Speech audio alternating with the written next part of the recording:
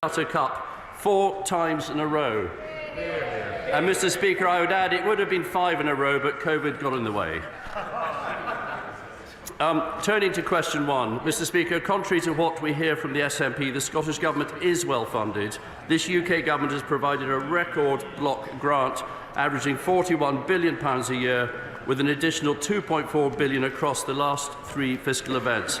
Scotland continues to benefit from the Barnett formula, under which the Scottish Government receives around 25% more funding per person than equivalent spending across the United Kingdom.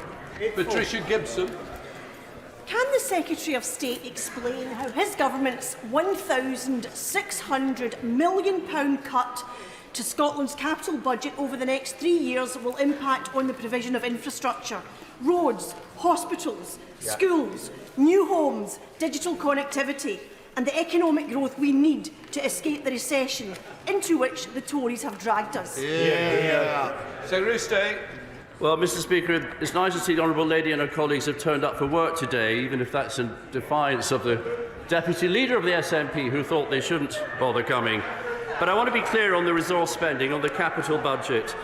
The Scottish Government are able to divert their resource spending for capital and infrastructure investments, and they also can borrow to enhance capital investments if they so choose. Douglas Ross.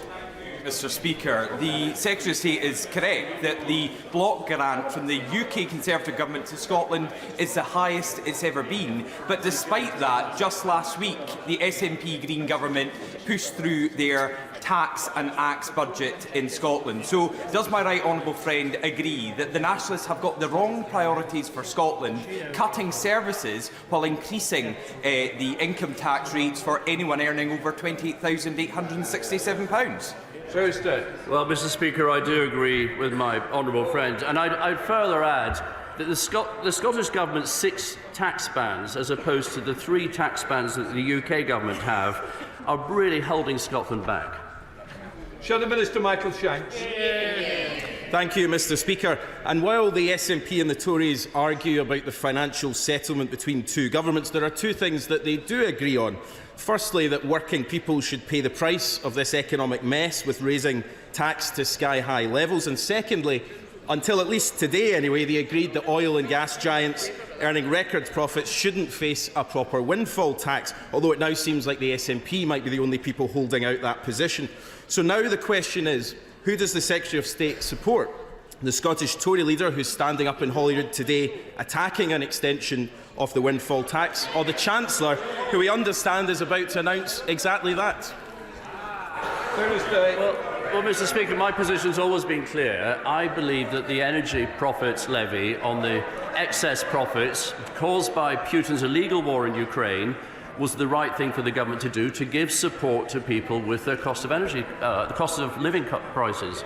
SNP spokesperson Gavin Newland. Thank you very much, Mr. Speaker. It started so well. Can I agree with him on the Calcutta Cup? I was there to witness a historic occasion, and also in the World Athletics Championships in Glasgow as well. I actually played rugby with Jim Mericky's cousin for many, many years, so my congratulations to them. However, everything from that point on, from all sides of the House, has been absolute nonsense.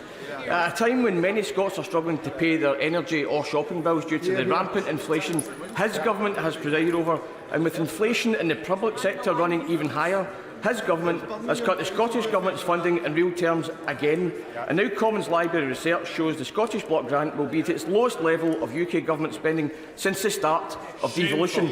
So, as the Secretary of State counts down the weeks to his departure, is he proud of his legacy? Secretary of State. That's a very easy one to answer, Mr. Speaker. I'm very proud of my legacy. Whether it's been rather like winning 4 Calcutta Cups, I've won in court with the Scottish Government 4 times, whether it's any number of things I'd like to list with my legacy, but importantly, it's a record block grant of £41 billion that the Scottish Government received, and on top of that, record Barnett consequentials, and another, because spending in Scotland is 25% higher per person than the average in the UK, that equates to an extra £8.5 billion. Newland. I had no idea, Mr. Speaker. We should all just be very grateful. very grateful indeed for the largesse of the Secretary of State. But does that largesse extend to capital funding? Because capital funding to the Scottish Parliament hasn't just been cut, it's been slashed by 10% on his watch. That's money that could have been used to invest in hospitals, schools and infrastructure, about to be frittered away by the Chancellor on a sickening pre-election bribe that will buy precisely no one. Will he finally accept that it's his government's bust austerity that is driving public services to the edge? And does he support tax cuts at a time when even Tory voters know that increased public investment is required? Secretary of State. Mr. Speaker, this is nonsense. Austerity is not a thing under this government, not a thing at all. No, absolutely not. Departmental spending, and this is the point the SNP don't acknowledge. Departmental spending throughout this Parliament has grown by 3.2% on average. That's the simple truth. Christine Jardine. Question number 2, please. That's easy. Mr. Speaker, I've had frequent and recent discussions with the Foreign Secretary on the Scottish Government's international relations policy. Foreign affairs are reserved for the United Kingdom Government, and we have been clear to the Scottish Government that they must respect this. Thank you very much. First of all, can I associate myself with the Secretary of State's comments about the Scottish victory in the Calcutta Cup? But does he share my concern that these recent forays into international relations by the SNP are not only inappropriate because it is a reserved matter, but potentially damaging both to important relationships between Scotland's two governments and, critically, to UK foreign policy at a time when we have international tensions at a height we haven't seen since the Cold War? Mr. Speaker, I do agree with the honourable lady. It's very important that the United Kingdom government speaks with one voice, and the United Kingdom is seen to speak with one voice on foreign affairs. And I note, Mr. Speaker, that Angus Robertson has produced another independence document this week, and it is on foreign affairs and defence. And a lot of nonsense in there too. They want to join the NATO nuclear alliance, but they want to get rid of the nuclear deterrent. They want to join the EU, but not the euro. They want to have a Scottish spy agency. Some are referring to it as the Sleekit service, with agents heading across Europe in their motorhomes that are bulletproof. Mr. Speaker, all nonsense, a complete waste of taxpayers' money. Gregory Campbell. Secretary of State. Mr. Speaker, I'm pleased to say I have had discussions with the Secretary of State for Northern Ireland about maximising trade links now the Northern Ireland Executive has been restored. What's more, the United Kingdom Government has committed to establishing the East-West Council. This will identify opportunities for deepening connections between Northern Ireland and the rest of the United Kingdom, including the scope for extending the Northern Ireland Investment Zone, which may bring benefits, I hope, to Stranraer and Cairnryan. Campbell. Thank you, Mr. Speaker. Will the Minister ensure that business bodies in Scotland are fully aware of, for example, the new Intertrade UK body, so that they can see that business can prosper between Northern Ireland and Scotland? And also, very importantly, will he ensure that people can see the improvement in business trade flows between Scotland and Northern Ireland in 6 months' time compared to 6 months ago? Secretary of State. Well, Mr. Speaker, as set out in the command paper, the UK government is working to establish Intertrade UK, and this will fulfil our pledge to grow the economy by ensuring that businesses large and small can make the most of the East-West trading opportunities. And implementing the Windsor framework in the command paper, the government's priorities, and we will, I say to the honourable gentleman, we will provide an update in very close time. And it's going to go. Mr. Speaker. Thank you. With permission, Mr. Speaker, I will answer questions 4, 5 and 9 together. We prioritise bringing inflation down, the key to reducing cost of living pressures. We delivered on the Prime Minister's promise by more than halving it. In addition, the UK Government supported households with a package worth £104 billion, or an average £3,700 per household across the United Kingdom, including in Scotland. Thank you, Mr. Speaker. Well, families in my homeland are reeling from the cost of living crisis as both the Tory UK government and the SNP Scottish government have jointly loaded them with the highest tax burden in 70 years.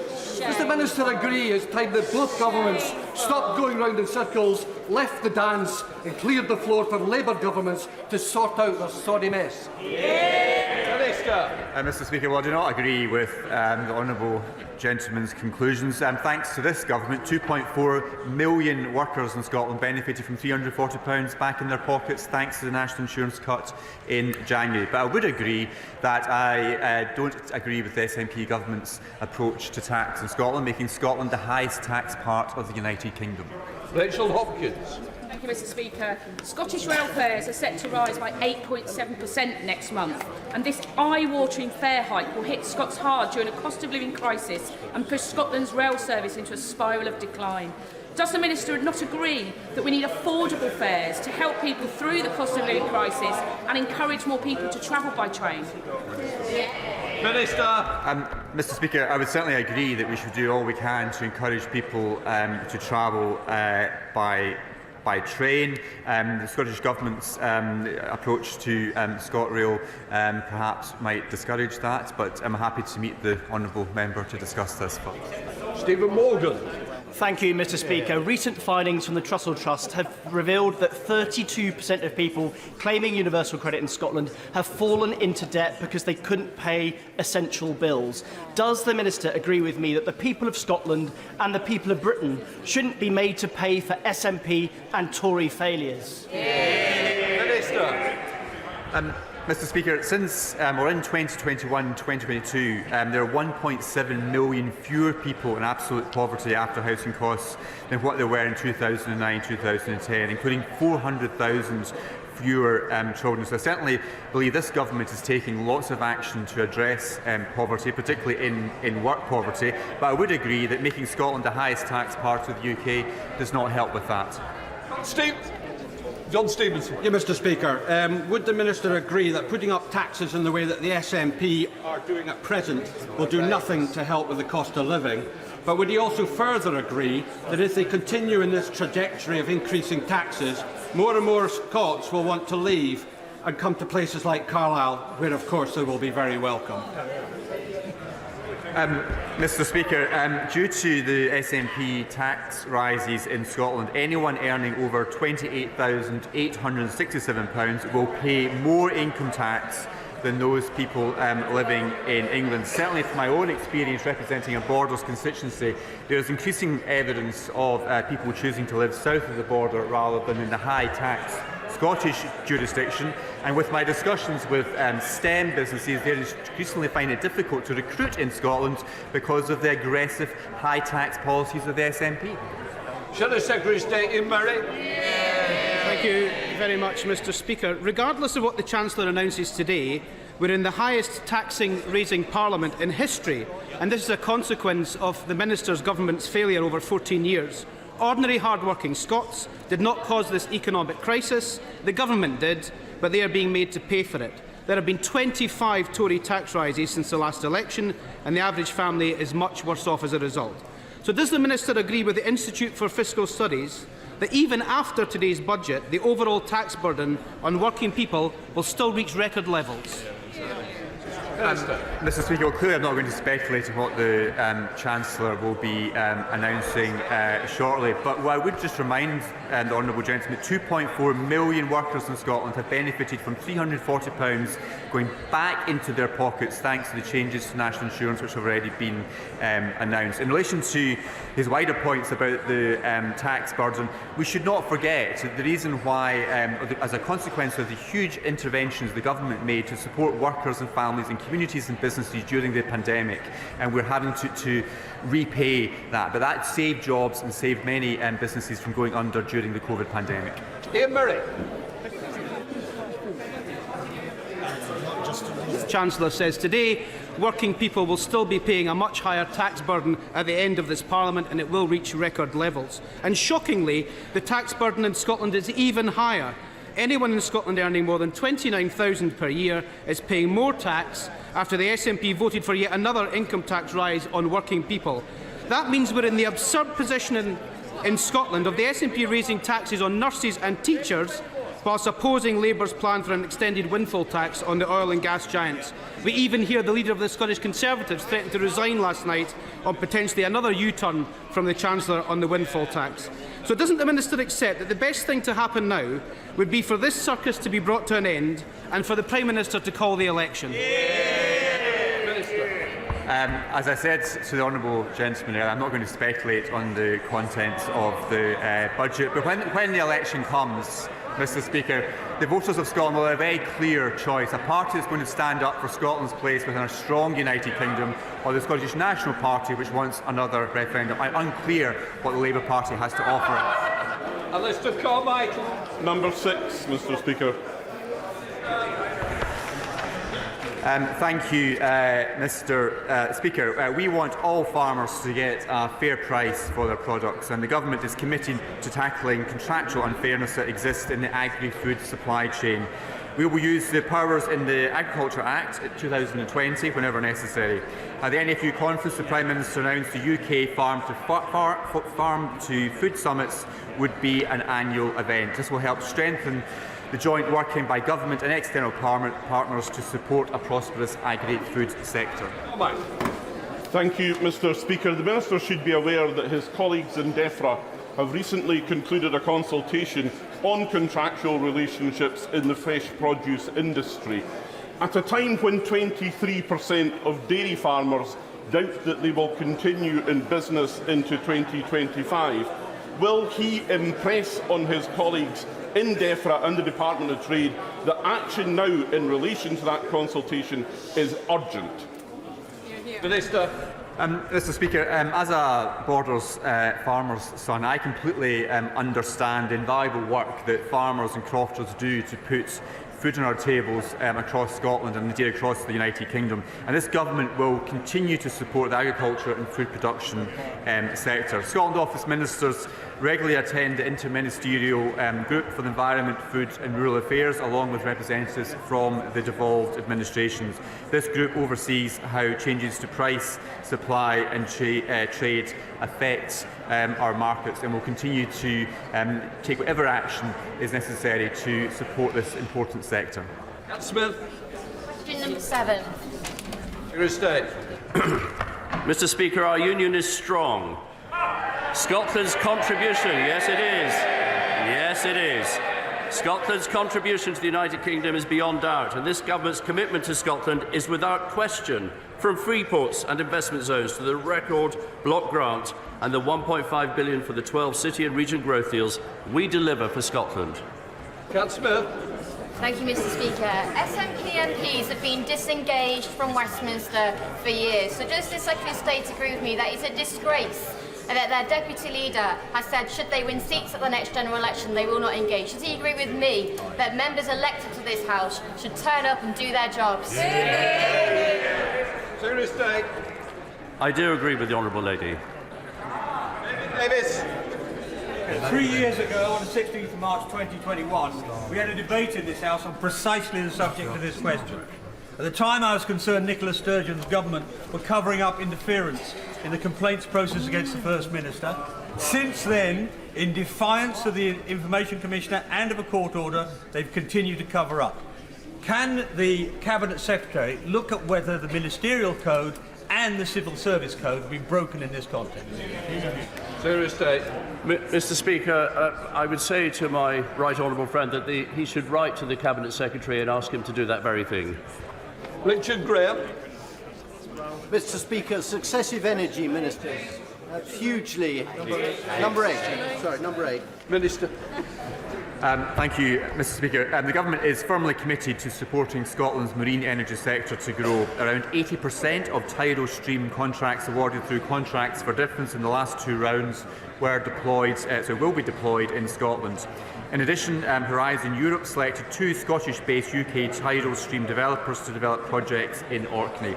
They will lead to construction on 2 £17 million projects funded by the UK Government's financial guarantee.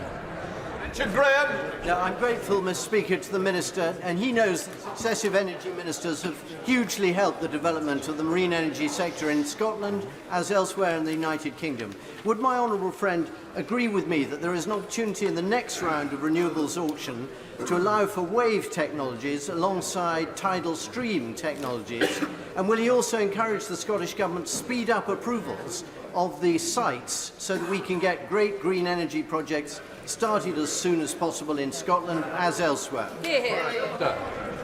Thank you, Mr. Speaker. I'm grateful for my honourable friend for that important question. The Government is undertaking an analysis of the technology pipeline available for contracts for difference auction round 6 against our legal obligation to ensure the auction round is competitive. We are considering the appropriate parameters for all technologies, including tidal stream and wave energy.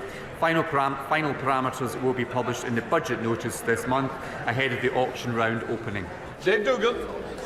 The Sea Star tidal farm off the coast of Orkney is set to be the largest tidal energy farm anywhere in the world and was supported by EU funding through the European Marine Energy Centre. This comes after Edinburgh University's report finds that the UK government can save hundreds of millions of pounds by bringing forward the development of tidal by years if it worked closer with its EU partners. It's quite clear that the EU's role in this in Europe and around Scotland is very important. So if Scotland is better together with anyone, isn't it better together with the EU and its investment in tidal?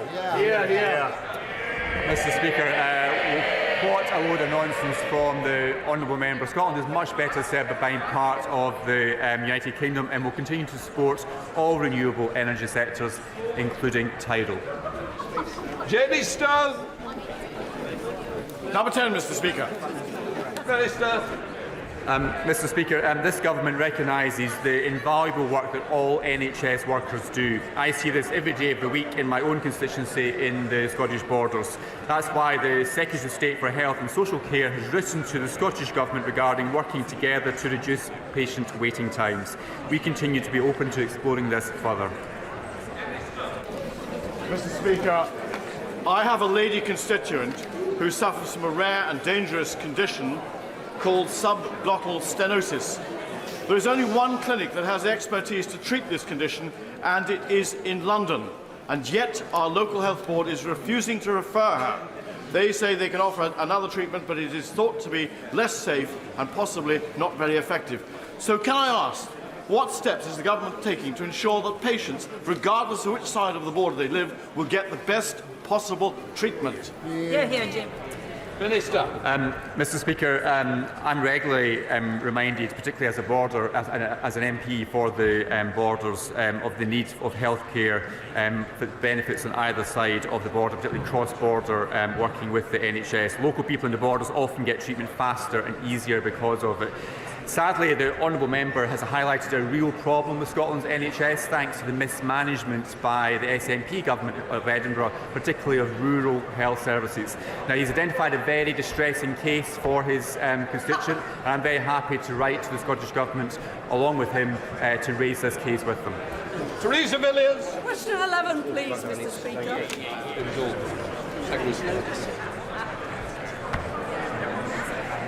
Mr. Speaker, Scotland Office Ministers have banged the drum tirelessly to promote the Scottish food and drink industry overseas, including on trade missions in Europe, India, the United States of America and Vietnam. In Vietnam, sales of Scotch whisky have already increased fourfold and are still growing, Mr. Speaker. And I was delighted to discuss what more can be done to improve trade links and market access with the Vietnamese government during my recent visit. Scotland's farming and fish sector produces some of the finest produce in the world, so will the Secretary of State do all he can to promote the sale of Scottish smoked salmon abroad as a premium product known the world over? Secretary of State. Well, I think I heard smoked salmon, Mr. Speaker, and it's not just smoked salmon. The most recent figures show that Scotland's world-leading food and drink sector accounted for 29% of all UK food and drink exports. To help the sector continue to flourish, this government has secured trade agreements with 71 non-EU countries and the EU, and the total UK trade with these partners is worth £808 billion. Shannon. Thank the Minister for that answer. Minister, Scotland's food exports have shown... The order. Mr Cunningham, sit down. Jim Shah. Thank you, Mr Speaker. Scotland's food exports, some of those companies have been prevented of trading with Northern Ireland. There is now an Intertrade UK body set up as a result of the discussions that have taken place. Can I ask the Minister this question? What is the Minister and his department doing to ensure that those companies who have stopped trading are encouraged to start trading again with Northern Ireland? Well, Mr. Speaker, that in the UK command paper, we're setting up the East-West Council, and the East-West Council will work to bring around those solutions. Jim Blackford. Question number 12, Mr. Speaker. Secretary of State.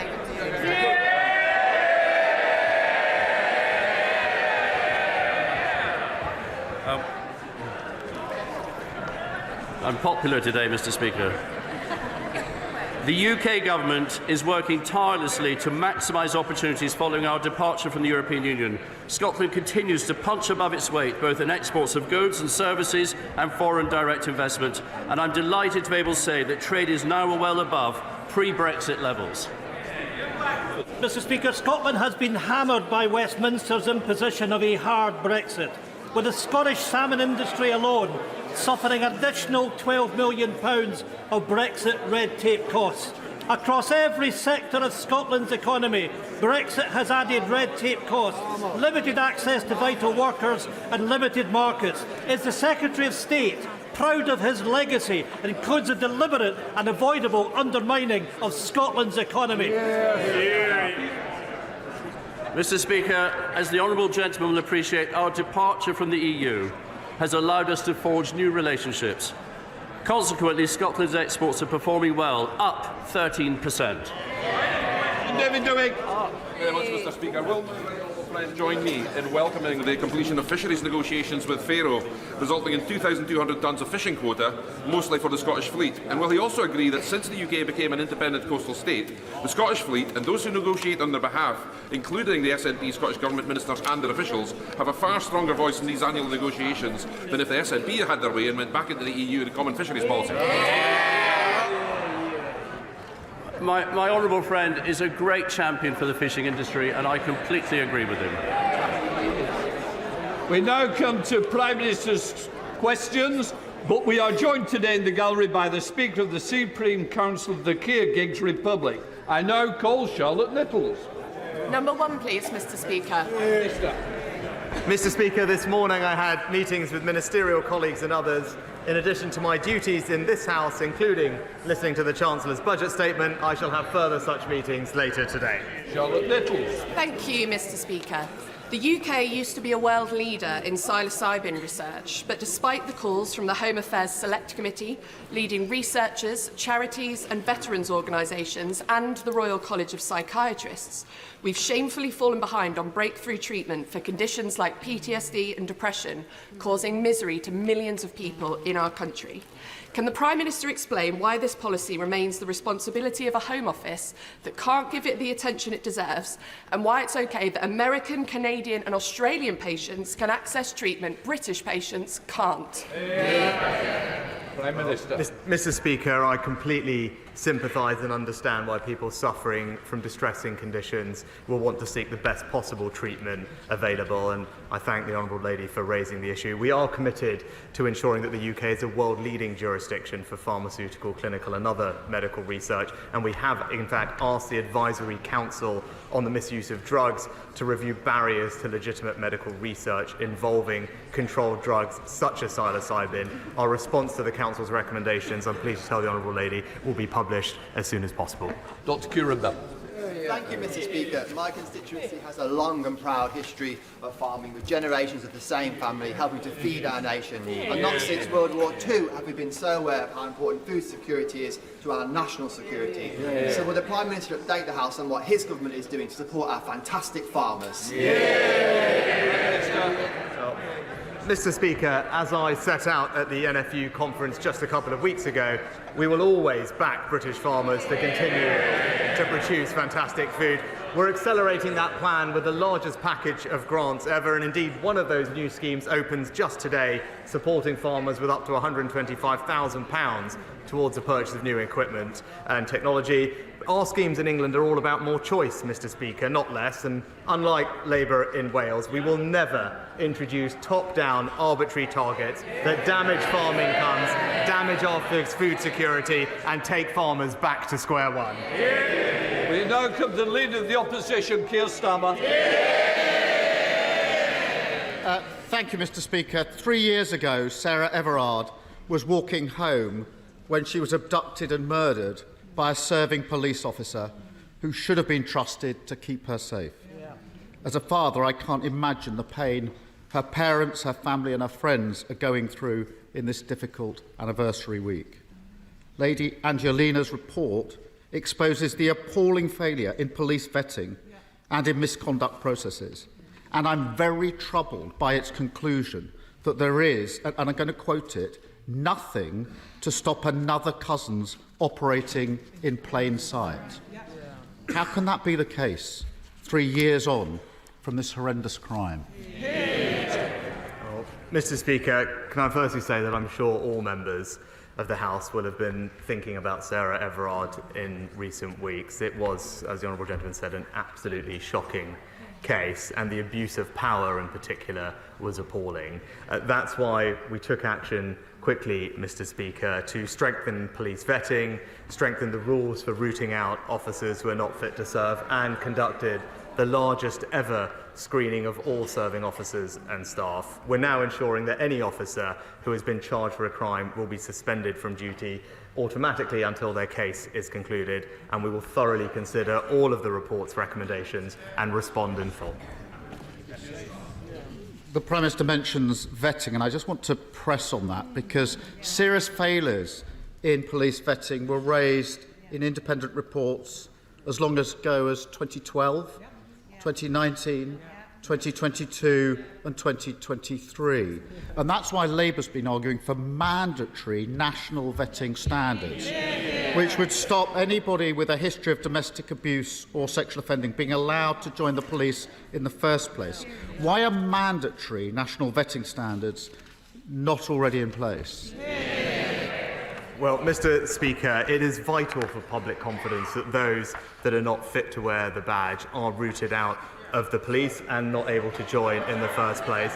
That's why the College of Policing has updated its existing statutory code on vetting, and that happened quickly. And in addition, the Policing Inspectorate, Mr. Speaker, carried out a rapid inspection of all forces' progress against the previous findings. And in addition to that, an entire check against the National Police Database was carried out for all serving officers and staff. Mr. Speaker, I'm obviously very familiar with codes in criminal justice systems, but this is too serious for that. There's a world of difference between a code and binding mandatory standards, which don't have legal effect, and that should trouble members across the House. Cousins' history of sexual offending stretched back many years. On 4 occasions, despite allegations of indecent exposure, he wasn't sacked.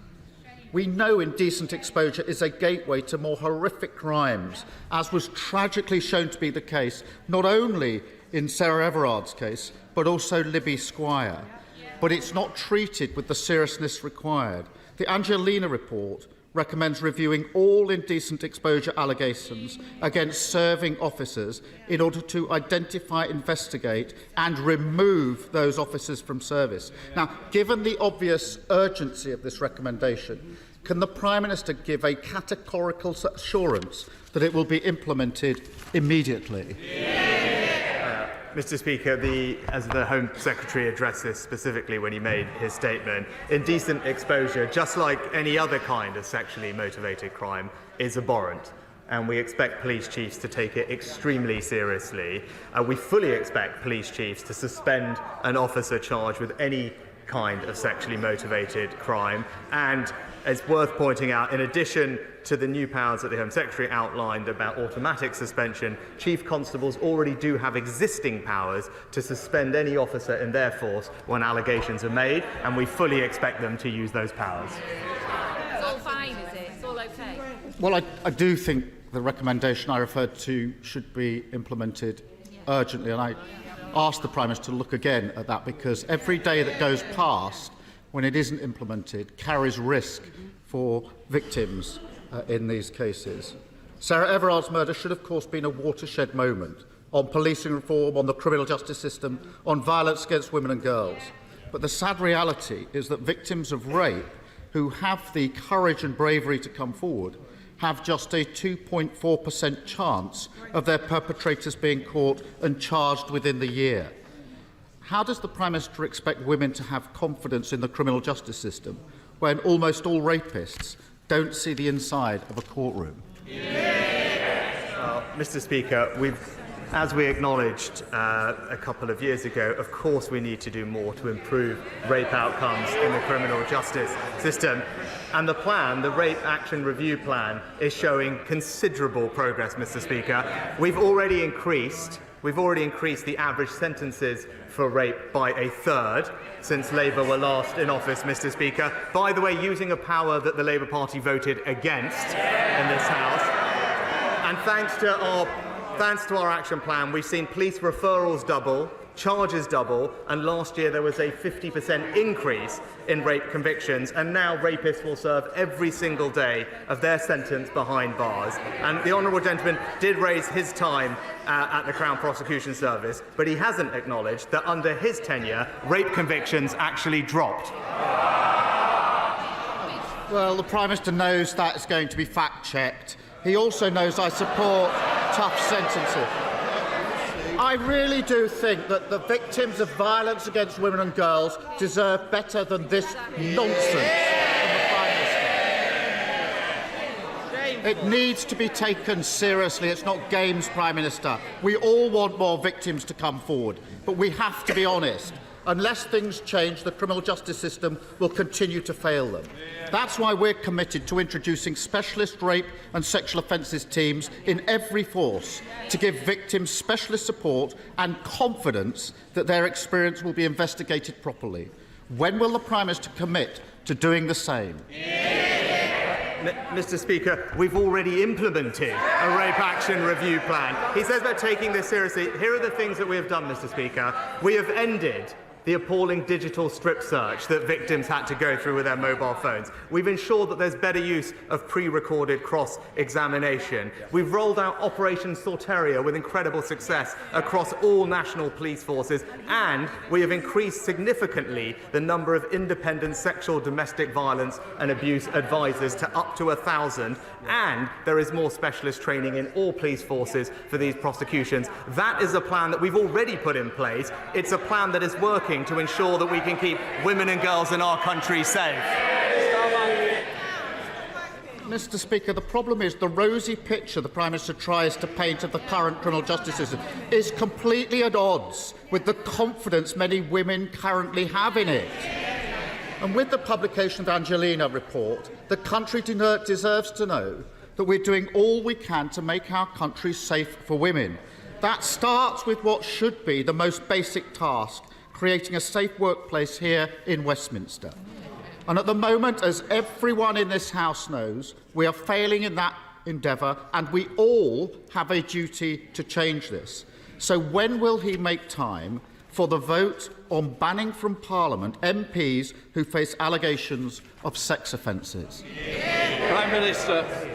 Mr. Speaker, it is absolutely right that we ensure our communities are safe for women and girls. That's why we passed the landmark Domestic Abuse Act. That's why we set up a new 24/7 victim support line. It's why we've quadrupled funding for victim support, and why we are investing in practical things like CCTV and better street lighting in safer communities up and down the country. Now, of course, there is always more we can do, but this government has a strong track record in ensuring that women across this country will feel safe.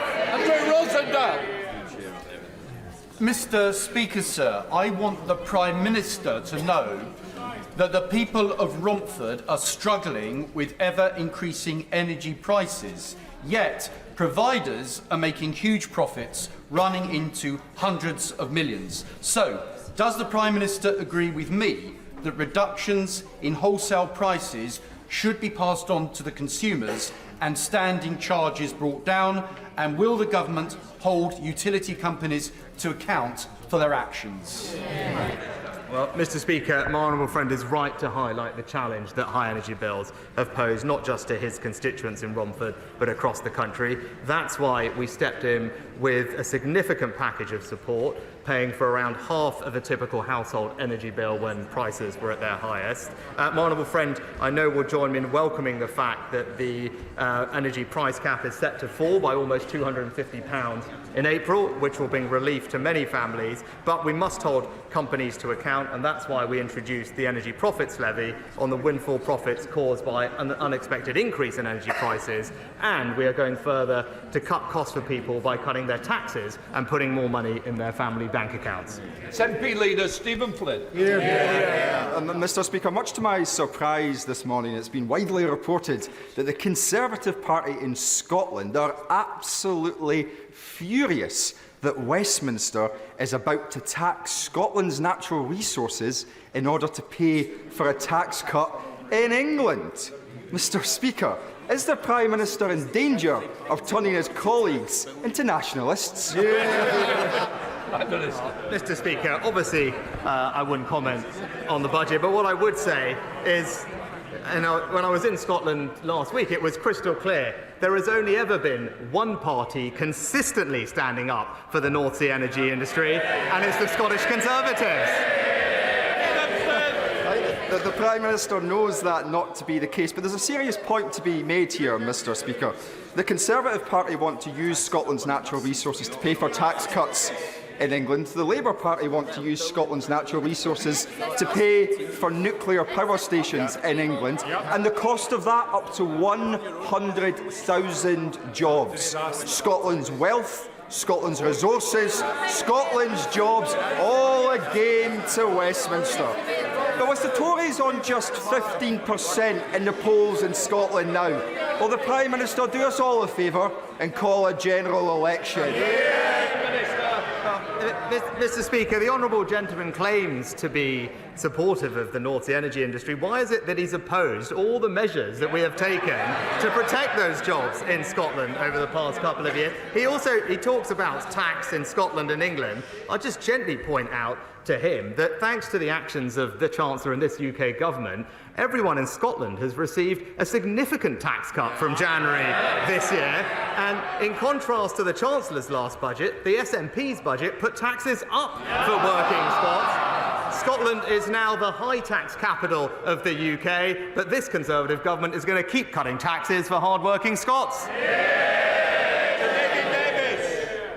Mr. Speaker, the government is rightly acting to properly compensate the Horizon victims who are highlighted by Alan Bates's legal challenge.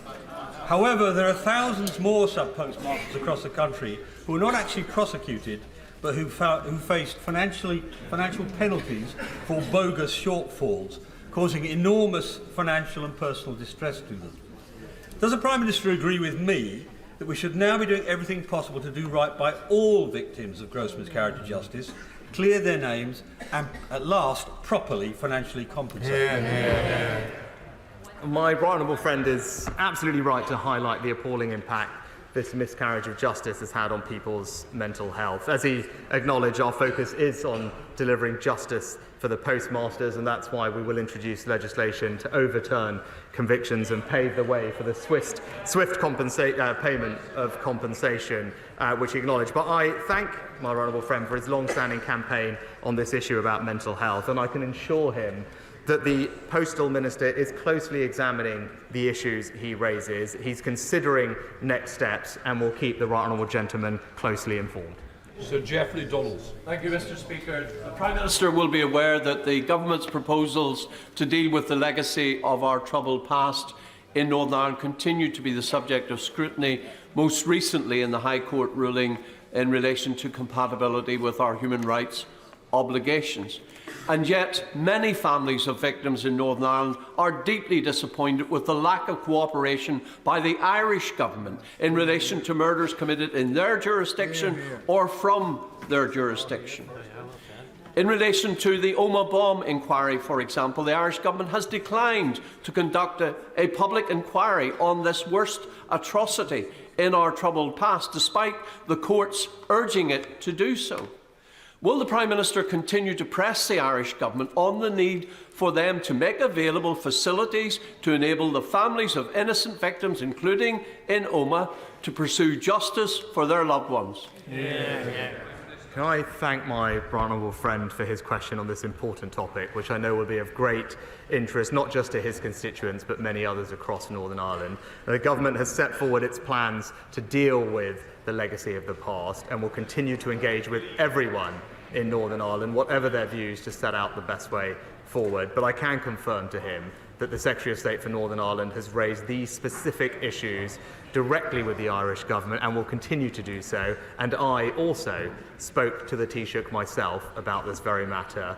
We would hope to see further cooperation on Omagh and many other outstanding cases that involve Irish jurisdiction, because, like him, I want to give families as much information as possible. Hello, Plesty.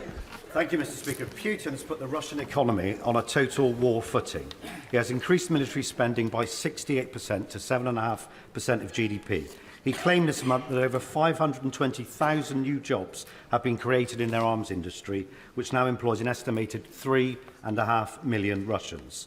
On my recent visits to Ukraine, I've met with government ministers and senior military figures who have expressed great frustration to me about the length of time it is taking to develop collaboration in building a defence manufacturing capability jointly with UK defence companies in Ukraine. So will my honourable friend meet with me to discuss how we can unblock the bureaucracy and, as our Ukrainian friends say, build the arsenal of the free world together?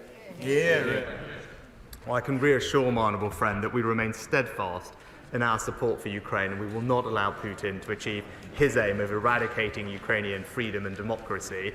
Our cross-government task force is working diligently to support both the armed forces of Ukraine and lead UK and Ukrainian defence industrial cooperation. I'm pleased to say in December last year we conducted our first successful trade mission to Ukraine alongside the UK defence industry, but I can tell him that the government and UK industry will continue to work hand in glove with our Ukrainian allies, seizing the opportunities for collaboration and bolstering our joint defence industries. Stringer. Mr. Speaker, last week the IPPR published a paper, The State of the North. That paper predicted that wealth inequalities, already too large between the North and the South East, would increase to nearly £250,000 per head by the end of this decade. Does the Prime Minister accept that his levelling up agenda has failed, or did he never want it to succeed? Prime Minister.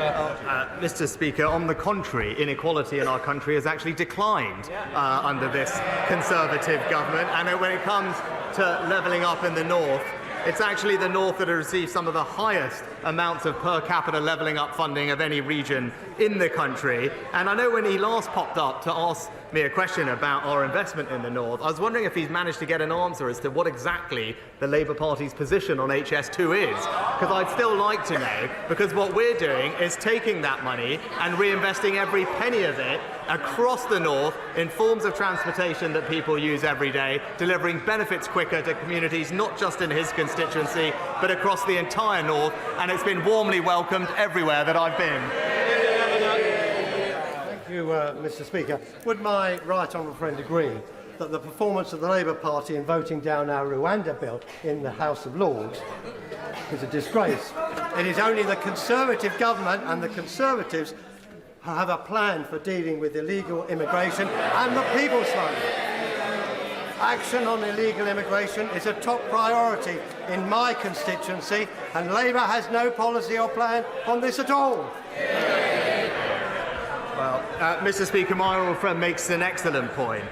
He knows, like I know, that if you want to fully stop the boats, you need to have a working deterrent. That means if someone comes here illegally, you must be able to remove them to a safe third country alternative. That's why the Rwanda scheme is so important, and that's why we're determined to see it through. But it was just in the last week an independent report was published talking about the Labour Party's policies in this area, which made it crystal clear that they don't have a plan to stop the boats, and in fact their idea would see the UK accept hundreds of thousands more migrants.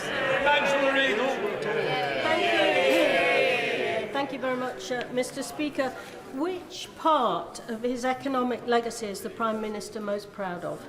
Is it presiding over the highest tax burden since the Second World War? Or is it delivering the slowest real wage growth since the Napoleonic War? Mr. Speaker, saving 10 million jobs in the pandemic with the furlough scheme. The Prime Minister will know that there is consensus across this House on the need to build new houses. Where that consensus breaks down is where those houses should be built. Does the Prime Minister agree with me that wherever possible, new houses should be built on brownfield sites, not on green spaces, not on greenfield, and certainly not on prime farmland? My honourable friend is absolutely right. It's sustainable planning that must be at the heart of our planning system, and that's why we're committed to meeting the needs of communities by building homes in the right places and, as he says, making best use of brownfield land. We've made it clear that that's what should be the priority. We've put extra funding aside to unlock those sites, and our recent changes to the MPPF provide clearer protection for the Greenbelt, making it clear how future housing supply should be assessed, and that is the clear difference between our two parties. On this side of the House, we will protect the Greenbelt, and the Labour Party will concrete right all over it. Thank you. Mr. Speaker, in some jurisdictions, ministers routinely publish their tax returns. The Prime Minister voluntarily published his UK tax returns last year. Does the Prime Minister agree that ministers of the Crown should publish their tax returns as a matter of course? And has he ever filed any returns in the USA that have not been published? Mr. Speaker, I don't think that would be proportionate or appropriate, and what I've done is... I don't think it would be proportionate for all ministers to publish their tax returns. In keeping with the long-standing tradition, I voluntarily published my tax return, as did the Chancellor. I think that is the right balance, and I've been completely transparent about that as I've done it. Thank you, Mr. Speaker. Last year, a number of us were on the first transatlantic flight powered by sustainable aviation fuel. This week, IAG made its first major purchase of that fuel. But that fuel is coming from the United States. And it's really important that we have a SAF industry in this country. So will the Prime Minister tell the Treasury and the Department of Transport to accelerate the work they're doing, to put in place the right framework and the right support mechanisms to ensure we have a SAF industry for our aviation sector for the future? Can I first of all thank my honourable friend for his championing of this cause, which I think is absolutely right, and reassure him that we are committed to ensuring that the SAF mandate is in place in 2025. That will require about 10% of jet fuel to be made from sustainable feedstock by 2030, and to get there we've provided, I'm pleased to tell him, £135 million to 13 different UK sustainable aviation fuel projects to kickstart our domestic industry, and, which he also knows is important, we've committed to introducing a revenue certainty mechanism to support SAF production in the UK as soon as practically possible. Sam Dixon. Thank you. Chester's 2,000-year-old Roman walls are an important historic monument of world renown. Will the PM join me in Chester to walk the walls and explore how the government can support the upkeep of these important structures, which, unlike the Conservative Party, are stable, solid, and in no danger of imminent collapse? Well, Mr. Speaker, I join the honourable lady in paying tribute to the history of her local community, and I'm pleased that the City of Chester is benefiting from so much investment from the Conservative government. so that it can maintain its local infrastructure. Thank you, Mr. Speaker. 5 weeks ago, Conservative MPs from across South East London and Kent wrote to Transport for London and the Labour Mayor of London, calling on them to do the right thing following the botched implementation of a temporary 40-mile-an-hour speed limit on the A20 near Sidcup, which has seen thousands of drivers unfairly issued fines and points on their licence. Yes. This has left many drivers, including carers, emergency service workers and teachers, at risk of losing their licences and jobs. This is despite travelling less than 50-mile-an-hour zones. Does the Prime Minister agree with me that TfL, the Met Police and Sadiq Khan must come clean about the number of fines and cancel these issued points?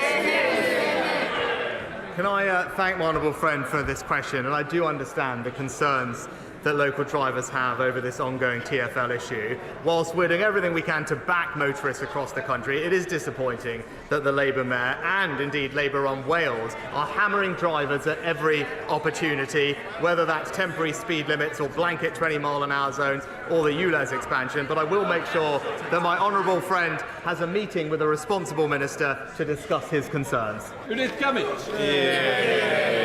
Mr. Speaker, to strengthen current spiking legislation, forensic evidence is essential. The NHS does not have uniform policy for the screening of suspected victims of spiking at A&E. We can pass all the laws we want in this place, but to achieve justice, this forensic evidence is vital. Will the Prime Minister commit to ensuring that hospital emergency departments have a statutory obligation to take forensic samples from these victims? I agree with the honourable lady that spiking is an appalling, violating crime which seriously undermines public safety, particularly the safety of women and girls, and we want to make sure that the existing laws recognise the threat that spiking poses, and that's why at the end of last year we announced a raft of new measures to confront spiking and support victims, including changing the law to make it clear without any doubt that spiking is illegal, as well as other measures like an online reporting tool, investing in research and rapid testing kits, and training for bar staff. But I'll ensure that we look into the issue that she raises and write back to her. Final question, Ben Bradley. This winter, flood and storm damage has caused significant damage to the infrastructure in and around my Mansfield constituency. That's our roads, it's our drains, it's flood infrastructure, and this is among the highest concern that residents raise with me on a regular basis. I'm really grateful that from next year in particular, there's very significant infrastructure funding coming our way. But what can my right honourable friend do to help fix this for my constituents now? Well, Mr. Speaker, I'm pleased that in 2020 we announced that we would double our flood investment to a record £5.2 billion, and in Nottinghamshire since 2010 we've invested over £50 million to protect 15,000 properties, and I know currently there is a programme in Mansfield which is looking at surface water and drainage improvements, but I will make sure that I talk to the Chancellor that we have a strong economy to keep investing in local infrastructure in his area, and that's exactly what we're about to hear from my right honourable friend in just a second. Completes Prime Minister's questions. There you go. Gracefully, Mom turns up. Order! Order! Before I call the Chancellor of the Exchequer, I remind honourable members that copies of the budget resolutions will be available to them from the vote office in members' lobby and online at the end of the Chancellor's statement. I also remind honourable members that interventions are not taken during the Chancellor's statement, nor during the replies of the Leader of the Opposition, or indeed of the spokesman for the Scottish National Party. I'm hoping that the hubbub on my right here is going to die down and some politeness will prevail before I call the Chancellor. Mr. Chancellor of the Exchequer.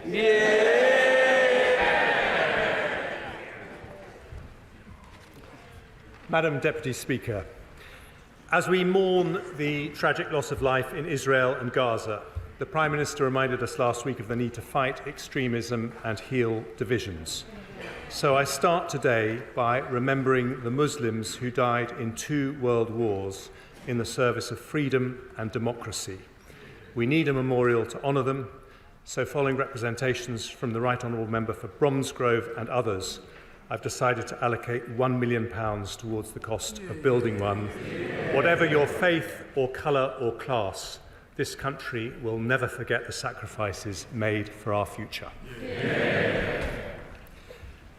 Madam Deputy Speaker, in recent times, the UK and the UK economy has dealt with a financial crisis, a pandemic, and an energy shock caused by war in Europe. Yet, despite the most challenging economic headwinds in modern history, under Conservative governments since 2010, growth has been higher than every large European economy. Unemployment has halved, absolute poverty has gone down, and there are 800 more people in jobs for every single day that we've been in office.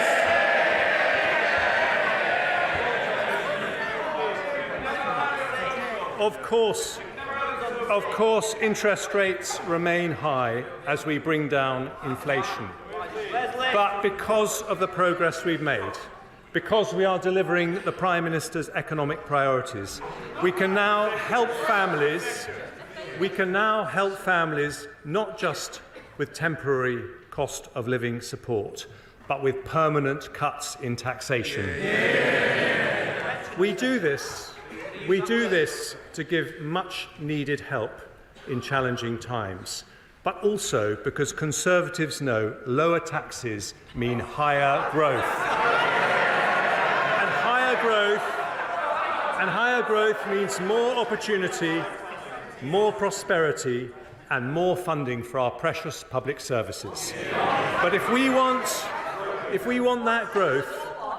What? The Chancellor has hardly said anything.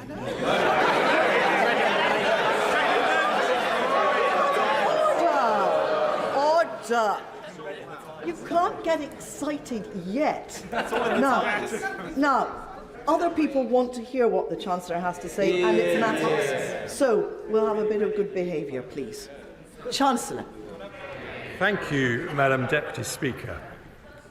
If we want that growth to lead to higher wages and higher living standards for every family in every corner of the country, it cannot come from unlimited migration. It can only come by building a high-wage, high-skill economy, not just higher GDP, but higher GDP per head. And that is the difference with the party opposite. Their plans destroy jobs, reduce opportunities, and risk family finances with spending that pushes up taxes. Instead of going back to square one, the policies I announced today mean more investment, more jobs, better public services, and lower taxes in a budget for long-term growth. And Madam Deputy Speaker, I start with the updated forecasts from the OBR, for which I thank Richard Hughes and his team. First, inflation. When the Prime Minister and I came to office, it was 11%. The latest figures show... I know the party opposite struck... This is not amusing anymore. We need to hear what the Chancellor has to say. I can tell who's making the noise, and you simply won't get a chance to speak later. So that's the end of it. Chancellor. Thank you, Madam Deputy Speaker. When the Prime Minister and I came to office, inflation was 11%, but the latest figures show it is now 4%, more than meeting our pledge to halve it last year. And today's forecasts from the OBR show it falling below the 2% target in just a few months' time, nearly a whole year earlier than forecast in the autumn statement. That didn't happen by accident. Whatever the pressures and whatever the politics, a Conservative government working with the Bank of England will always put sound money first. But we also understand that tackling inflation, while necessary, is painful. It means higher interest rates and a period of lower growth. So we've given the average household £3,400 in cost of living support over the last 2 years. Doing so makes economic as well as moral sense. The OBR predicted real household disposable income per person would fall by 2% in the last year. Instead, after this report, it is on track to rise by 0.8%. And today I take further steps to help families with cost of living pressures, starting with measures to help the poorest families. We've already abolished higher charges for electricity paid by those on prepayment meters, increased the local housing allowance, and raised benefits by double expected inflation. Today I focus on those falling into debt. Nearly 1 million households on universal credit take out budgeting advance loans to pay for more expensive emergencies like boiler repairs or help getting a job. To help make such loans more affordable, I've today decided to increase the repayment period for new loans from 12 months to 24 months. For some people, I thought they cared about people on the lowest incomes.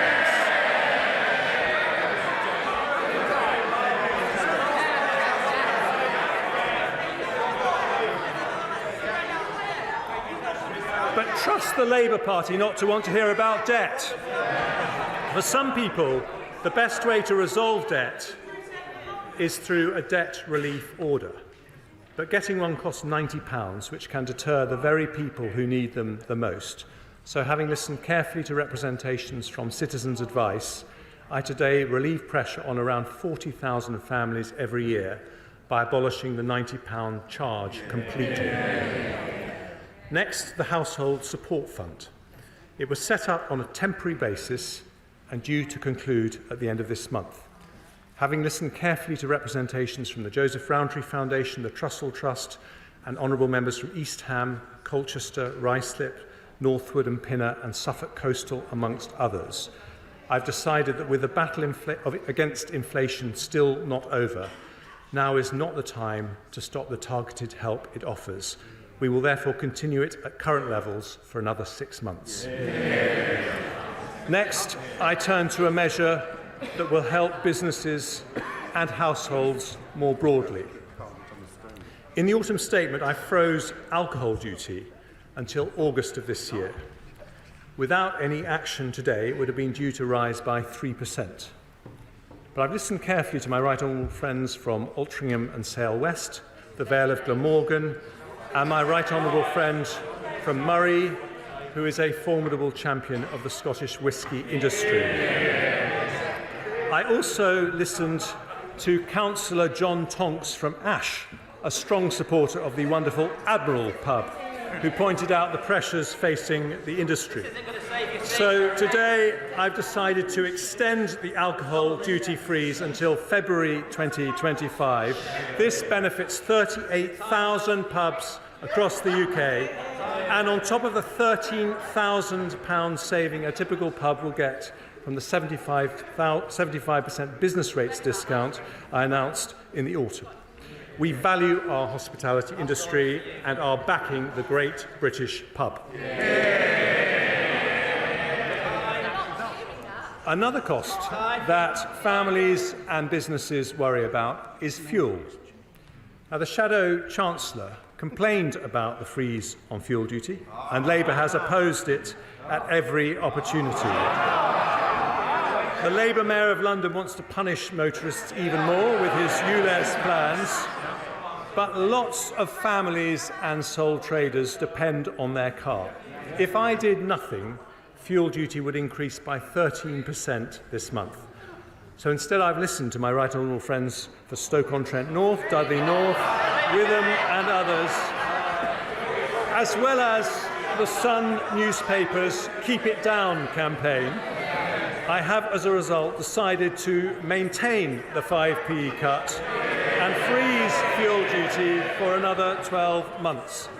This will save the average car driver £50 next year and bring total savings since the 5p cut was introduced to around £250. Taken together with the alcohol duty freeze, this decision also reduces headline inflation by 0.2 percentage points in 24/5, allowing us to make faster progress towards the Bank of England's 2% target. Madam Deputy Speaker, there can be no solid growth without solid finances. An economy based on sound money does not pass its bills to the next generation. When it comes to borrowing, some believe there is a trade-off between compassion and fiscal responsibility. They are wrong. It is only because we responsibly reduced the deficit by 80% between 2010 and 2019 that we could provide £370 billion to help businesses and families in the pandemic. The party opposite opposed our plans to reduce the deficit every single step of the way. But in fairness, they were consistent. The Lib Dems supported controlling spending in coalition, but now say they would prop up a party that will turn on the spending taps. It's the difference between no plan and no principles.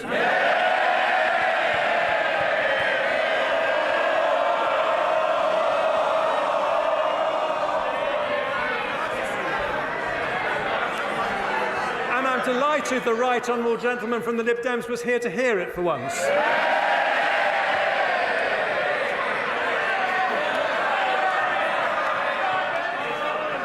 Today, we say something different. There is nothing compassionate about running out of money. With the pandemic behind us, we must once again be responsible and build up our resilience to future shocks. That means bringing down borrowing so we can start to reduce our debt. And today's figures confirm that is happening. Ahead of my first autumn statement in 22, the OBR forecast headline debt would rise to above 100% of GDP. Today, they will say it will fall in every year to just 94% by 28-29. Underlying debt, which excludes Bank of England debt, will be 91.7% in 24-5, according to the OBR, then 92.8%, 93.2%, 93.2% before falling to 92.9% in 28-29, with final year headroom against debt falling of £8.9 billion. Our underlying debt is therefore on track to fall as a share of GDP, meeting our fiscal rule. And we continue to have the second lowest level of government debt in the G7, lower than Japan, France or the United States. We also meet our second fiscal rule for public sector borrowing to be below 3% of GDP 3 years early. Borrowing falls from 4.2% of GDP in 23-4 to 3.1%, 2.7%, 2.3%, 1.6% and 1.2% in 2028-29. By the end of the forecast, borrowing is at its lowest level of GDP since 2001. None of that, of course, would be possible if Labour implemented their pledge to decarbonise the grid 5 years early by 2030. By their own calculations, that costs £28 billion a year to do. But last month, after flip-flopping for months, they said they're not going to spend the £28 billion after all, but somehow they'll meet their pledge. Somehow, Madam Deputy Speaker, can only mean one thing: tax rises on working families. Same old Labour. Today, in contrast, a Conservative government brings down taxes with borrowing broadly unchanged. In fact, borrowing is slightly lower than the autumn statement. And the fact that we are bringing borrowing down is something of particular importance to one very special person. Sir Robert Stamen is the outgoing Chief Executive of the Government's Debt Management Office. And after 20 years of exceptional public service, he is in the gallery. Thank you, Sir Robert. I now turn to growth. Just after I became Chancellor, the OBR expected GDP to fall by 1.4% in the following year. In fact, it grew, albeit slowly. Now the OBR expects the economy to grow by 0.8% this year and 1.9% next year, 0.5% higher than their autumn forecast. After that, growth rises to 2.2%, 1.8% and 1.7% in 2028. Since 2010, They don't want to hear this, but these are the facts. Since 2010, we have grown faster than Germany, France or Italy, the three largest European economies. And according to the IMF, we will continue to grow faster than all three of them in the 5 years ahead. Surveys by Lloyds and Deloitte show business confidence is returning. In other words, because we have turned the corner on inflation, we will soon turn the corner on growth. And today's OBR forecasts also show that we have made good progress on the Prime Minister's three economic priorities. Compared to when the three pledges were made, inflation has halved, debt is falling in line with our fiscal rules, and growth is fully 1.5 percentage points higher than predicted. And as growth returns, they don't have a growth plan, so they might as well listen to ours. As growth returns, our plan is for economic growth not sustained through migration, but one that raises wages and living standards for families. Not just higher GDP, but higher GDP per head, and that means sticking to our plan with a budget for long-term growth, more investment, more jobs, better public services and lower taxes. And I start with investment. Economists say that stimulating investment is the most effective way to raise productivity and therefore wages and living standards. Since 2010, we've been doing just that. Business, well, you might want to listen to what I'm about to say because business investment has risen from an average of 9.3% of GDP under Labour to 9.9% under the Conservatives. And this year it will be 10.6% of GDP. That is £30 billion more business investment than if it had continued at Labour levels. And it's still going up. In the short period since the autumn statement, Nissan have announced they'll build 2 new electric car models in the UK. Microsoft and Google have announced data centres worth over £3 billion. Thanks to my right honourable friend, the Business Secretary, the Global Investment Summit unlocked £30 billion of investment. In fact, since 2010, greenfield foreign direct investment has been higher than anywhere else in Europe. And for the last 3 years, we have been the third highest in the world after the United States and China. And we're not stopping there. In the autumn statement, I announced we would introduce permanent full expensing, a £10 billion tax cut for businesses that gives the UK the most attractive investment tax regime of any large European or G7 country. It was welcomed by over 200 business leaders, with the CBI saying it was a game changer and the single most transformational thing we could do to fire up the British economy. And today I take further steps to boost investment. Having listened to calls from the CBI, Make UK and the BCC, we'll shortly publish draft legislation for full expensing to apply to leased assets, a change I intend to bring in as soon as it's affordable.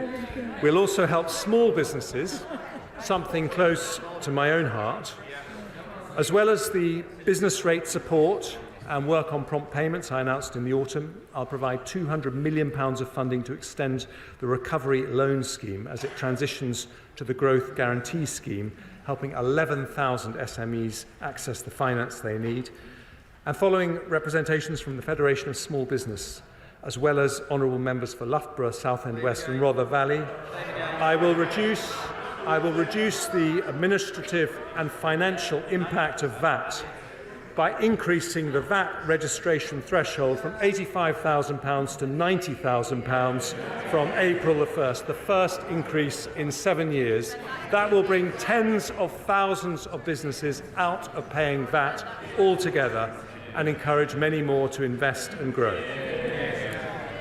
I now move to measures to address historic underinvestment in our nations and regions.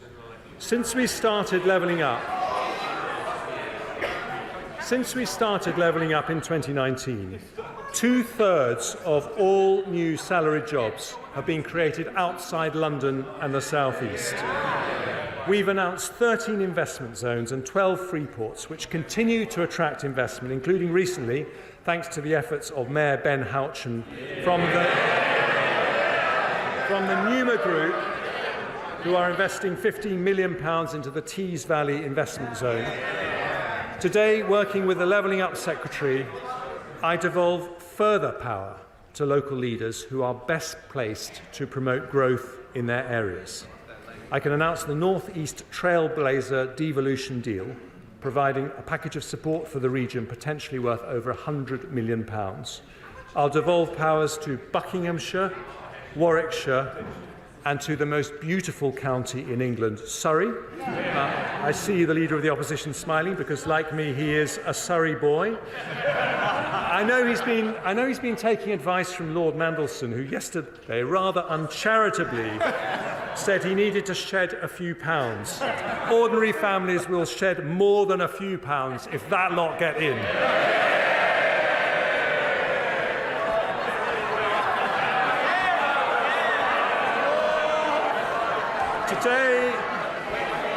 Today,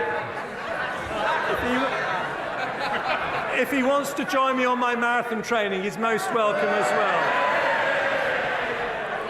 Today, we continue to spread opportunity throughout the country by allocating £100 million of levelling up funding to areas including High Peak, Dundee, Conway, Erewash, Redditch and Coventry to support cultural projects in these communities, alongside support for capital projects across the country, including in Bingley. We are expanding the long-term plan for towns to 20 new places, including Darlington, home of the Treasury's fantastic Darlington Economic Campus, Coleraine, Peterhead, Runcorn, Harlow, Eastbourne, Arbroath and Rhyl, providing each with £20 million of funding to invest in community regeneration over the next decade. We'll provide £15 million in new funding to the West Midlands Combined Authority to support culture, heritage and investment projects on the recommendation of our go-getting Mayor Andy Street.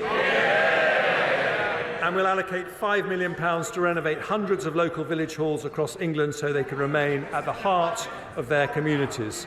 And because this is a Conservative and Unionist government, we'll also set aside funding to support the Saxavord Spaceport in Shetland, an agri-food launch pad in mid-Wales, and funding to support Northern Ireland's businesses to expand global trade and investment opportunities. As a result of the decisions we take today, the Scottish Government will receive nearly £300 million in Barnet consequentials, with nearly £170 million for the Welsh Government and £100 million for the Northern Ireland Executive. I do appreciate that a tax-cutting budget is very uncomfortable for the biggest tax risers in the United Kingdom. We also want to level up opportunity across the generations, including building more houses for young people, and we're on track to deliver over 1 million homes in this Parliament. Last week, the Levelling Up Secretary allocated £188 million to support projects in Sheffield, Blackpool and Liverpool, and today I go further, allocating £242 million of investments in Barking Riverside and Canary Wharf, which together will build nearly 8,000 houses, as well as transforming Canary Wharf into a new hub for life science companies. We're launching a new £20 million community-led housing scheme supporting local communities to deliver the developments they want and need, and I'm pleased to announce the next steps for Cambridge to reach its potential to be the world's leading scientific powerhouse. I confirm there will be a long-term funding settlement for the Future Development Corporation in Cambridge at the next spending review, with over £10 million invested in the coming year to unlock delivery of crucial local transport and health infrastructure. The final levelling up measures I announced today support North Wales, where I have many happy childhood memories, in mould, following representations from the Honourable Member for the Vale of Clwyd. We will help fund the renovation of Theatre Clwyd. And I can announce this week the Government has reached agreement on a £160 million deal with Hitachi to purchase the Wilfer site in Innismarn and the Oldbury site in South Gloucestershire, Innismon has a vital role in delivering our nuclear ambitions, and no one should take more credit for today's announcement than my tireless, tenacious and turbocharged honourable friend Innismon. More investment by large businesses, more support for small businesses, promoting investment in our nations and regions, all part of a budget for long-term growth that sticks to our plan to deliver more jobs, better public services and lower taxes.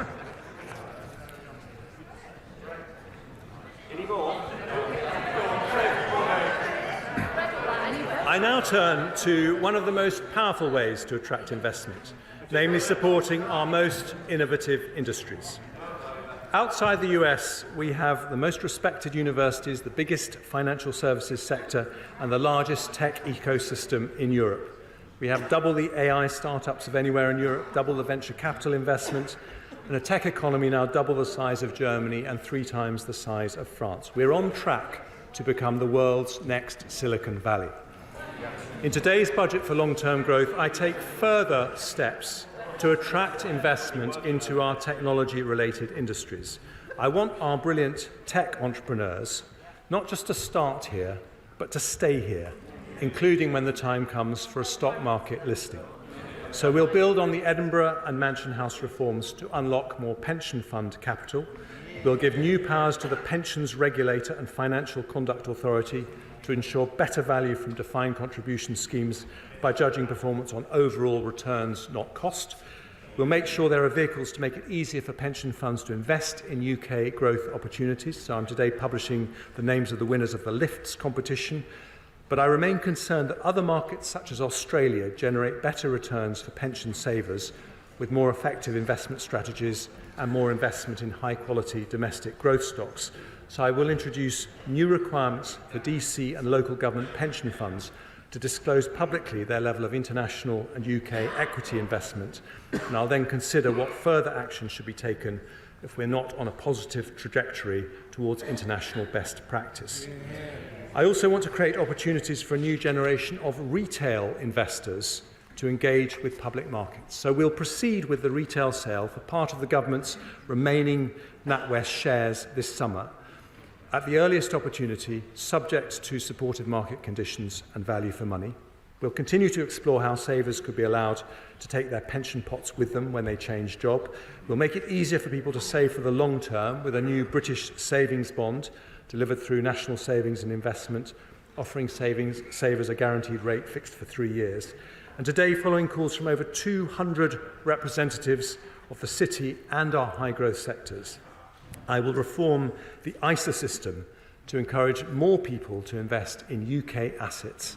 After a consultation on its implementation, I will introduce a brand new British ISA, which will allow an additional £5,000 annual investment for investments in UK equity with all the tax advantages of other ISAs. And this will be on top of the existing ISA allowances, ensure British savers can benefit from the growth of the most promising UK businesses, as well as supporting those businesses with the capital to expand. And I turn now to our other growth industries, starting with clean energy. We want nuclear to provide up to a quarter of our electricity by 2050. And as part of that, I want the UK to lead the global race in developing cutting-edge nuclear technologies. I can therefore announce that Great British Nuclear will begin the next phase of the small modular reactor selection process, with companies now having until June to submit their initial tender responses. Our brilliant Energy Security and Net Zero Secretary will also allocate up to £120 million more to the Green Industries Growth Accelerator to build supply chains for new technology ranging from offshore wind to carbon capture and storage. By January of next year, as promised in the autumn statement, we'll have a new faster connections process to the grid up and running. In advanced manufacturing, we've announced a further £270 million of investment into innovative new automotive and aerospace R&D projects, building the UK's capabilities in zero-emission vehicle and clean aviation technologies. And I now turn to our creative industries. We have become Europe's largest film and TV production centre, with Idris Elba, Keira Knightley and Orlando Bloom all filming their latest productions here. Studio space in the UK has doubled in the last 3 years, and at the current rate of expansion, next year we will be second only to Hollywood globally. In the autumn statement, I committed to providing more tax relief for visual effects in film and high-end TV. I can today confirm that we will increase the rate of tax credit by 5% and remove the 80% cap for visual effects costs in the audiovisual expenditure credit. Having worked closely with the Culture Secretary and listened carefully to representations from companies like Pinewood, Warner Brothers and Sky Studios, we'll provide eligible film studios in England with a 40% relief on their gross business rates until 2034. And having heard representations from the British Film Industry Pact and indeed the Prime Minister, we will introduce a new tax credit for UK independent films with a budget of less than £15 million. For our creative industries more broadly, we will provide £26 million of funding to our preeminent theatre, the National Theatre, to upgrade its stages. And today I particularly want to recognise the contribution of our creative industries and the tourism that comes from orchestras, museums, galleries and theatres. In the pandemic, we introduced higher 45% and 50% levels of tax relief, which were due to end in March 25. They have been a lifeline for performing arts across the country. Today, in recognition of their vital importance to our national life, I can announce I am making those tax reliefs permanent at 45% for touring and orchestral productions and 40% for non-touring productions. Lord Lloyd Webber says this will be a once-in-a-generation transformational change that will ensure Britain remains the global capital of creativity. I suspect the new theatre reliefs may be of particular interest to the Shadow Chancellor, who seems to fancy her thespian skills when it comes to acting like a Tory. The trouble is, we all know how her show ends. Higher taxes, like every Labour government in history.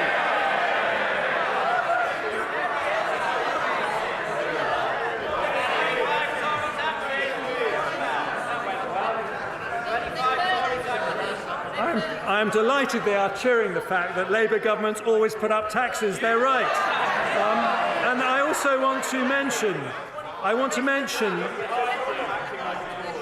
mention our life sciences sector, where we will support research by medical charities into diseases such as cancer, dementia and epilepsy, with an additional £45 million, including £3 million for Cancer Research UK.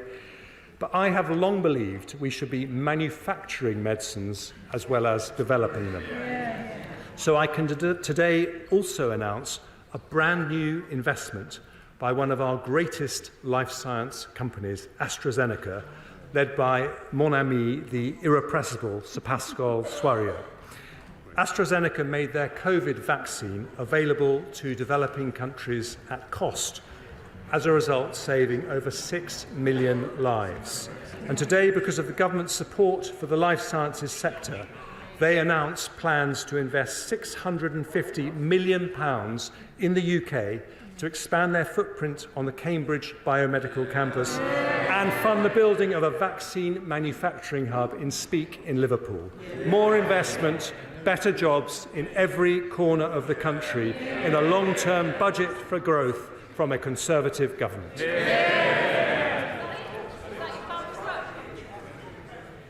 One of the biggest barriers to investment is businesses not being able to hire the staff they need.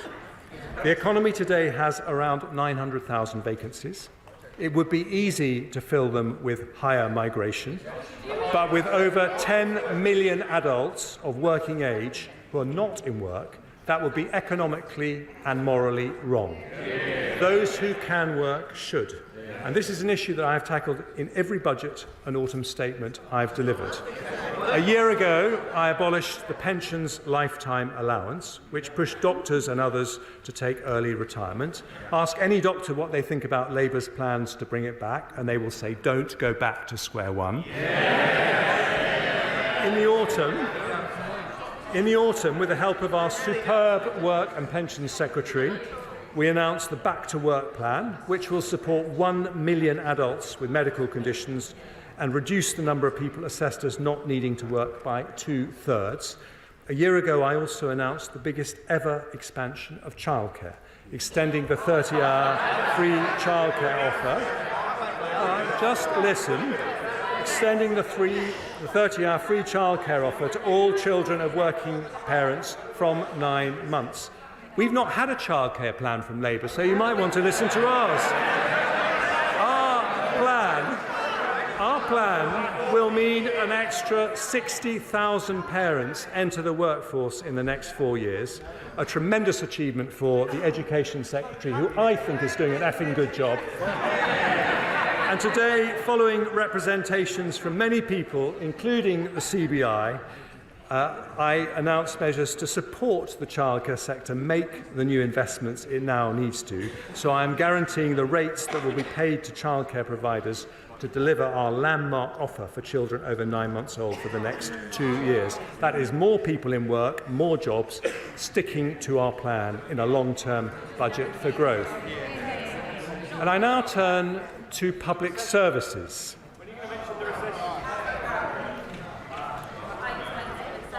I thought they were supposed to be interested in public services.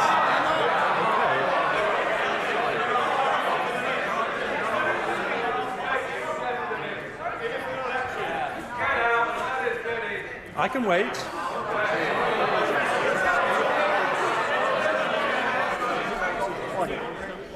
Order. A little bit of murmuring is normal. I shouldn't be able to hear what you're saying over there. That is clearly out of order. Now, let's have some courtesy. Chancellor. Thank you, Madam Deputy Speaker. Good public services need a strong economy to pay for them. But a strong economy also needs good public services. In 2010, schools in the UK were behind Germany, France and Sweden in the OECD's PISA education rankings for reading and maths. Now, after Conservative reforms, we are ahead of them. Burglaries and violent crime have halved in the last 14 years after we invested in 20,000 more police officers. Our armed forces remain the most professional and best funded in Europe, with defence spending already more than 2% of GDP. We're providing more military support to Ukraine than nearly any other country, and our spending will rise to 2.5% as soon as economic conditions allow. The NHS is still recovering from the pandemic, but has 42,000 more doctors and 71,000 more nurses than it did under Labour. That is 250 more doctors and 400 more nurses for every single month that we've been in office. Now, resources matter, of course, which is why, despite all the economic shocks we have faced, overall spending on public services has gone up since 2010, in the case of the NHS by more than a third in real terms. But although spending has continued to rise every year, public sector productivity still remains below pre-pandemic levels by nearly 6%. This demonstrates that the way to improve public services is not always more money or more people. We also need to run them more efficiently. We need a more productive state, not a bigger state. In autumn 2022, I set day-to-day spending to increase by 1% a year in real terms over the next Parliament. Some say that's not enough and we should raise spending by more. Others say it's too much and we should cut it to improve efficiency. Neither are right. It's not fair to ask taxpayers to pay for more when public service productivity has fallen. Nor would it be wise to reduce that funding given the pressures public services face. So I'm keeping the planned growth in day-to-day spending at 1% in real terms, but we are going to spend it better. So today, they don't have a plan for public services like everything else, so why not listen to ours? Today I am announcing a landmark public sector productivity plan that restarts public service reform and changes the Treasury's traditional approach to public spending. And I start with our biggest and most important public service, the NHS. One of my greatest privileges was to be Health Secretary. Thanks to the NHS, I have 3 gorgeous children, the oldest of whom has been patiently listening in the gallery. The NHS is rightly the biggest reason most of us are proud to be British, but the systems that support its staff are often antiquated. Doctors, nurses and ward staff spend hours every day filling out forms when they could be... Mr. Streeting, when patients don't show up... I don't like to interrupt the Chancellor. You're too close to me to be shouting that loudly. If you want to shout that loudly, you should concentrate away up there. I apologise for interrupting the Chancellor.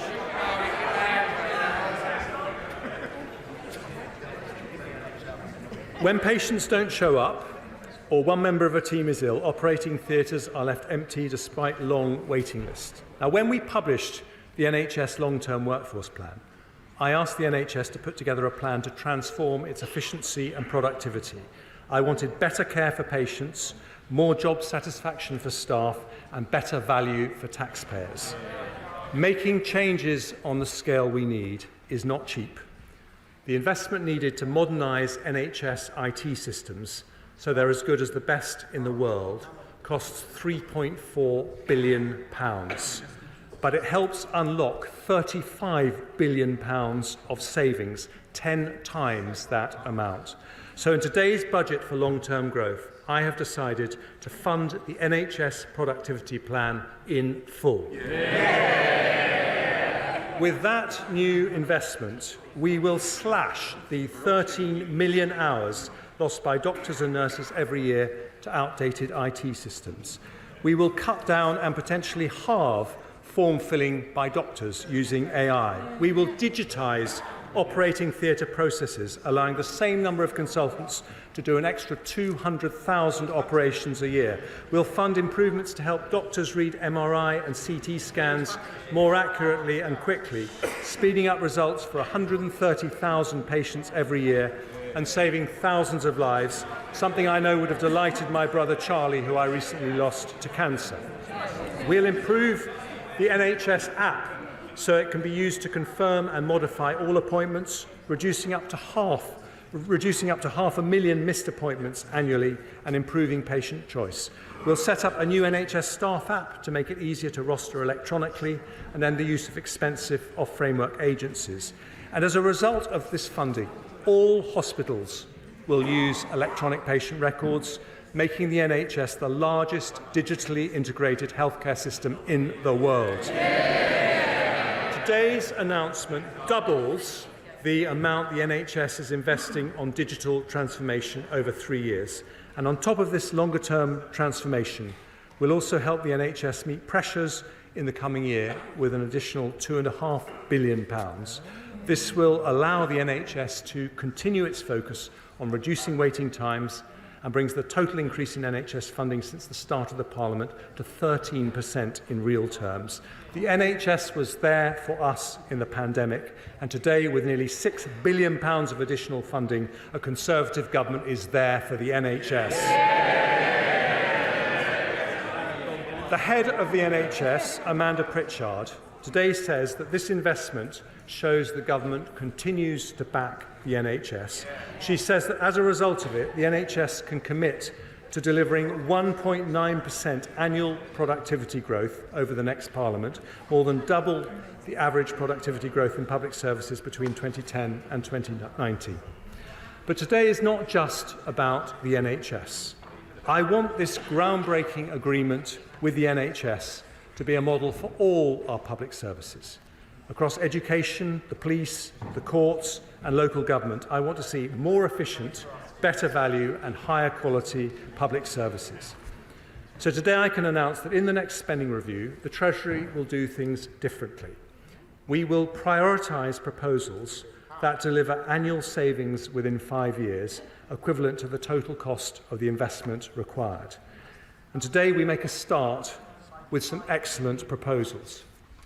Violence reduction units and hotspot policing have prevented an estimated 136,000 knife crimes and other violent offences, as well as over 3,000 hospital admissions. Every crime costs money, so we will provide £75 million to roll that model out in England and Wales. Police officers waste around 8 hours a week on unnecessary admin. With higher productivity, we could free the equivalent of 20,000 police officers over a year.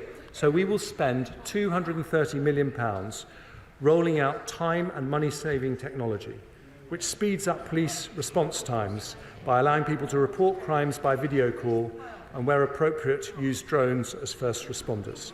Too many legal cases, particularly in family law, should never go to court, and it would cost us less if they didn't. So we'll spend £170 million to fund non-court resolution, reduce reoffending and digitise the court process. Too many children in care end up being looked after by unregistered providers that are much more expensive. So we'll invest £165 million over the next 4 years to reduce that cost by increasing the capacity of the Children's Homes estate. Special education need provision can be excellent when outsourced to independent sector schools, but also expensive. So we'll invest £105 million over the next 4 years to build 15 new special free schools to create additional high-quality places and increase choice for parents. And we'll also put in place a plan to realise the tens of billions of savings recommended in an excellent speech by the head of the National Audit Office. The OBR say a 5% increase in public sector productivity will be the equivalent of around £20 billion in extra funding. With these plans, we can deliver that and more. And if we ensure they are cash-releasing savings, as we are committed to doing, it will be possible to live with more constrained spending growth without cutting services valued by the public. So with the energy and drive of my talented Chief Secretary to the Treasury, we launch our public sector productivity plan in today's budget for long-term growth, more investment, more jobs, better public services, and one more thing, lower taxes.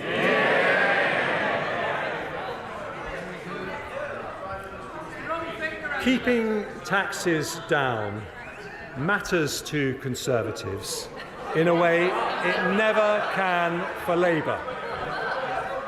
We believe that in a free society, the money you earn doesn't belong to the government, it belongs to you.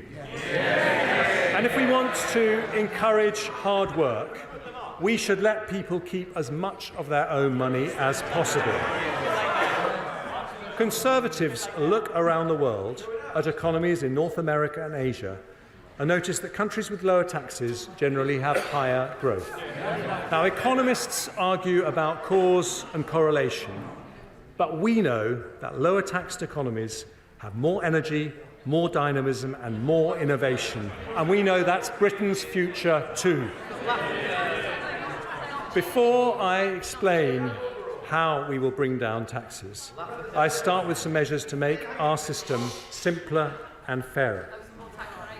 To discourage non-smokers from taking up vaping, we're today confirming the introduction of an excise duty on vaping products from October 26 and publishing a consultation on its design. Because vapes can also play a positive role in helping people quit smoking, we'll introduce a one-off increase in tobacco duty at the same time to maintain the financial incentive to choose vaping over smoking. I'll make a one-off adjustment to rates of air passenger duty on non-economy flights only to account for high inflation in recent years, and I'll provide HMRC with the resources they need to ensure everyone pays the tax they owe, leading to an increase in revenue collected of over £4.5 billion across the forecast period.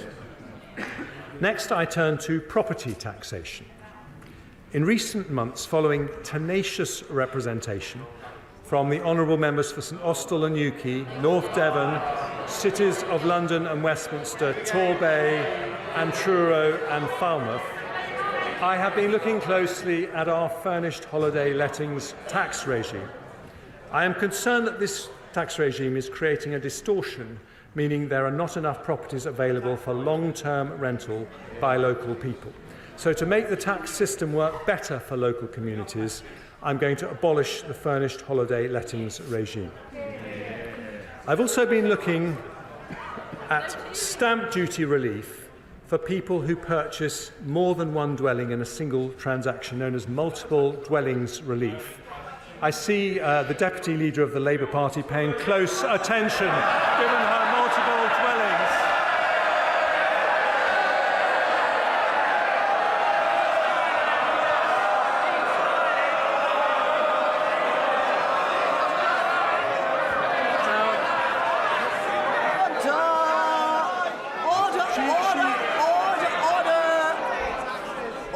Order. Too much excitement.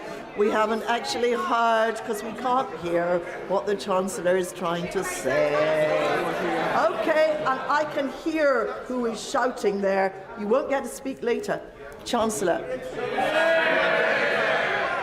I'm sorry to disappoint her, but multiple dwellings relief was not actually designed for her, but intended to...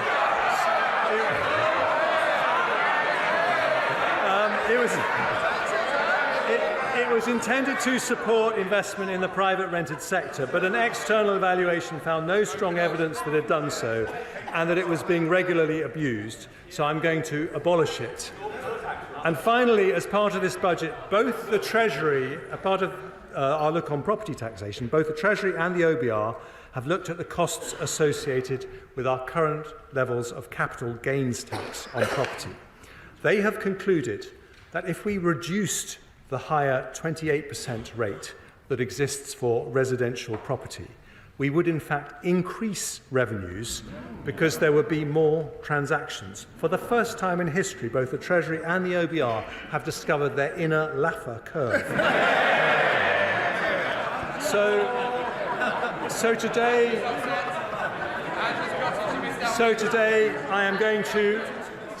I'm going to reduce the higher rate of property capital gains tax from 28% to 24%. That really is for you, Angela.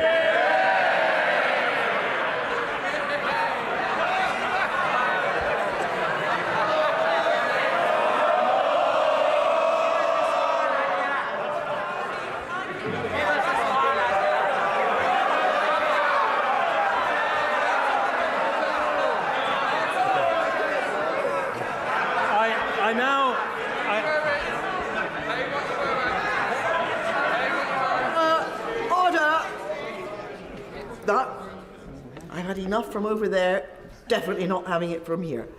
Chancellor. I now turn to oil and gas. Unlike the party opposite, we want to encourage investment in the North Sea, so we will retain generous investment allowances for the sector. We'll also legislate in the Finance Bill to abolish the energy profits levy should market prices fall to their historic norm for a sustained period of time, after representations from the Honourable Member for Banff and Buchan. But because the increase in energy prices caused by the Ukraine war is expected to last longer, so too will the sector's windfall profits. So I will extend the sunset on the energy profits levy for an additional year to 2029, raising £1.5 billion.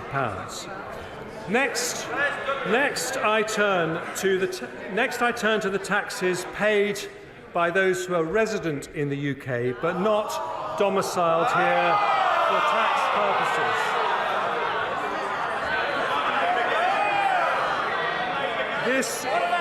This is a category of people known as non-doms.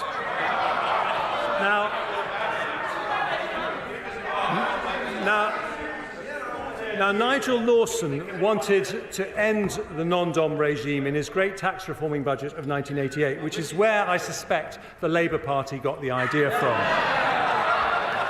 But I, too, have always believed that provided we protect the UK's attractiveness to international investors, those with the broadest shoulders should pay their fair share. After looking at the issue over many months, I've concluded that we can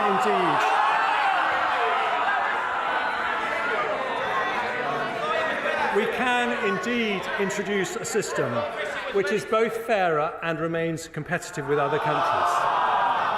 So the government will abolish the current tax system for non-doms, get rid of the outdated concept of domicile, and I aim to please all sides of the House in all my budgets. And we will replace... Order. This is impossible. Right? Can you just... Order! Could you please shout more quietly? Chancellor. Thank you, Madam Deputy Speaker. We will replace the non-dom regime with a modern, simpler and fairer residency-based system.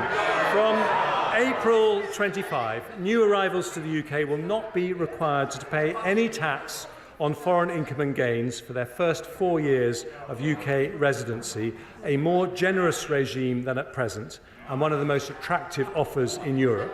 But after 4 years, those who continue to live in the UK will pay the same tax as other UK residents. Recognising the contribution of many of these individuals to our economy, we will put in place transitional arrangements for those benefiting from the current regime. That will include a 2-year period in which individuals will be encouraged to bring wealth earned overseas to the UK, where it can be spent and invested here, a measure that will attract onshore an additional £15 billion of foreign income and generate more than £1 billion of extra tax. Overall, abolishing non-dom status will raise £2.7 billion a year by the end of the forecast period. That is money the party opposite planned to use for spending increases, but today a Conservative government makes a different choice. We use that revenue to help cut taxes on working families.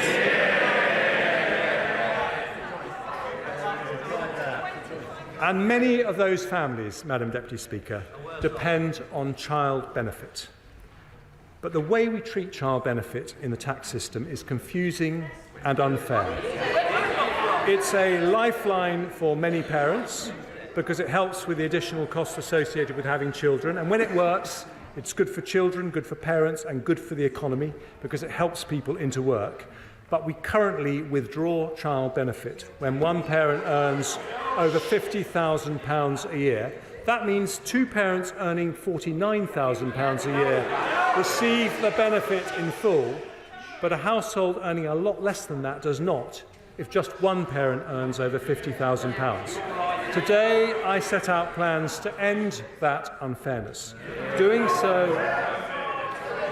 so requires significant reform to the tax system, including allowing HMRC to collect household-level information.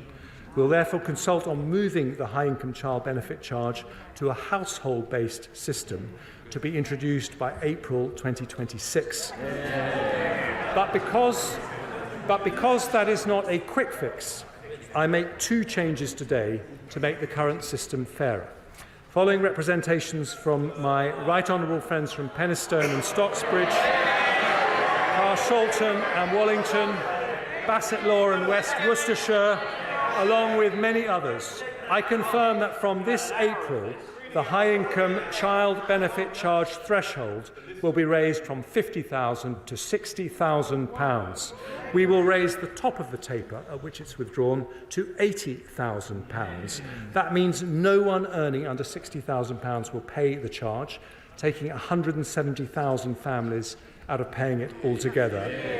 And because of the higher taper and threshold, nearly 500,000 families with children will save an average of £1,300 next year. According to the OBR, this change will see an increase in hours amongst those already working to the equivalent of 10,000 more people entering the workforce. More investment, more jobs, better public service and lower tax. Madam Deputy Speaker, there is one further set of changes I want to make today. The way we tax people's income is particularly unfair. If you get your income from having a job, you pay two types of tax: national insurance contributions and income tax. If you get it from other sources, you pay only one. This double taxation of work is unfair. The result is a complicated system that penalises work instead of encouraging it. If we are to build a high-wage, high-skill economy not dependent on migration, if we want to encourage people not in work to come back to work, we need a simpler, fairer tax system that makes work pay. That is why I cut national insurance contributions in the autumn. By reducing the penalty on work, the OBR said that tax cut would lead to the equivalent of 94,000 more people in work. In other words, it would fill more than 1 in 10 vacancies throughout the economy. Lower taxes, more jobs and higher growth. Today, because of the progress we have made bringing down inflation, because of the additional investment that is flowing into the economy, because we have a plan for better and more efficient public services, and because we have asked those with the broadest shoulders to pay a bit more. Order. Mr. Perkins.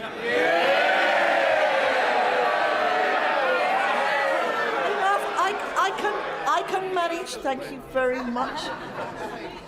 5 times I've heard what you said. I let you away with it. Now that's enough. One more strike and you're out.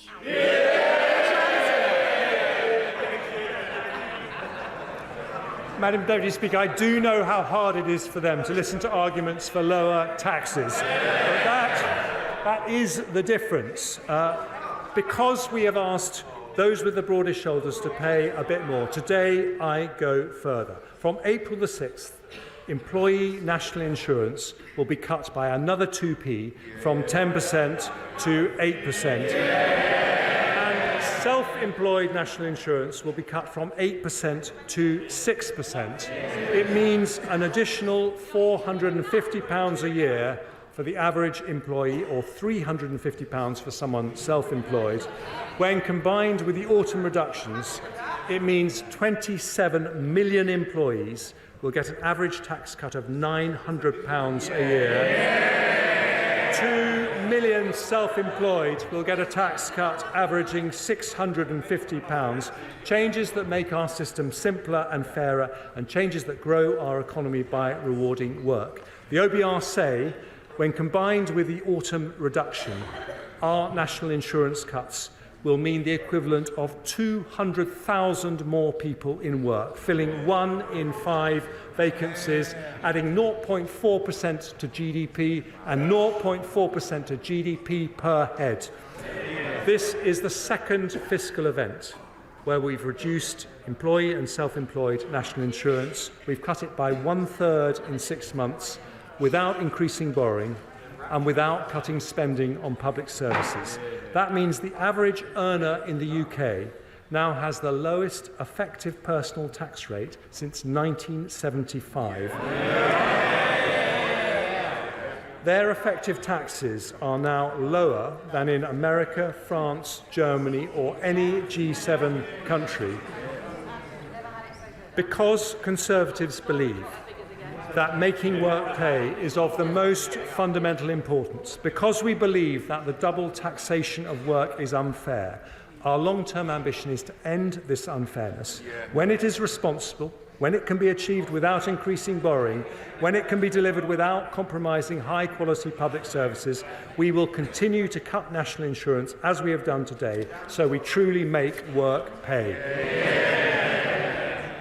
Madam Deputy Speaker, We stick to our plan with a budget for long-term growth. It delivers more investment, more jobs, better public services and lower taxes. But dynamism in an economy doesn't come from ministers in Whitehall.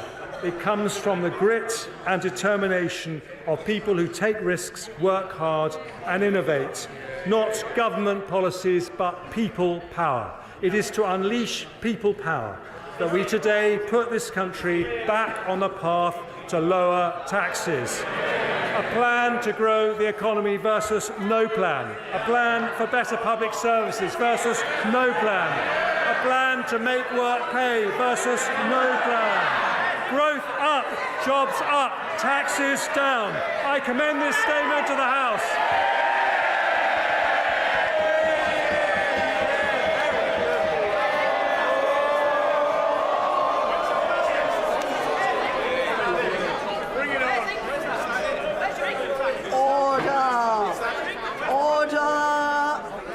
Standing Order number 51, the first motion entitled Provisional Collection of Taxes must be decided without debate. Will the Chancellor of the Exchequer please move formally?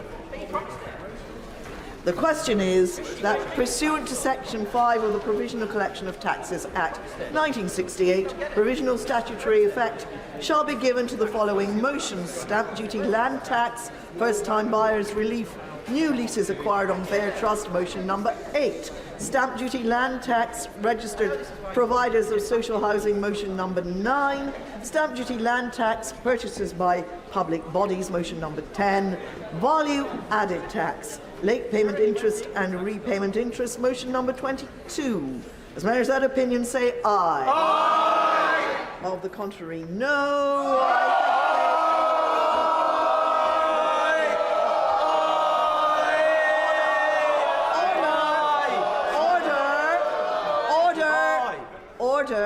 Order, let me explain for the clarification of the House that this is the provisional point, which is a provisional question which is asked at this stage, and that all members will have the opportunity, having heard the debate in detail, to vote on each of these motions next Tuesday, the 12th of March, at the end of the budget debate. I would hesitate to have a division at this point when the House and the world is awaiting the response from the Leader of the Opposition. So I'm going to put this motion again, and if it is very clear to me that the ayes have more votes than the noes, I will take it on the voices. The question is, no, I don't need a point of order, thank you. We're in the middle of a division. Thank you. The question is that pursuant to Section 5 of the Provisional Collection of Taxes Act, as I said a few moments ago, as many as are of that opinion say aye. Of the contrary, no.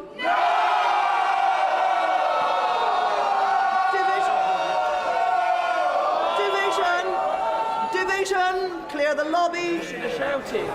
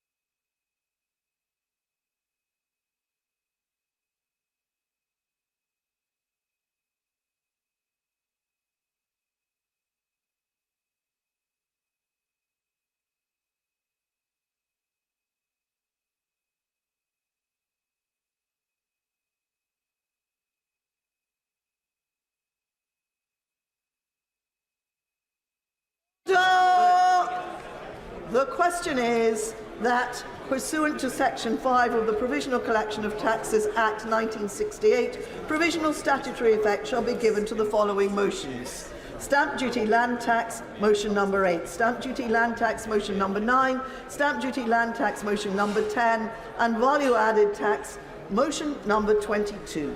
As mayors that opinion, say aye. Aye. Of the contrary, no. No. Tellers for the ayes, Aaron Bell and Robert Largan. Tellers for the noes, Gavin Newlands and Kirsty Blackman.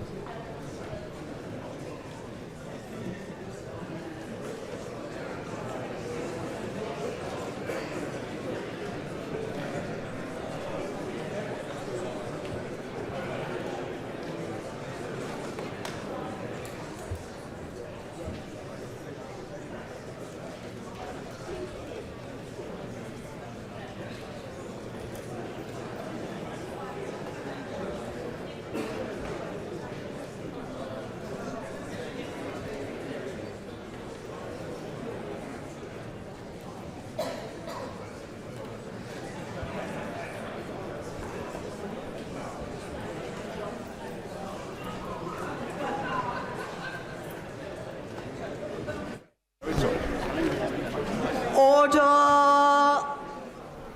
Order!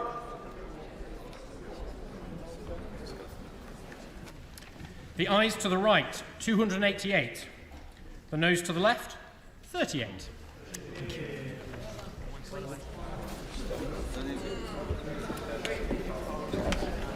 The ayes to the right, 288. The noes to the left, 38. So the ayes have it. The ayes have it. Unlock. We now come to the motion entitled Income Tax Charge. It is on this motion that the debate will take place today and on the succeeding days.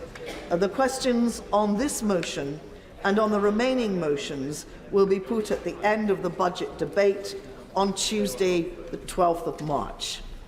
I call the Chancellor of the Exchequer to move the motion formally. The question is that income tax is charged for the tax year 2024 to 25, and it is declared that it is expedient in the public interest that this resolution should have statutory effect under the provisions of the Provisional Collection of Taxes Act 1968. I call the Leader of the Opposition, Sir Keir Starmer. Thank you, Madam Deputy Speaker. There we have it, the last desperate act of a party that has failed. Britain in recession, the national credit card maxed out, and despite the measures today, the highest tax burden for 70 years. The first Parliament since records began to see living standards fall, confirmed by this budget today. That is their record. It is still their record. Give with one hand and take even more with the other. And nothing they do between now and the election will change that. I mean, over 14 years, we've seen our fair share of delusion from the party opposite.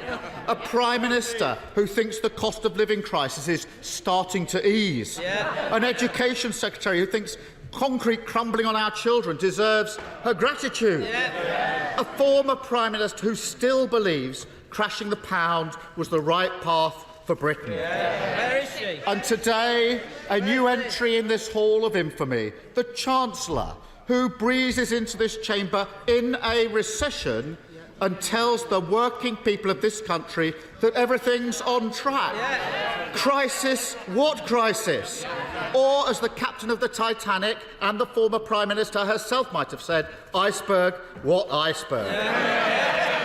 Smiling as the ship goes down, the Chuckle Brothers of decline, dreaming of Santa Monica, or maybe just a quiet life in Surrey, not having to self-fund his election. Whilst the crew behind them scrabble for duty news battle. If only it weren't so serious, because, Madam Deputy Speaker, the story of this Parliament is devastatingly simple. A Conservative party stubbornly clinging to the failed ideas of the past, completely unable to generate the growth working people need, and forced by that failure to ask them to pay more and more for less and less. And as the desperation grows, they torch not only their reputation for fiscal responsibility, but any notion that they can serve the country, not themselves.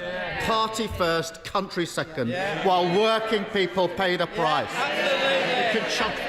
Food prices still 25% higher than they were 2 years ago. Rents up 10%.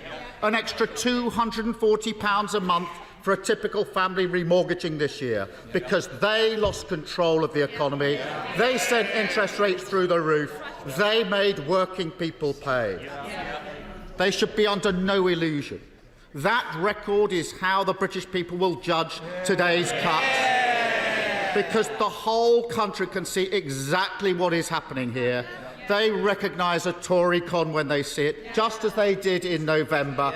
Give with one hand, take even more with the other.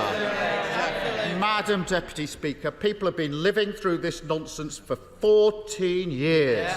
They know the thresholds are still frozen, dragging more and more people into higher taxes. They know that a Tory stealth tax is coming their way in the shape of their next council tax bill. The Levelling Up Secretary has told not just this House, but every house in the country he's coming for their council tax. Give with one hand, gove in the other. But most insultingly of all, the British people know the only cause that gets this lot out of bed is trying to save their own skin. Take the desperate move after years of resistance to finally accept Labour's argument on the non-dom tax regime. Has there ever been a more obvious example of a government that is totally bereft of ideas? And if they're sincere in support of this policy now, then the question they must answer today is, why did they not do it earlier? Why did they not stand up to their friends, their funders and their family? Because if they had followed Labour's example, 3.8 million extra operations would have taken place by now. 1.3 million emergency dental appointments, 3 breakfast clubs for nearly 4.5 million children. But if instead this is just another short-term, cynical political gimmick, then honestly, what is the point of them? What is the point of a party that is out of touch, out of ideas, and nearly out of road? And we saw it last year as well, when only Labour's policies on the cost of living made the difference. For those opposite, now a little downbeat about another intellectual triumph for social democracy, I say get used to it, because with this pair in charge, it won't be long before they ask you to defend the removal of private school tax relief as well.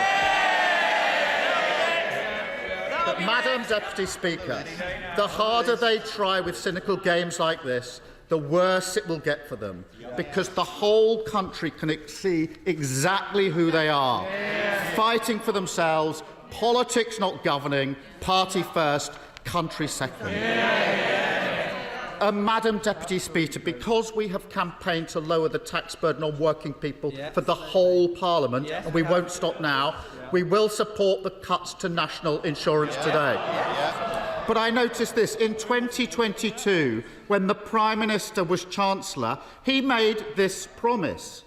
I can confirm in 2024, for the first time, the basic rate of income tax will be cut from 20 to 19 pence. Having briefed that all week that an income catch was coming, that promise is in tatters today. And of course, we support the fresh investment in our NHS, although I have to note that the Chancellor, when he was Health Secretary 10 years ago, promised to make the NHS paperless by 2018.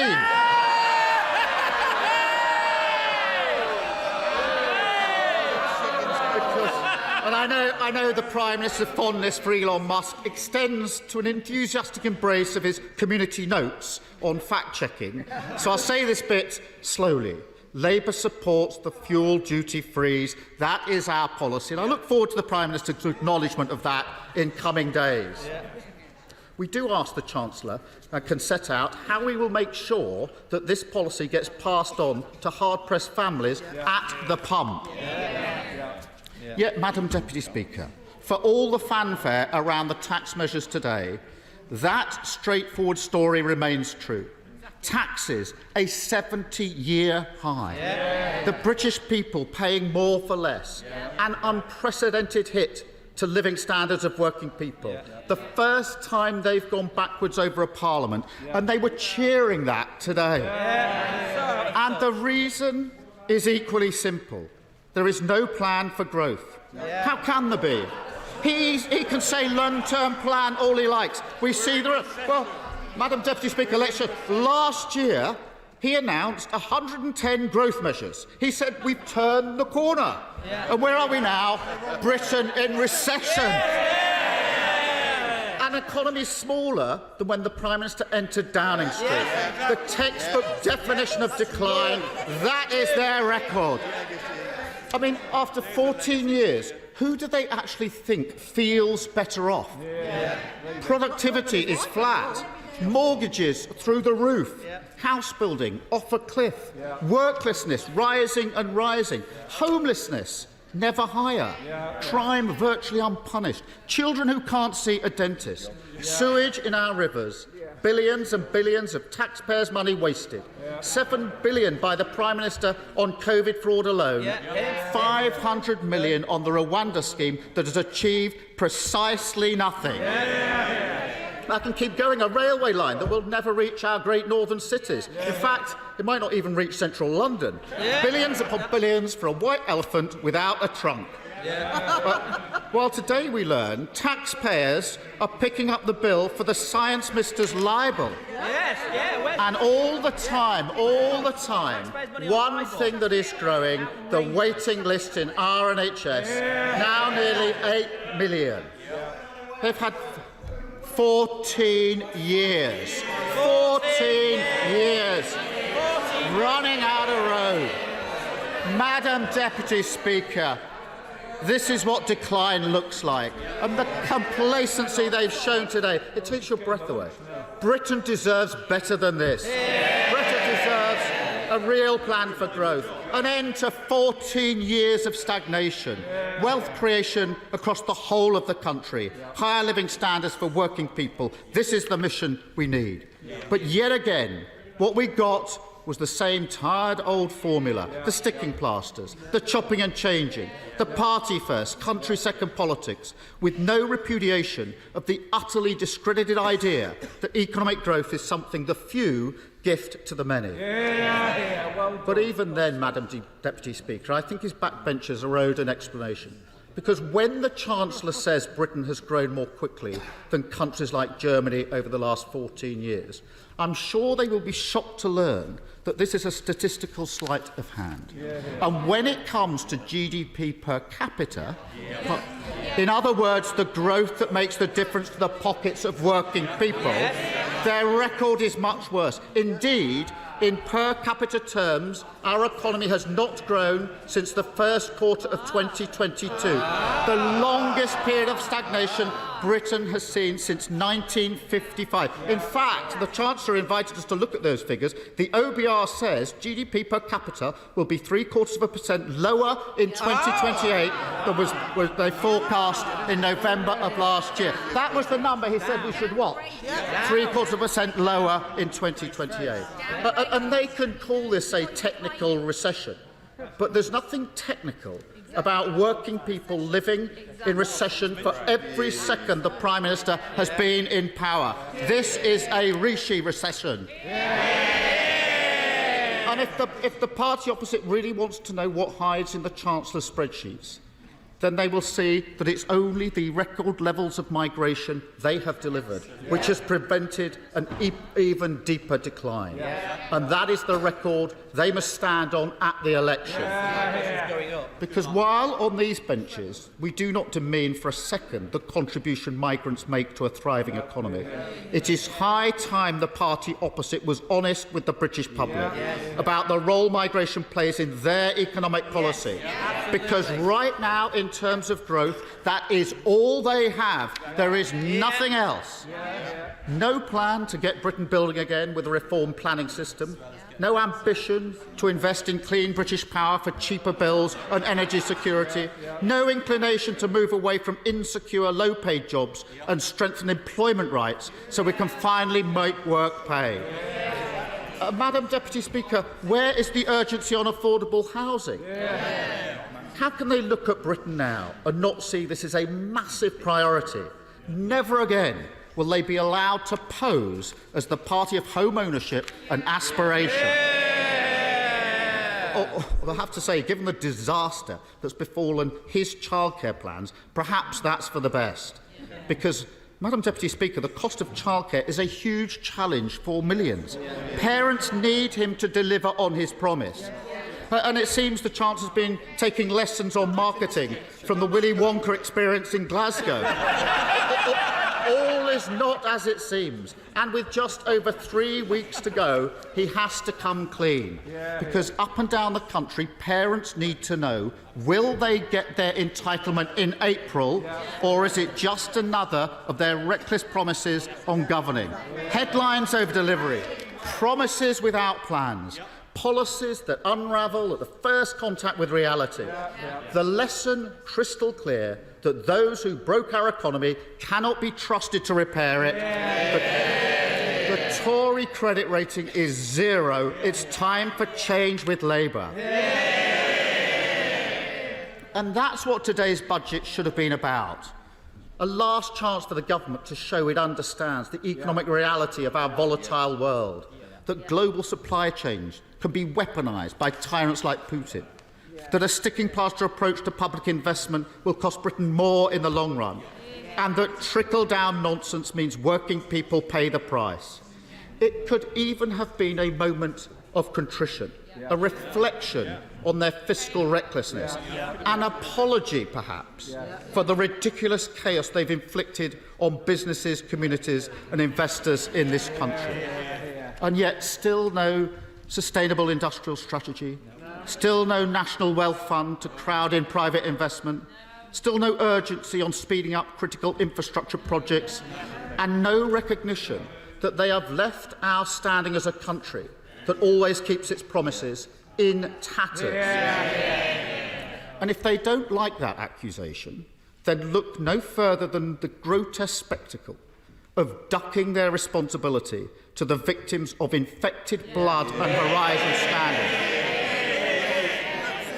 One of the greatest miscarriages of justice in our nation history. Those were the Prime Minister's words just 2 months ago. Today, justice kicked beyond the general election. No, Madam Deputy Speaker, Britain can see exactly who they are. And the reality is there is no path to economic stability, no way to a calmer, less chaotic politics with the party opposite in power, because chaos is now their worldview, a mindset that sees Britain's problems as opportunities they can exploit. Whether, like the Chancellor, that's out of desperation because they can't solve them, or whether, like the members for Fareham or South West Norfolk, they have no intention of solving them whatsoever. For a party this weak and divided, the end result is always the same. A vicious downward spiral. Chaos feeding off decline, decline feeding off chaos, while working people pay the price. The British people know this will not stop. 5 more years and it will only get worse. There will be no change of direction without a change of government. And that leaves Britain a nation in limbo, unable to shake off the Tory chaos that dragged us into recession and loaded the tax burden onto the backs of working people and maxed out the nation's credit card. Britain deserves a government ready to take tough decisions, give our public services an immediate cash injection, stick to fiscal rules without complaint, fight for the living standards of working people and deliver a sustainable plan for growth. So we say to the Chancellor and Prime Minister, it's time to break the habit of 14 years, stop the dithering, stop the delay, stop the uncertainty and confirm May the 2nd as the date of the next general election, because Britain deserves better and Labour are ready.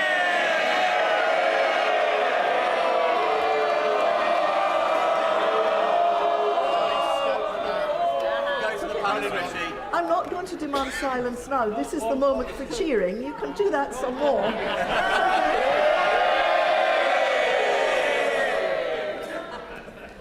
Chairman of the Select Committee, Harriet Baldwin.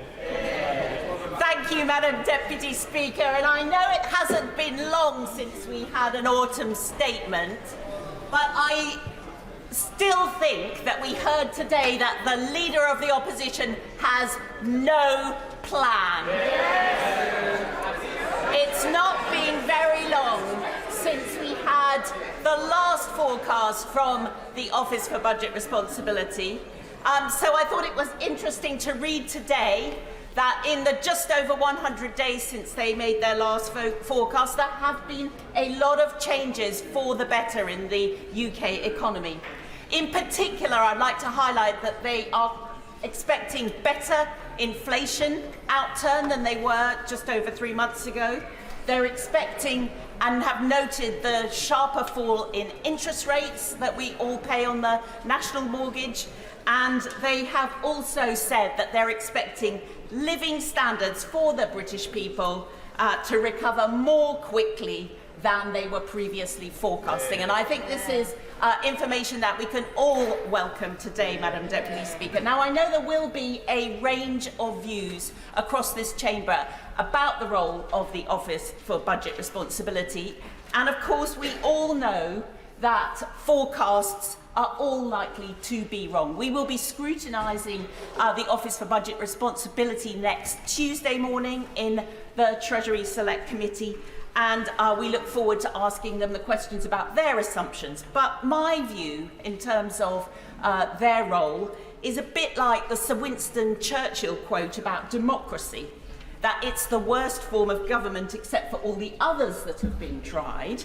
So I think that although all economic forecasts are likely to be wrong in some way, and the Office for Budget Responsibility forecasts certainly often will not be the most accurate, I think it's a lot better than the alternative of either the Treasury marking its own homework, or indeed better than having a budget with no forecast from the Office for Budget Responsibility at all, because I think it reassures the markets on which we are so dependent for our borrowing.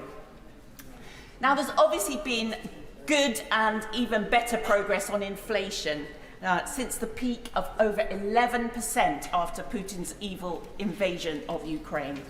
And it's vital that all of today's budget measures are looked at through the lens of the inflation, because we don't want to have anything that could prevent that progress towards 2% that the Bank of England is expecting by the middle of this year.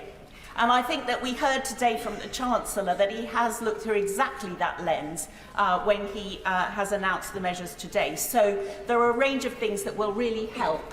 The 5 pence off the price of fuel at the pump going on for another year will be very helpful to drivers in West Worcestershire and elsewhere in the country.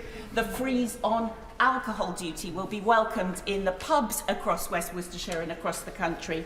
And the public sector productivity plan, I think, is crucial to make sure that we get value for money from our public services. Now, when it comes to the second economic objective of growth, I think we can all welcome the fact that employment growth has been so strong that the economy has created over 800 jobs a day over the last 14 years. And at previous fiscal events, we've seen steps in the plan that help grow the productive size of the UK economy, because now that we're at full employment, that becomes incredibly important because it helps sustain non-inflationary growth. So to take one example, Madam Deputy Speaker, in terms of stimulating that all-important investment into the economy, the big announcement a year ago was the full expensing of investment, and indeed that was made permanent at the autumn statement. Today we heard it's going to be extended to leased assets as well. And what the BBC in their fact check has noticed, that when this was first announced, it was expected that the economy would benefit greatly. The Chancellor said its impact on the economy will be huge. And the Office for Budget Responsibility said it would increase business investment by 3% a year. Well, in fact, since the policy came into force on the 1st of April, we've seen the level of business investment for the whole of the year last year was 6.1% higher than it was in 2022. So we heard today some more welcome steps that will increase business investment and other investment into the UK economy. Whether it was the tax reliefs in some of the creative industries, whether it was the announcement for British ISAs, which should encourage more investment and long-term investment into our economy, the Back to Work plan, the childcare plan. There were lots of other measures that will unlock growth. I will give way. For giving way, but I just wonder if she thinks that the Chancellor, indeed herself, is being a little bit complacent over the issue of investment, because although it's true that business investment is higher now than it was in 2010, it's still the lowest in the G7 and amongst the lowest in the OECD. So why haven't we seen more public investment from the Chancellor today? Because we know that public investment will crowd in that private investment. Why haven't we seen much bolder, more ambitious work on investment today, which is what this economy is crying out for? Today from the Chancellor about how strong the growth in UK investment has been. We've heard additional investment in terms of the productivity of our National Health Service, and we also heard, and I think this is absolutely crucially important, measures that will increase the attractiveness in investment in some of the fastest growing sectors across this economy. And I give way to my friend. I'm grateful to my honourable friend. Does she agree with me that it's extraordinary that the honourable member for the representing the Green Party didn't welcome the 270 million for advanced manufacturing in clean aviation, in clean vehicles, the 120 million in clean tech manufacturing? This is the UK investing in the technology of clean growth, is it not? Well, it is indeed, and I'm glad that my honourable friend welcomes it, even if it was not welcomed by the representative of the Green Party. I think that what we can see in terms of, if I just make a little, do you want to talk on investment? On investment? I want to just take her back to what she just said about the investment in childcare, and remind her, of course, that this week brings International Women's Day, and that cost of childcare is such an important issue for so many mums in this country. And of course it was the Conservatives who rolled out the 30 hours of free childcare. It's the Conservatives who are rolling out free childcare to 2-year-olds and 9-month-olds.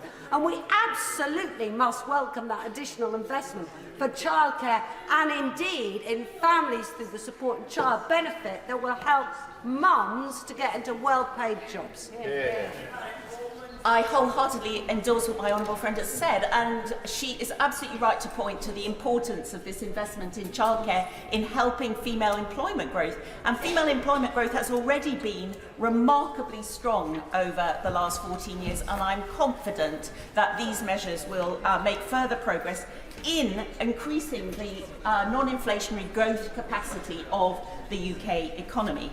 I think there were other measures that are announced today that will help on the growth front. I think cutting national insurance again is also a smart way to help growth. It not only adds money into working people's pockets, of 27 million people across this country will see an extra £900 a year in terms of money in their bank accounts, but it will also make work more attractive. And we've heard from the Office for Budget Responsibility that actually it's cutting national insurance that has the biggest marginal impact in bringing people back into work. 94,000 from the last cut. It'll be interesting to see whether they continue to expect that to have a significant impact. It's a really smart way to cut taxes for working people. And another point that I'd like to make about it is that it's UK-wide, so that it will be felt in Scotland as well. In terms of debt falling, Madam Deputy Speaker, we can see that the bond markets have stabilised. The Office for Budget Responsibility numbers confirm that progress in terms of debt. I want to just bring the House's attention to a report that we just recently published in our committee that focuses on the Bank of England and its quantitative tightening. They themselves are selling £100 billion of gilts into the market over the course of this year. They've acknowledged that this actually increases the cost to the exchequer of borrowing by probably about 1/10 to 1/4 of a percentage point. And so I think as a cross-party committee, we wanted to flag up the impact that that could potentially have and send a message to the Bank of England, the independent Bank of England, about some of the ways in which quantitative tightening does have an impact on the real economy. And as a cross-party committee, we obviously are never going to agree on the level or scope of taxes between us, but one of the things that we do have unanimity, does he want to come on the fact that the rate of tax is higher in Scotland? What I do want to raise is the issue of quantitative easing that she's just highlighted, because there's obviously going to be a very significant supply of gilts over the course of the coming period, and that obviously is going to have an impact on the gilt market, on yields that are there, and of course it will influence the Bank of England and what happens in the interest rate cycle. And crucially, out of all of that it's going to make it pretty difficult in the coming period to see any material growth in money supply, particularly M4. That is going to impact growth, given where we are. Well, I'm sorry he didn't acknowledge that income tax is higher in Scotland, but he does make a very good point about quantitative tightening and its impact on the real economy, and it is potentially out there as a factor that can have a real impact, and we will be watching it very closely on our committee. We're, as a cross-party committee, never going to agree on the level and scope of taxes, but we do agree that the tax system is too complicated. We have a very complicated tax system in this country with well over 1,000 different tax reliefs. But I do think that despite the abolition of the Office for Tax Simplification, there have been some major tax simplifications under this Chancellor. We've heard about the way in which he eliminated in the autumn statement the national insurance class. We've heard about how he has simplified the lifetime allowance for pensions. And we also have heard today that he has started to tackle some of the very perverse cliff edges, high marginal tax rates and disincentives to work that do exist throughout the tax system. By raising the VAT tax threshold, he has helped small businesses who may hold back because they don't want to go through that. And in terms of universal credit, we've done so much over the years to reduce those high marginal tax rates and disincentives. And so it was great to hear the Chancellor today really focus on addressing this high income child benefit charge. Yeah. When we brought it in, and I voted for it at the time, £50,000 a year was a high rate of income. With the progress in terms of higher incomes, the median income in those days was about 22,000. Now the median income is about 35,000. And so £50,000 these days is not more than about 40% over the median income. And that's why it was absolutely right today that the Chancellor recognised that in his budget statement. And he has made the taper that much less of a disincentive to people taking on work above that income level. Of course, I'd have loved to have seen him do even more, but I am very grateful for what he has done. Did someone try and intervene on me? Was that, no, I was just hallucinating there. Right, I will come to a rapid close then, because, Madam Deputy Speaker, what I want to say is that it is clear that on this side of the House, there is a plan. Yeah. It is clear that there is a plan to get inflation down. It is clear there's a plan for increasing the growth rate and the growth capacity of the UK economy without sparking inflation again. And it's clear that there is a plan to get debt falling. And I think we can all see that that plan is working. I think we should stick to that plan and not go back to square one. Yeah. Before I call the spokesman for the SNP, it might be helpful for members. It's all right, everyone could sit down now. It might be helpful for honourable members to know that I hope to be able to manage the debate, certainly at the beginning, without a formal time limit. And if everybody speaks for around 6 to 7 minutes, then we will manage that without a formal time limit.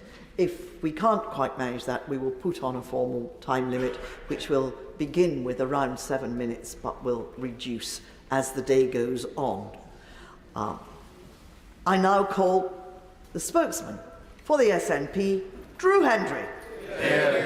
Thank you very much, Madam Deputy Speaker. And traditional at this point, I would thank the Chancellor for advance sight of his redacted statement. But having seen the statement, I realise I was given an entirely different redacted document. But not to worry, Madam Deputy Speaker. We've seen all the details in the press over the past day or so. Seeing those unredacted words is nice, but not essential for this response. I can also thank the Chancellor for the courtesy of staying, unlike some of his colleagues, in the chamber to listen to the words of the third party here. It doesn't happen all the time, but I think it's very, very good practice for a party that might well be in the position of third party after the next election. Madam Deputy Speaker, the Chancellor during his autumn statement said that was a statement for growth. But what have we seen since his autumn statement? Growth has gone down. It's grown into recession, in fact. And the OBR are saying today, having steadily declined since early 2022, real GDP per person is forecast to trough at 1.25% below its pre-pandemic peak in the first half of 2024. So that was not a statement for growth, and this is not a budget for growth. Again, I do, with the Chancellor, like to start with some measures that I would welcome from his points that he's made today. First of all, albeit the softest possible landing he could have given them, the decision to at least address the non-dom status is a positive move forward. The changes to child benefit, and here we must give credit to Paul Lewis, who's campaigned on this, and indeed, similar to the press, Paul Lewis has tweeted today that he was tipped off by the Chancellor that this was coming, so that's very good as well. The lifetime ISAs move is welcome. The R&D support for aerospace, although the smallest possible step that could have been taken in investment in this industry, again, is something to be welcomed, as is for any further investment in life sciences with this. The Chancellor has put a lot of store on productivity in his speech today. He's going to solve everything with productivity. Yet if we look back over the past 14 years, and indeed before that, one of the things that the UK has been exceptionally poor at is productivity. It hasn't budged at all. So I don't see how the Chancellor, productivity, look at the figures for Scotland. He's saying, what about Scotland? Look at the figures for Scotland over the past 14 years and we can have that debate. He said earlier that vacancies would be easy to fill with immigration. This is the party who imposed Brexit, joined by the Labour Party and now the Lib Dems, and stopped free movement. Of course it would be easy to fill vacancies with people, skilled people who want to do the jobs that we have, who want to fill those vital jobs in tourism, hospitality, the National Health Service, the Care Service, and across many other sectors. But of course that's been taken away by this place. Now his national insurance cuts today are already being measured by the economists who are looking at this, to point out that the gains will be cancelled, as was last time, by the freeze on thresholds. There's very, very little for people on low incomes, zero for for 17.8 million people on less than £12,750. So there is not a lot of sense in the measure that he's taken. He also boasted about the fact of taking over with inflation at 11%, but I think it's important for us to remember the Tory government was in charge when inflation was at 11%. It is their child, this problem with inflation. And they also suggest that somehow 4% is a triumph. 4% is still 4% inflation. Prices still go up. This is, let's face it, this is a last-ditch, tone-deaf approach to desperately try to recover in the polls. It's the embodiment of the Tory party before the people. Where are the real measures that have real impact on the cost of living? The one thing that people need the most direct help with. For those living in fear of the energy bill, being told once again that their direct debits are increasing, slicing more off their take-home pay, none of this is more than cold comfort. To those people staring in disbelief as they realise that their shopping bills are more than 25% higher than they were a couple of years ago, this will stick in their throats. To those trust to their new much higher mortgages and rents directly because of reckless decisions of this place, the walls are closing in for them. And on public services, he's failed people again. Paul Johnson of the IFS noted that the Chancellor would have to explain how public services already on their knees could possibly take more cuts. So let's not forget the £19 billion he slashed from public spending in the autumn statement. They also noted the economic case for tax cuts is weak. The public finances remain in a poor position. And the Chancellor is, in his budget today, promoting a further £20 billion cut, according to the IFS. Public services have already been left struggling after 14 years of underfunding, 14 years of economic chaos and blunder from mini-budgets to Brexit, colossal wastes of hundreds of billions of pounds and fraud and cronyism. Public finances are now so pared to the bone that we can see the marrow. Is it any wonder that a growing number of English councils, one by one, with a Tory, Labour or Lib Dem run, are now effectively bankrupt? People in Scotland needed a budget that delivered funding that would have allowed investment for our public services, real investment in the NHS that supports families, a budget that supports families with the cost of living taken into account and properly invests in green energy. Not another austerity Chancellor taking an even bigger axe to investment than his predecessors. When it does come to that election in Scotland,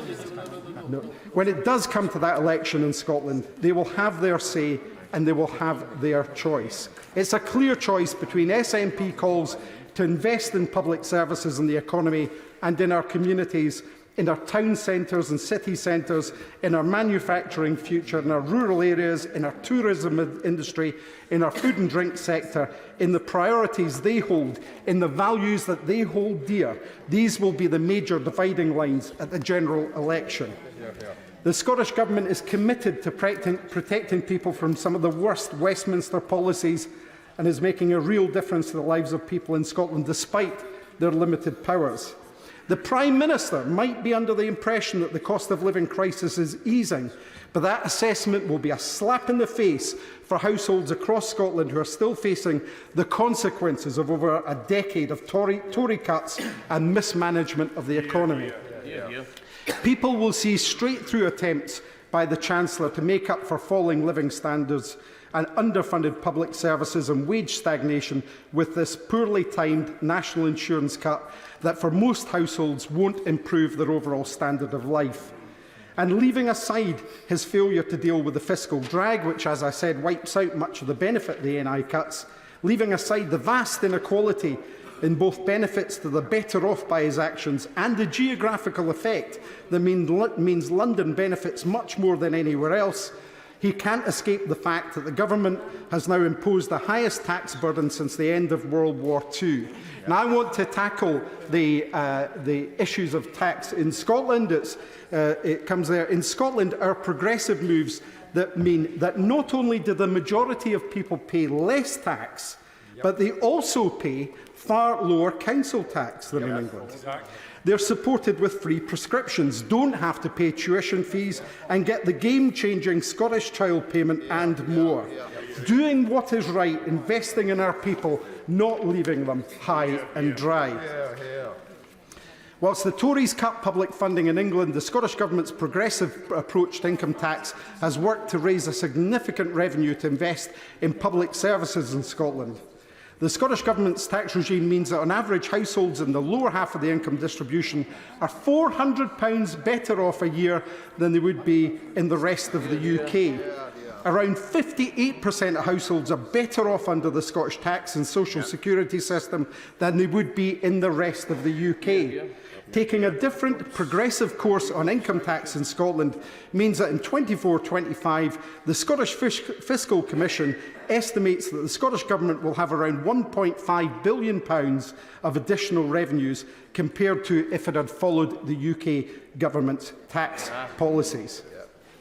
The Scottish Government continues to reaffirm their social contract with the Scottish people, with people across Scotland reaping the benefits through, as I've said, free prescription, free university tuition, free school meals, free bus travel for the under-22s, free dental care until 26, publicly owned rail services and free childcare for 2-, 3- and 4-year-olds, and 7 additional welfare payments, including, as I've noted, the revolutionary Scottish Child Payment.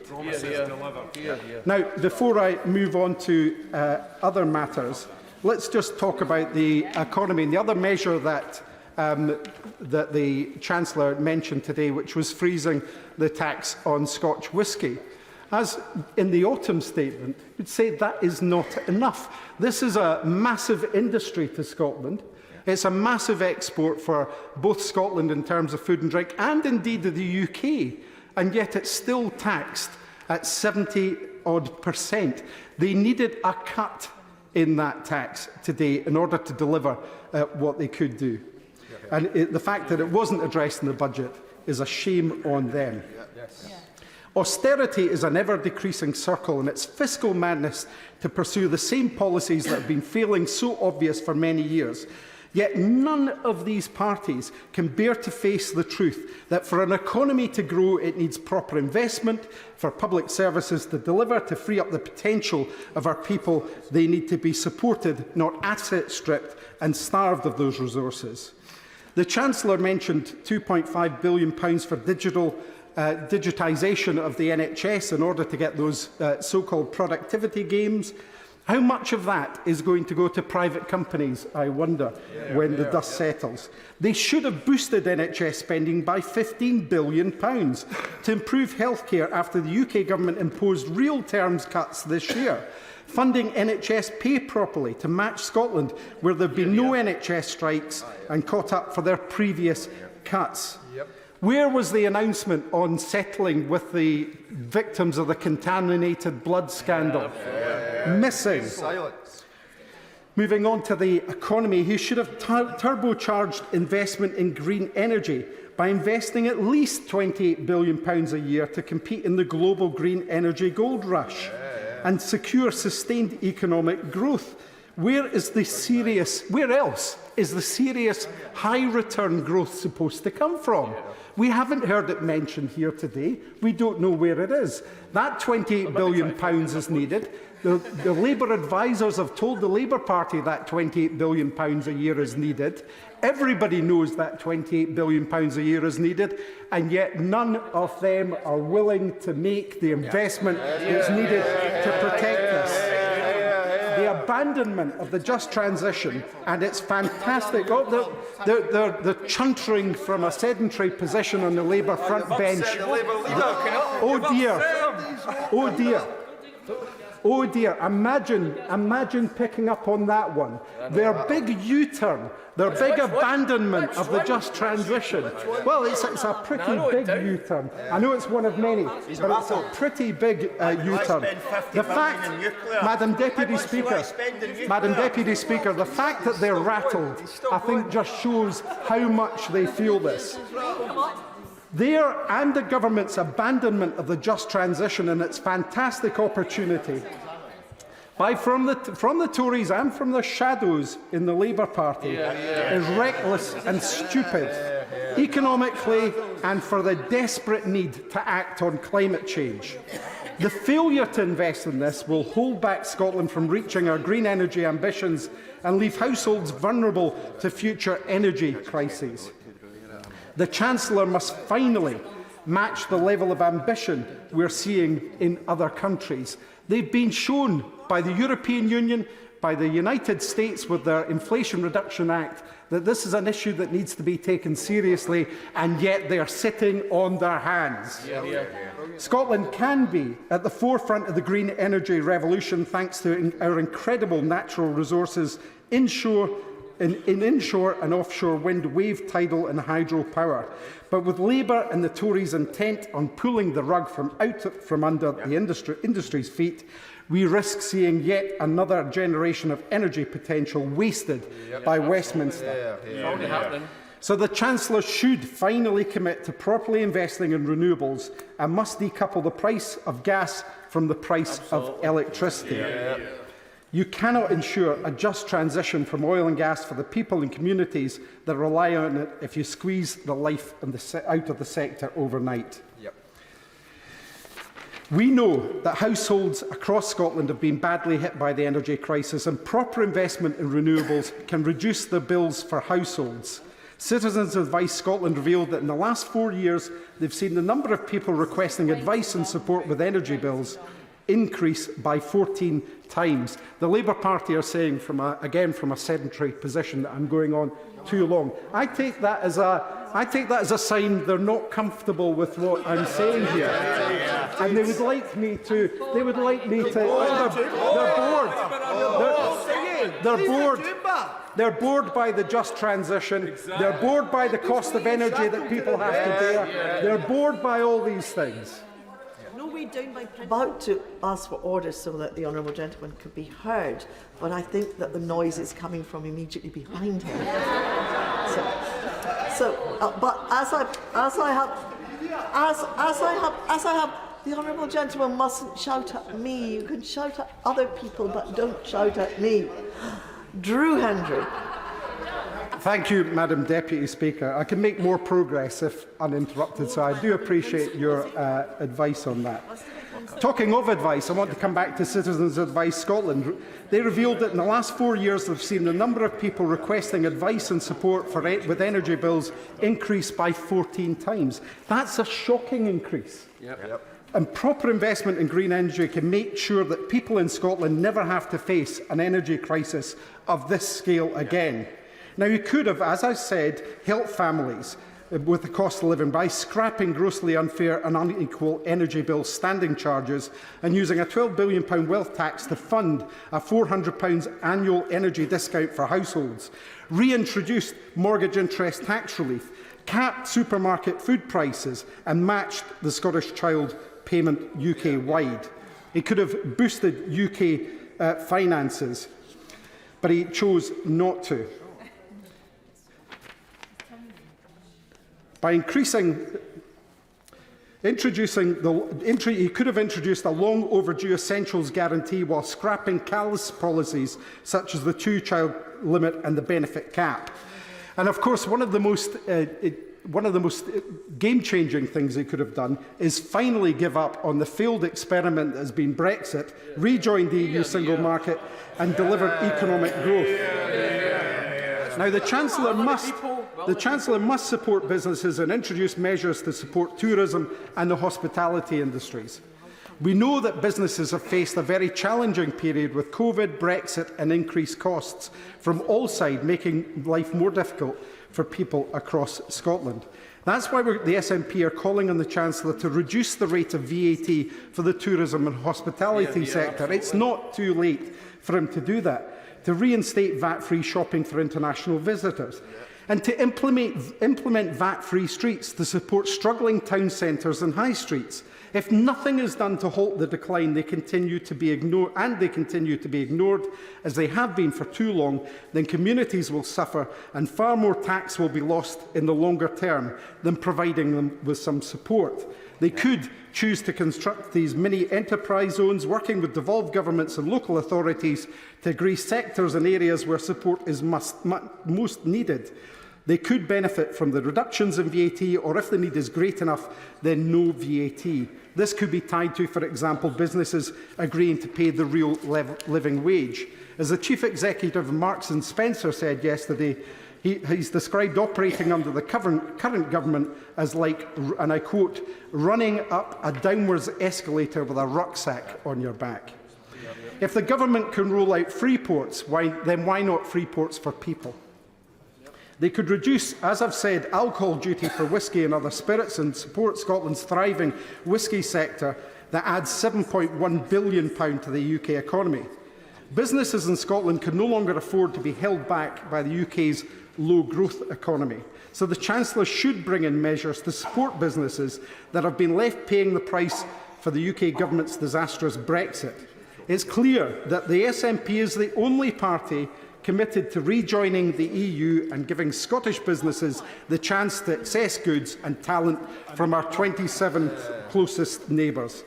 The Scottish Government is committed to protecting people of Scotland from some of the worst Westminster policies and is making a real difference to the lives of people in Scotland despite their limited powers. The cut to the Scottish Government's capital budget and finance transactions has meant that they've had to take some very difficult decisions in this year's budget, but they're still committed to delivering for the people of Scotland. The SNP fully support the £3.3 billion package the UK Government have delivered for Northern Ireland and urge the Chancellor to make similar funding available in line with the Barnett formula to help the Scottish Government deal with the budget pressures they are facing. So the Scottish Government are freezing the council tax, or at least freezing the council tax except in Tory, Lib Dem and some Labour councils where they think that people should pay more. They're lifting 100,000 children out of poverty with measures like the Scottish Child Payment, providing support to help mitigate additional heating costs that households of the most severely disabled children and young people face in the winter months through the child winter housing payments, provide free school meals to all children in primaries 1 to 5 and eligible children throughout the school, providing all babies in Scotland with the essentials needed for the first 6 months of a child's life through the baby box, and introducing 1,140 hours of funded early learning and childcare to all 3- and 4-year-olds and eligible 2-year-olds. Making bus travel free for 2 million people in Scotland, including all children and young people under 22, eligible disabled people and everybody 60 or over. This is just a snapshot of some of the landmark policies the Scottish Government has brought in. And all of these have been achieved against the backdrop of limited powers and being tied to a Westminster system that, as we've seen from this budget today, continues to do nothing for the people of Scotland. Just to emphasise what Madam Deputy Speaker said, it would be very helpful if colleagues could confine their remarks to, now it's probably 6 minutes, so that we can get everybody in with equal time. Father of the House, Sir Peter Bottomley. Deputy Speaker, it's interesting to follow the honourable gentleman who spoke for the SNP. I was waiting to hear how the experiment with higher taxation is going. And I would invite the SNP to see if they can publish the figures showing how many of the top 10 philanthropists in Scotland 5 years ago are still paying tax in Scotland, and how the top 10 individual taxpayers in Scotland 5 years ago are doing now. And then, well, it's an example. The SNP don't like having questions put to them. There you are.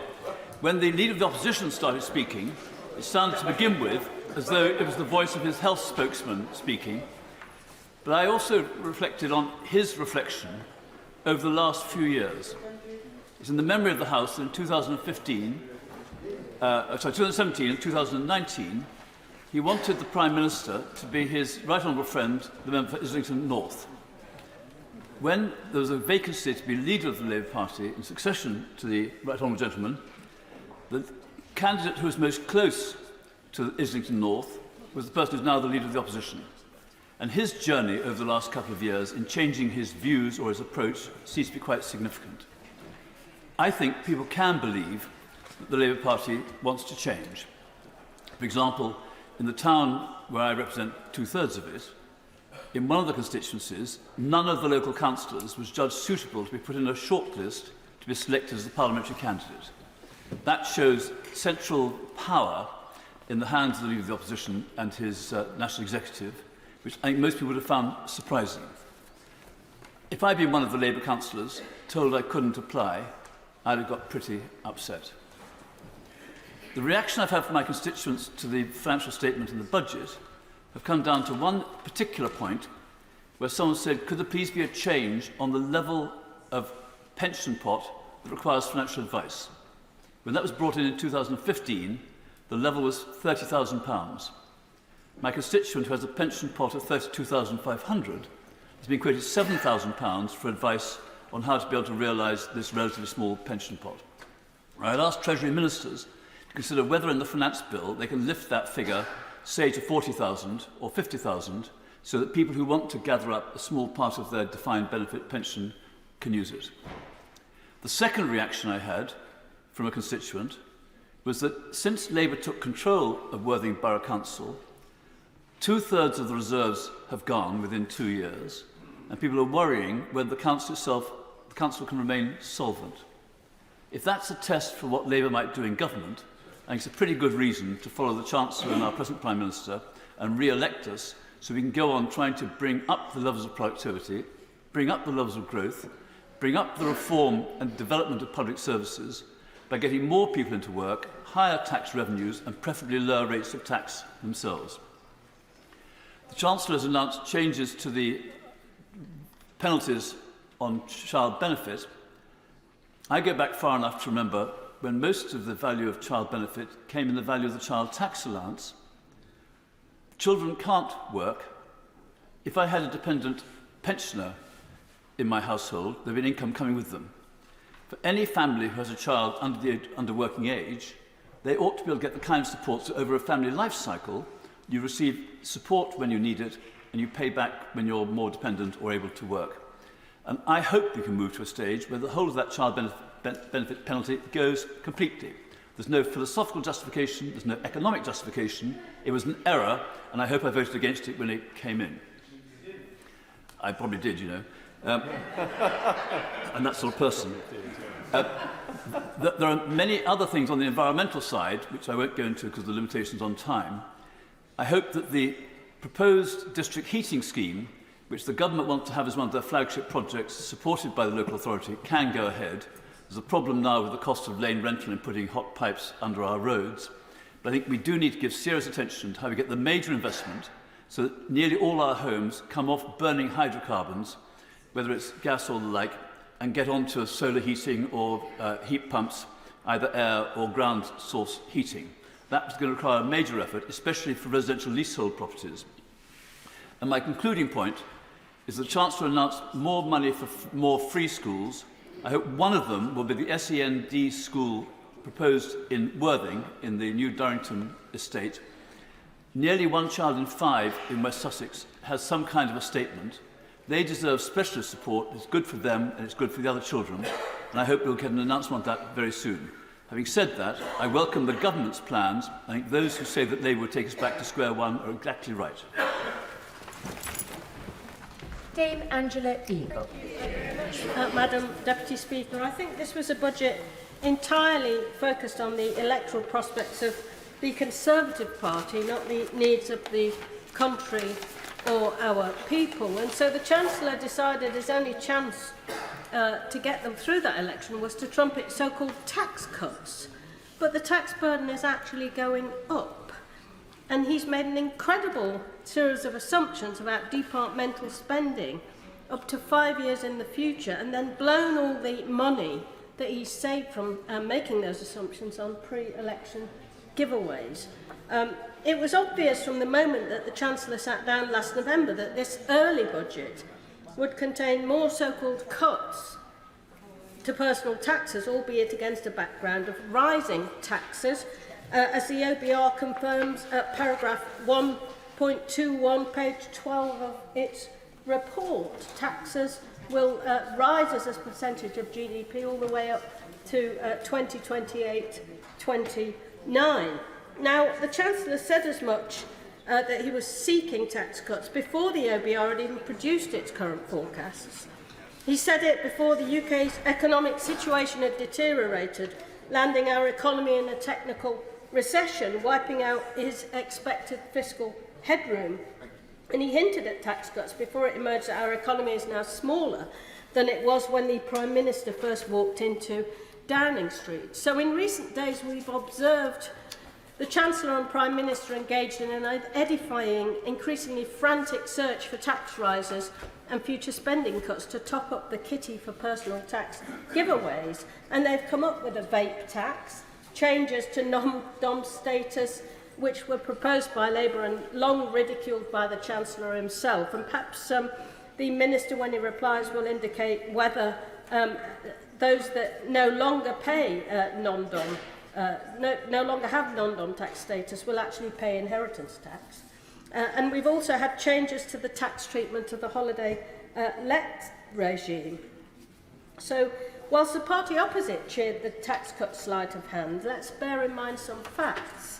Despite all the Chancellor's smoke and mirrors, the tax burden at the end of this Parliament will be higher than it has been since the Second World War. Yet our public services are crumbling around us, with 1 in 10 local authorities on the verge of bankruptcy, and our infrastructure and public realm falling apart. And the cost of living crisis persists, with the UK's real wage growth the slowest than it has been since the Napoleonic Wars. No wonder we have a flatlining economy, because the freeze to income tax and national insurance thresholds is due to raise $44 billion in the next 5 years, as millions of people are dragged into higher rate tax. The personal tax cuts the Chancellor is brandishing today are, in other words, completely drowned out by these other huge increases in tax, and the Chancellor and his predecessor have announced even more. The Chancellor's claimed it's his moral duty to cut taxes, but in reality he's put them up, and he just hopes nobody will notice. But Madam, I'm happy to give I think this is a good way. She's making a powerful case for the need for investment in public services, but in that context I do wonder why the Labour Party appears to be supporting the freezing of the fuel duty, because we know that the cost of freezing fuel duty since 2010 is now a staggering £90 billion, and climate emissions are also 7% higher than they would have been since 2010 if that policy hadn't been in effect. So precisely because she wants to see more money going into public services, can she explain why Labour is supporting this extraordinary policy? Well, I certainly think that the costing of that policy in the scorecard should be more honest, and it should be taken out of the scorecard if it's not going to be put into effect. Taxes are still higher than they've been since the Second World War, and the government has continued to fritter away billions on fraud and waste. Just today we learned that taxpayers have had to pick up the bill for the Science Minister's legal costs and damages in a libel case. How much has that debacle cost us? First, the Conservatives gave us the catastrophic mini-budget with its unfunded tax cuts, which spooked the markets and sent mortgage costs and rents soaring for millions. Now the current Chancellor has decided to fund his election giveaways with the fiscal fiction of huge cuts in planned departmental spending, scheduled to last for the whole of the next Parliament. There are no detailed plans on how these cuts in spending can be safely delivered, because we won't have a spending review, and today the Chancellor confirmed that there will not be a spending review until after the next general election. He's pencilled in a so-called increase of nearly 1% for departmental budget spending, but he's not compensated for higher than expected inflation, population growth or any extra cost pressures. Would my unfriendly work? I'm happy to. My friendly group give way. It's not just flatlining in terms of 1%, but if she looks at capital on page 27 of the Red Book, that most departments are actually either staying still or in some cases actually, like the Home Office, Education and Defence, actually have been there by 2024-25 having their budgets cut. My right honourable friend must be able to read my mind, because that was exactly the point that I was coming on to make in real terms. Up to 18% cuts in unprotected departments, going all the way through to the end of the next Parliament, which have been described by David Gauke, the ex-Tory Treasury Minister, as the height of fiscal irresponsibility. So the legacy of this government is a burgeoning government debt, up from 64.7% of GDP when Labour left office in 2010 to 95% now.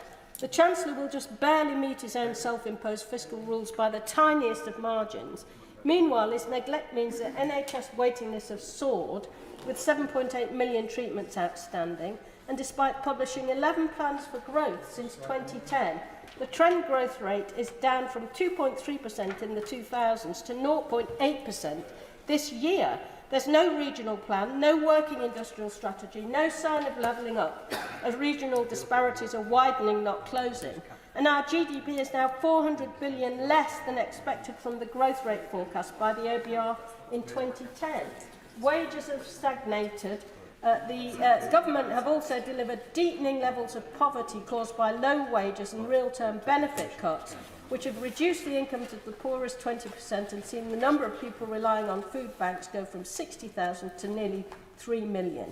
So we've seen the last desperate throw of the dice from a failing, discredited government, which has long since run out of ideas and is finally running out of road.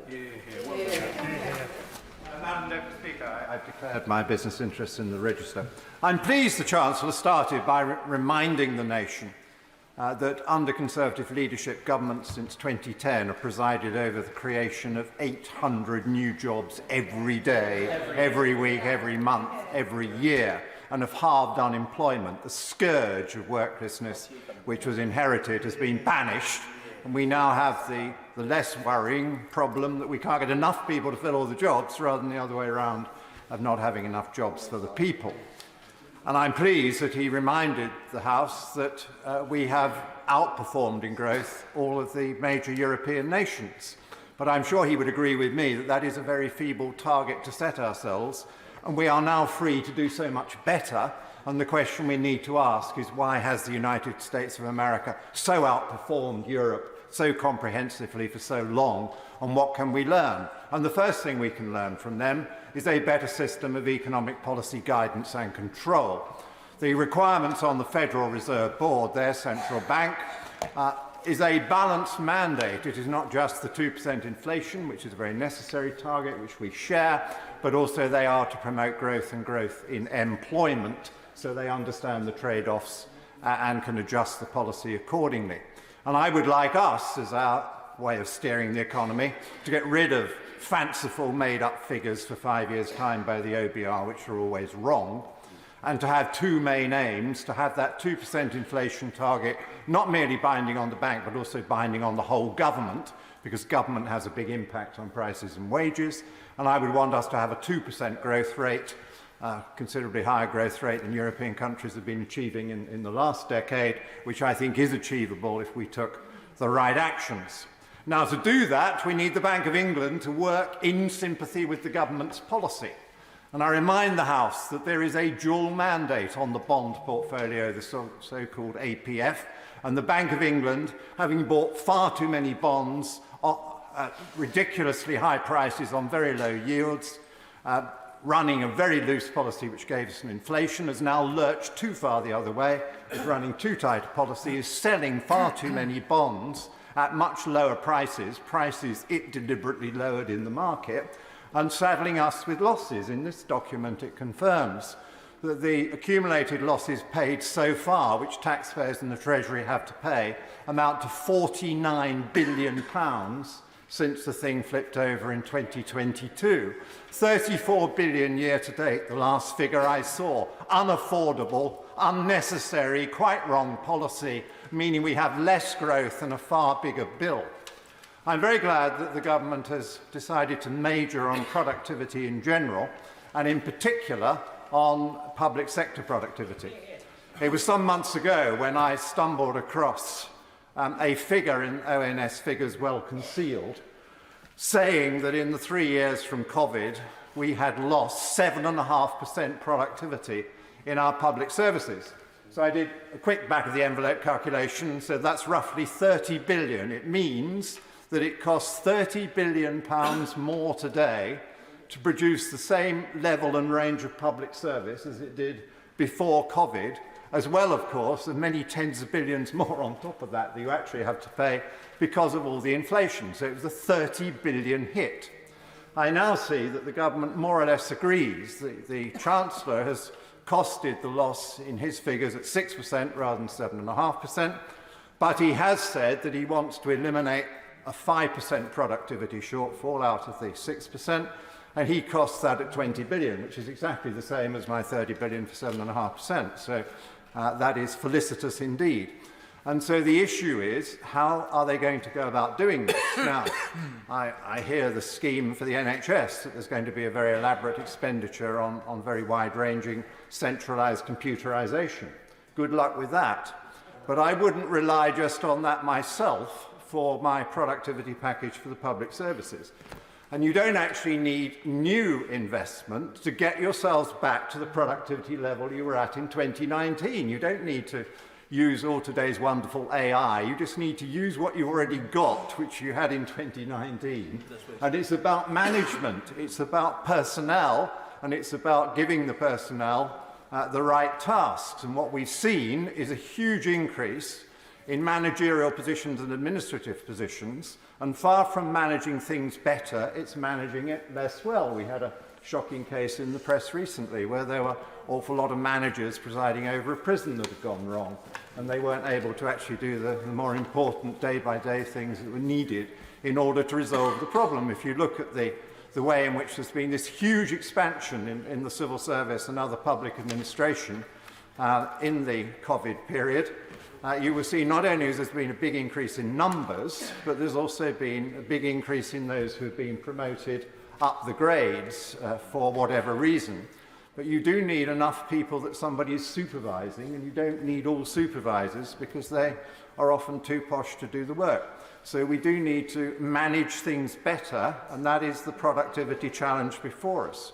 I would also urge the government to abolish UK government investment. It is a very expensive body that has a completely dreadful track record in that it is presided over the post office and did nothing to deal with the sub-postmasters, and it presided over £1,400 million of accumulated losses, bankrupting the corporation. And then it presides over Network Rail, and the whole rail industry, and Network Rail and HS2 is absorbing £33 billion of public money this year, and I don't think we're getting value for it. So, my time is up. Government, redouble your efforts on productivity. Understand it's mainly about who you hire and what you ask them to do, and get rid of UK GI, and ministers take responsibility for the dreadfully badly performing nationalised industries. Sir Ed Davey. Thank you, Madam Deputy Speaker. What we heard from the Chancellor was a budget that reeks of desperation and deceit, from a government that knows it's lost the trust of the British people. A bottom-of-the-barrel budget, nothing to make families truly better off after the catastrophic fall in living standards we've seen under the Conservatives, and no plan for long-term economic growth, no real extra support for the NHS and our public services, and no end in sight to the years of unfair tax hikes. Just a last-ditch attempt from the Conservative Party to cling on to power. But Madam Deputy Speaker, people have had enough of this government's empty promises. What they want is a general election to get this out-of-touch government out of Downing Street. They are sick and tired of a government that promised in last year's budget to grow the economy, only to plunge it into recession. With a government that promised to bring down NHS waiting lists, only to let them continue up and up, and that promised to cut tax, but instead has hit families with years of unfair stealth tax rises. Never before have I seen a government deliver weaker public services, higher taxes and zero growth all at the same time, and all in the middle of a cost of living crisis. Madam Deputy Speaker, I fear that by designing his economic policy to give a short-term sugar rush to Conservative backbenchers, the Chancellor is condemning millions of families to high mortgage rates for much, much longer. And you don't need to take my word for it. Look at the OBR. The OBR forecasts mortgage rates staying at 4% or more for the next 5 years at least. This is a disaster for homeowners across the United Kingdom. And let's look at taxes. The Chancellor seems desperate to convince people he's letting them keep more of their own money, but he's fooling no one. Everyone can see his supposed tax cut for what it really is, a badly executed conjuring trick. Giving with one hand, but taking away twice as much with the other. Since last April, a typical household has already paid another £1,500 extra because of the Chancellor's stealth tax on income tax thresholds. That's money they're simply not going to get back. But even after today's announcement, that same family will pay an additional £366 in tax next year because the Chancellor has frozen their tax-free allowance. And on top of that, they've got soaring mortgage payments, food prices and energy bills all to worry about. This tax cut has already been wiped out by the time the ink dried on the Chancellor's speech. But people were also looking for investment in our public services, especially our NHS. Across our country, I see more and more frustration that nothing seems to work anymore under this government. People can't get a hospital appointment in time, they can't get to see their GP in time, and they can't get an ambulance on time. Like in Hampshire, where the local NHS is so stretched, there's a proposal to close the A&E at the Royal Hampshire County Hospital. In Manchester, where Stepping Hill Hospital has had an entire outpatient ward closed for months because it's unsafe for patients and staff. Or in South London, where St Helier Hospital has been left to crumble with no sign of the investment promised by this government. A&E and maternity services are at risk of closure. Not for a second. When the Chancellor makes cruel cuts to vital services, it doesn't just affect numbers on a spreadsheet. It affects people's lives. He either doesn't get that, or he just doesn't care. I give way. I'm hearing what the right gentleman was saying about investment, but he was actually part of a coalition from 2010 to 2015, which savagely cut services in the North East, including local government expenditure and health expenditure and others, which is now having to be picked up because the austerity has continued. Does he take any responsibility for his role in where we're at with some of these crumbling infrastructure?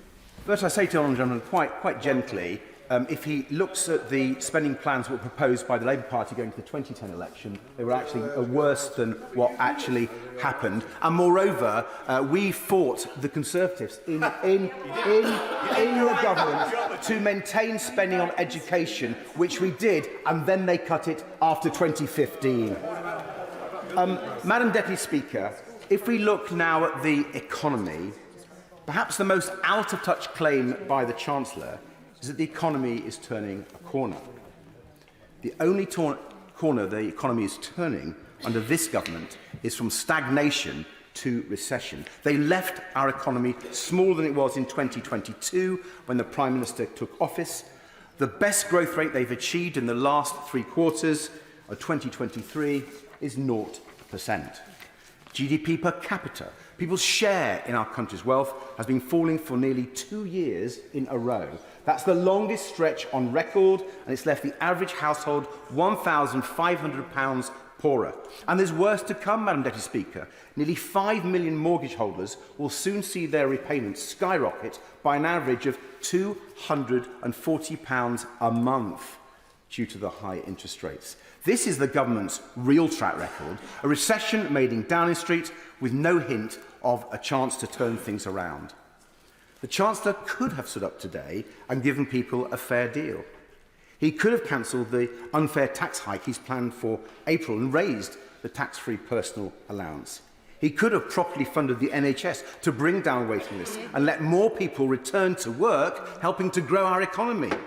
He could have championed unpaid carers and raised the carers allowance. He could have supported people with the cost of living by reversing his tax cuts for the big banks to help those struggling with their mortgage payments. And he could have presented a serious plan for economic growth by launching an industrial strategy, reforming business rates and standing up for our small businesses. Instead, he went for one last roll of the dice in a desperate attempt to cling on to power. But, Madam Deputy Speaker, I think people have already made up their minds. So the government must do the right thing, call a general election right now before they do even more damage to our wonderful country. David Evans. Thank you very much, Madam Speaker. And I follow the Honourable Gentleman Member for Kingston and Surbiton, and I obviously heard a different budget from what he heard. I thought there was a lot in this budget that is very good and to be commended. As someone who read economics at the London School of Economics many years ago, I understand and appreciate the economy, the challenges that my right honourable friend had to confront. I welcome his announcements today, as well as the sensible and measured approach he has taken. I commend him for his performance and the proposals today, and I want to concentrate on a few key issues which are really vital to my constituents. Now, of course, our country and the whole world has experienced unprecedented difficulties in recent years due to matters out of our control. The COVID-19 pandemic and the wars in Ukraine and the Middle East. We are suffering the consequences, so it remains as important as ever to practice fiscal responsibility. And as we continue to see the results of the Conservative government's efforts to bring inflation under control, grow the economy and reduce debt, I believe we are looking for our country to have a better future. I was actually in the Education Department when the gentleman, the member for Kingston and Surbiton, was in coalition government. and I would ask him to really look at the record of some of the things of what he is saying now. Inflation has fallen from over 11% to 4%. The economy is now performing better than forecast, wages are increasing, and we're seeing mortgage rates coming down. As we heard from the Chancellor, our economy has outperformed European neighbours, and the OBR forecasting we will meet our fiscal rule to have debt falling as a share of the economy. This is all really positive news, and the measures in the budget today, I think, will enhance it and be welcomed. I very much look forward to seeing the benefits of today's announcements for my constituents in Bexley-Heath and Crayford. High inflation is a bad thing for everybody. It affects and causes problems. Individuals, businesses, communities, everyone. I was just rather sorry that both the Leader of the Opposition and the Leader of the SNP couldn't at least praise that, because this is a real achievement. Down to 4%. We've again cut taxes for 27 million working people from next month by cutting the main rate of the employee national insurance contributions by 2p in the pound. Together with the cut announced at the autumn statement, this equates to a tax cut of over £900 for the average worker. This is really good news. Personally, I've always disliked national insurance. As the Chancellor said, it's an unfair double tax on work. And I think, therefore, what he is doing in this is a fairer system. And it's the best way to incentivise work, which is something we've got to do. Incentivise work. Get more of the people who are not working and active to get into the labour force. And that is the way to drive growth, in my opinion. This way, we're going to a fairer and simpler and more understandable tax system, which I think we would all welcome. From April, a full-time national living wage workers' take-home pay will be 35% greater in real terms in 2010 due to the excessive increases in the national living wage and the tax cuts we have delivered. I welcome particularly my right honourable friend, the Chancellor's commitment to supporting parents, and have long campaigned for a change in the system to end the unfairness for single-income families with higher child benefit charge. Families are the foundation of our society. We value them and we need to support them as much as we possibly can. Almost 500,000 families will benefit from the increase in the threshold to the higher income child benefit charge, with some 170,000 families no longer having to pay the charge.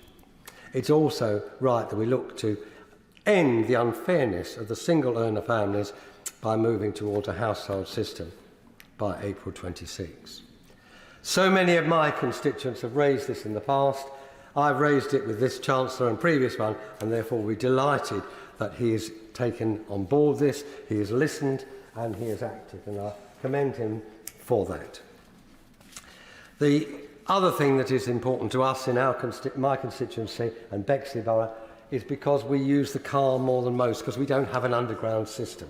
Therefore, people are so dependent on either the South Eastern, which is a mixed blessing. I know as my right honourable friend is nodding in my direction, because it has been somewhat problematical. So therefore they need their car. And maintaining the cut on the fuel duty and freezing the rates for the 14th consecutive year is to be commended.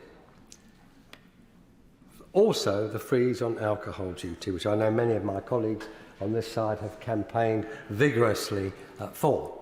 They've campaigned for it with justification.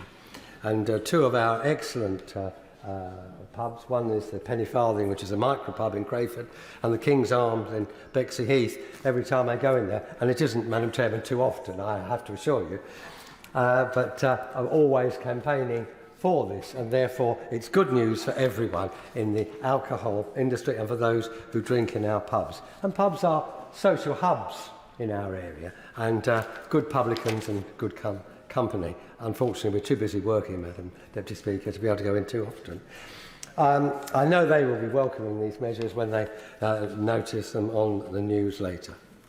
The other thing I particularly was interested in was the tax relief for savers, the new British ISA, providing an extra £5,000 tax-free allowance. Yes, I must stop. I'm getting the nod from the Deputy Speaker. But I would like to welcome that. and the increase in the registration for small businesses of VAT. So there's so much in this budget that is good, so much I think that will make a difference to our economy and our country, and I welcome it.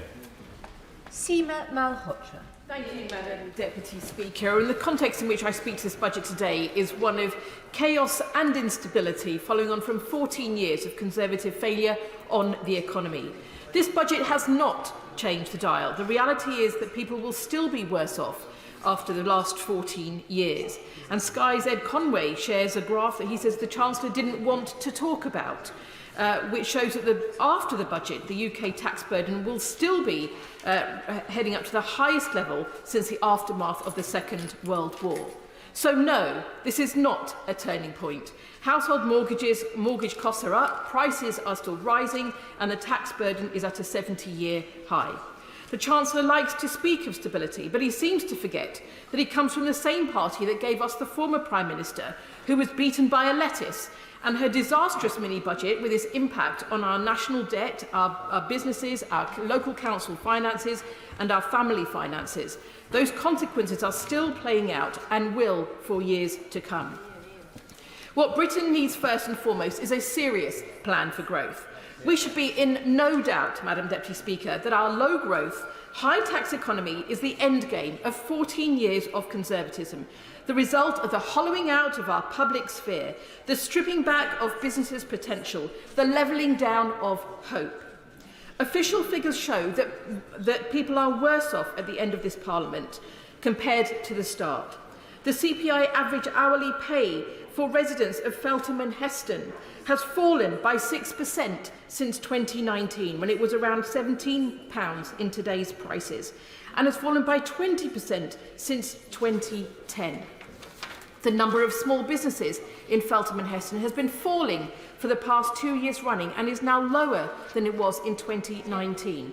40% of children are in relative poverty after housing costs, and it's no surprise that the average family will be £1,200 worse off under the Conservative tax plan, given 25 Tory tax rises since the last election. But, Madam Deputy Speaker, it does not have to be this way, and that's the point, isn't it? There is an alternative to the choices they are making that have left people in Britain worse off, while friends and donors do well on that VIP fast lane. Labour has a plan for growth. Growth which leads to businesses thriving, public services stronger, more money in ordinary people's pockets, and good, secure jobs, and an end to people and businesses paying more and getting less. A plan for stability and growth that commands national and international confidence and makes Britain the best place to invest and to start and grow a business, where we become leaders in the green economy of the future, creating opportunity for all. Under Labour, you will have stable and competent political leadership and stable and competent stewardship of the economy, the strengthening of our economic institutions like the Bank of England, the OBR, and our new Industrial Strategy Council. How you do politics and how you govern really matters. But under the Tories, business investment has been lagging for years, and today's budget brings more sticking plaster politics and nothing on the support for the cooperative sector and growth. But let me say a few words about skills, because we cannot grow our economy without investing in our people. The biggest opportunity we have for inclusion, for our productivity, for our economic growth, for the competitiveness of our nations is a strategy for human talent.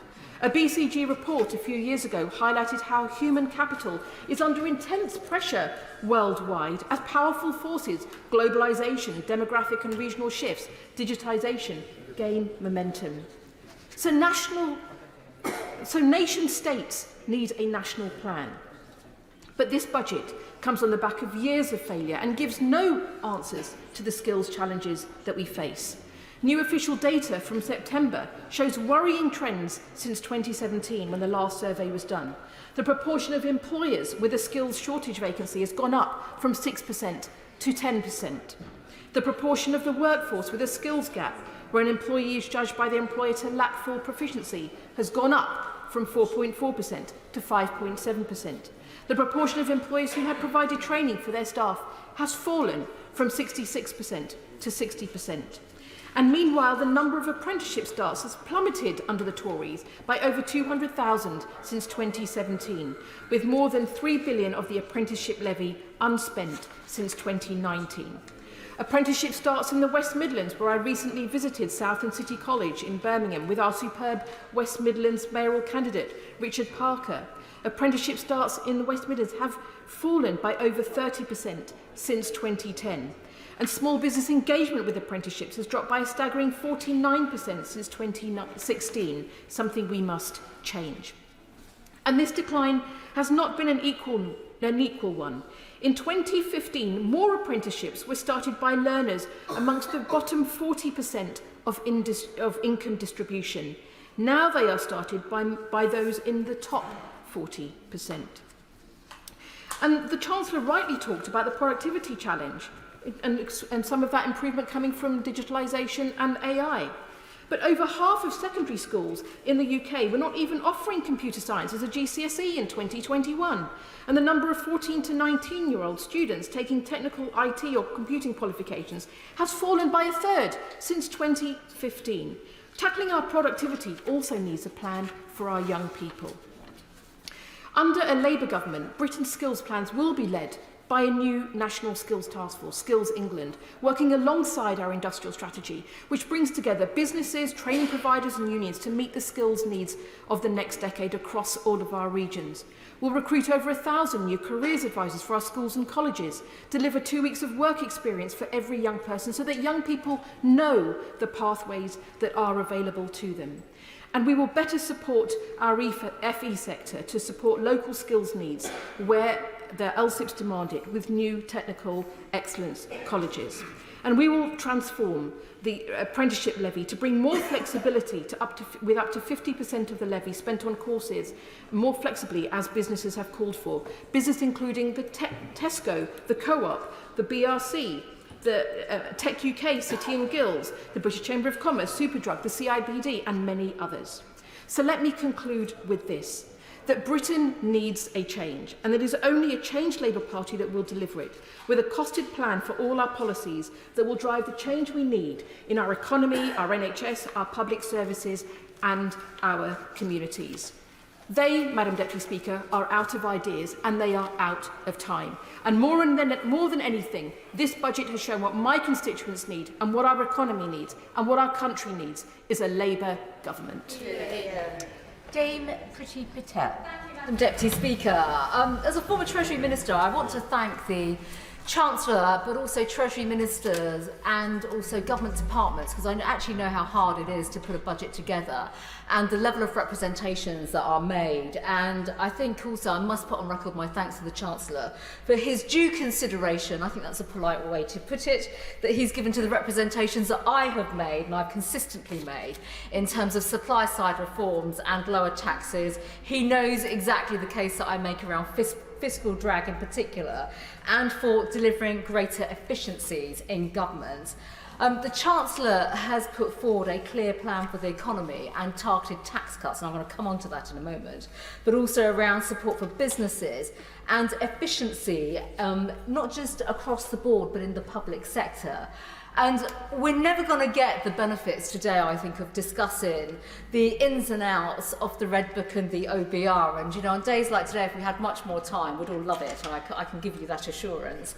But I think it's fair to say we must all recognise that there are some fundamental challenges that our economy faces, which, of course, the budget has sought to address. And the Chancellor understands that tight, fine line that he is walking right now, but also how we tackle some of the big issues around the size of the state, public spending in particular, which is constantly, when we look at the rate of growth of public spending, it has exceeded the rate of inflation and economic growth. Public spending is now in excess of 1.2 trillion per year, which is approximately around 44% of GDP.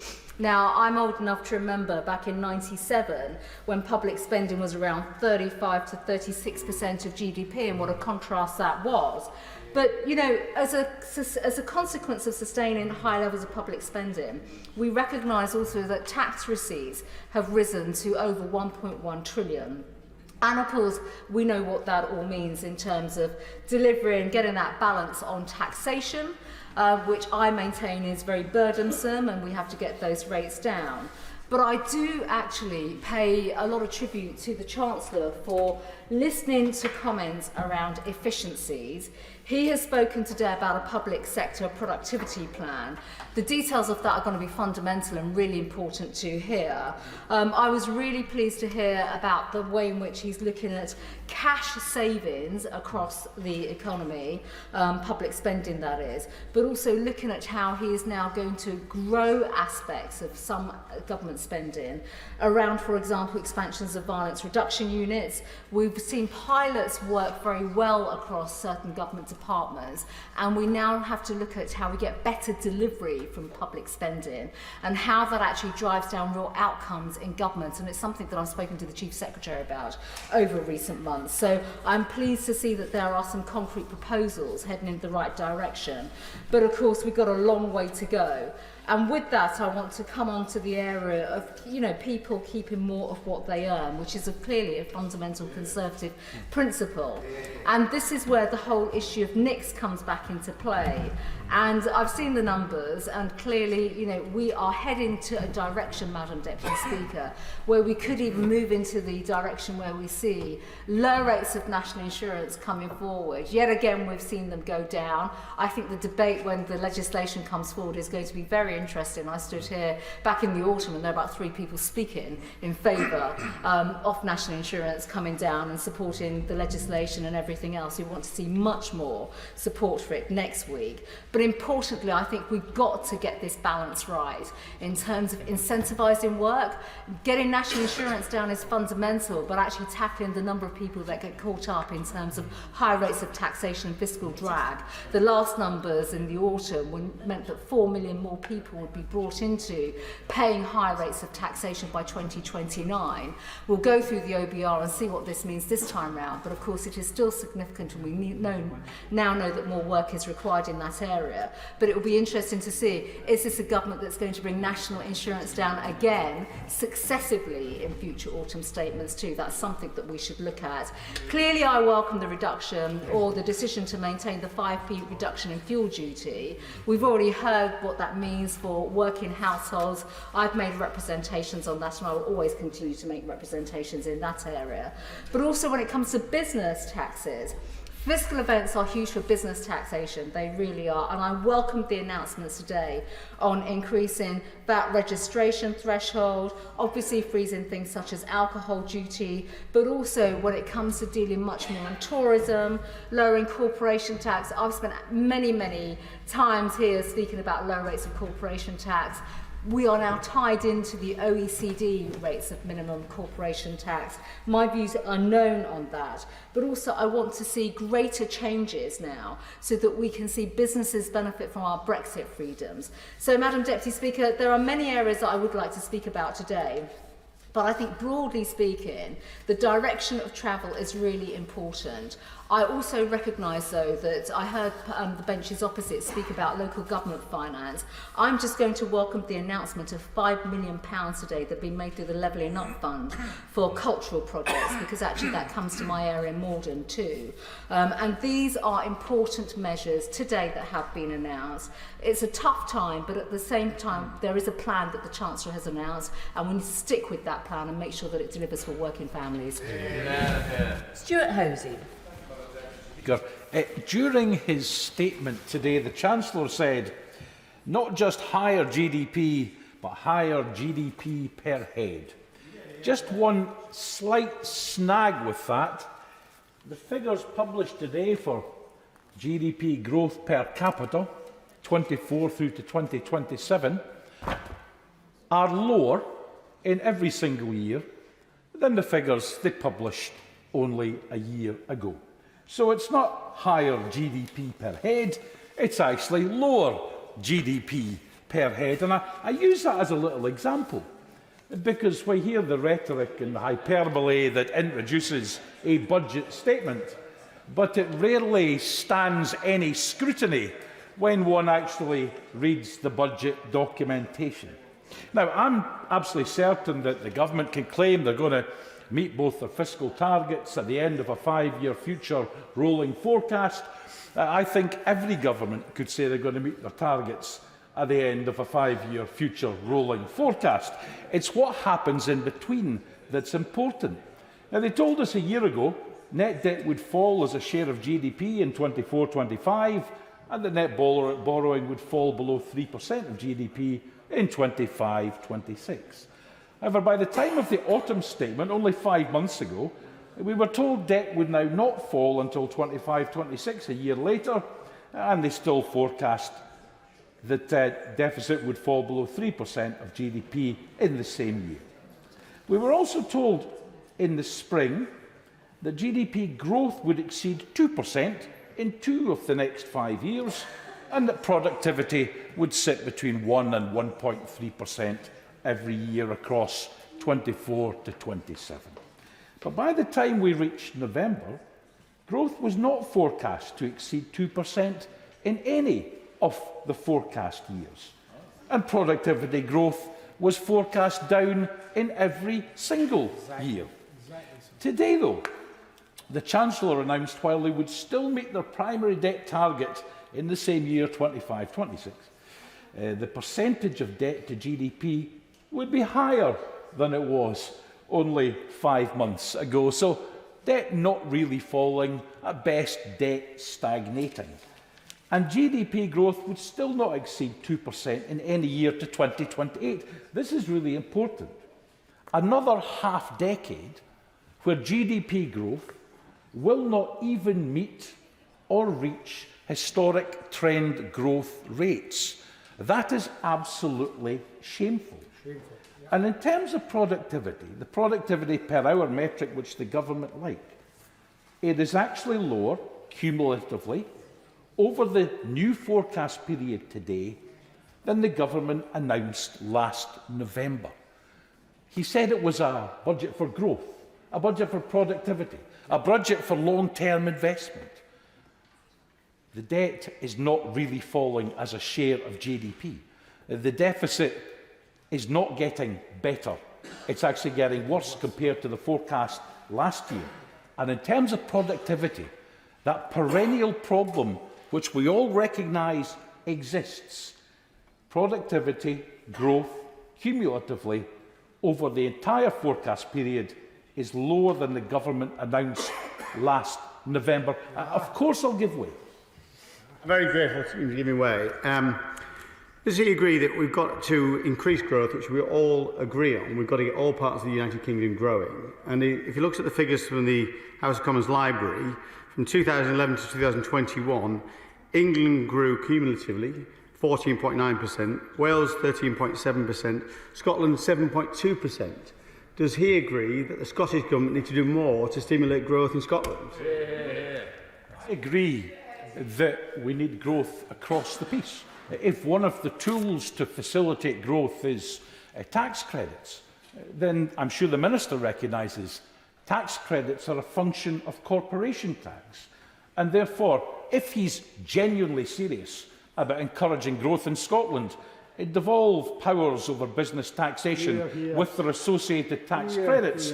And we'll see how we get on. The point I wanted to make, and I'm coming to a conclusion, Madam Deputy Speaker, is that whatever else was said at the start of this statement about growth, about productivity, all the hyperbole, all the big introduction, all the fanfare, this budget actually delivers none of these things, as evidenced by the numbers the government have published themselves today. Thank you, Madam Deputy Speaker. Can I commend my right honourable friend, the Chancellor, for his budget statement today? He is, I believe, slowly but surely getting Britain's economy back on the right track. However, we have much work to do.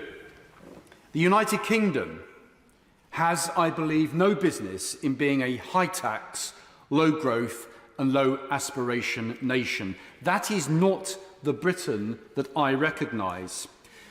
The people of Romford are feeling the pinch. The overall burden of tax is higher than it has been since the Second World War.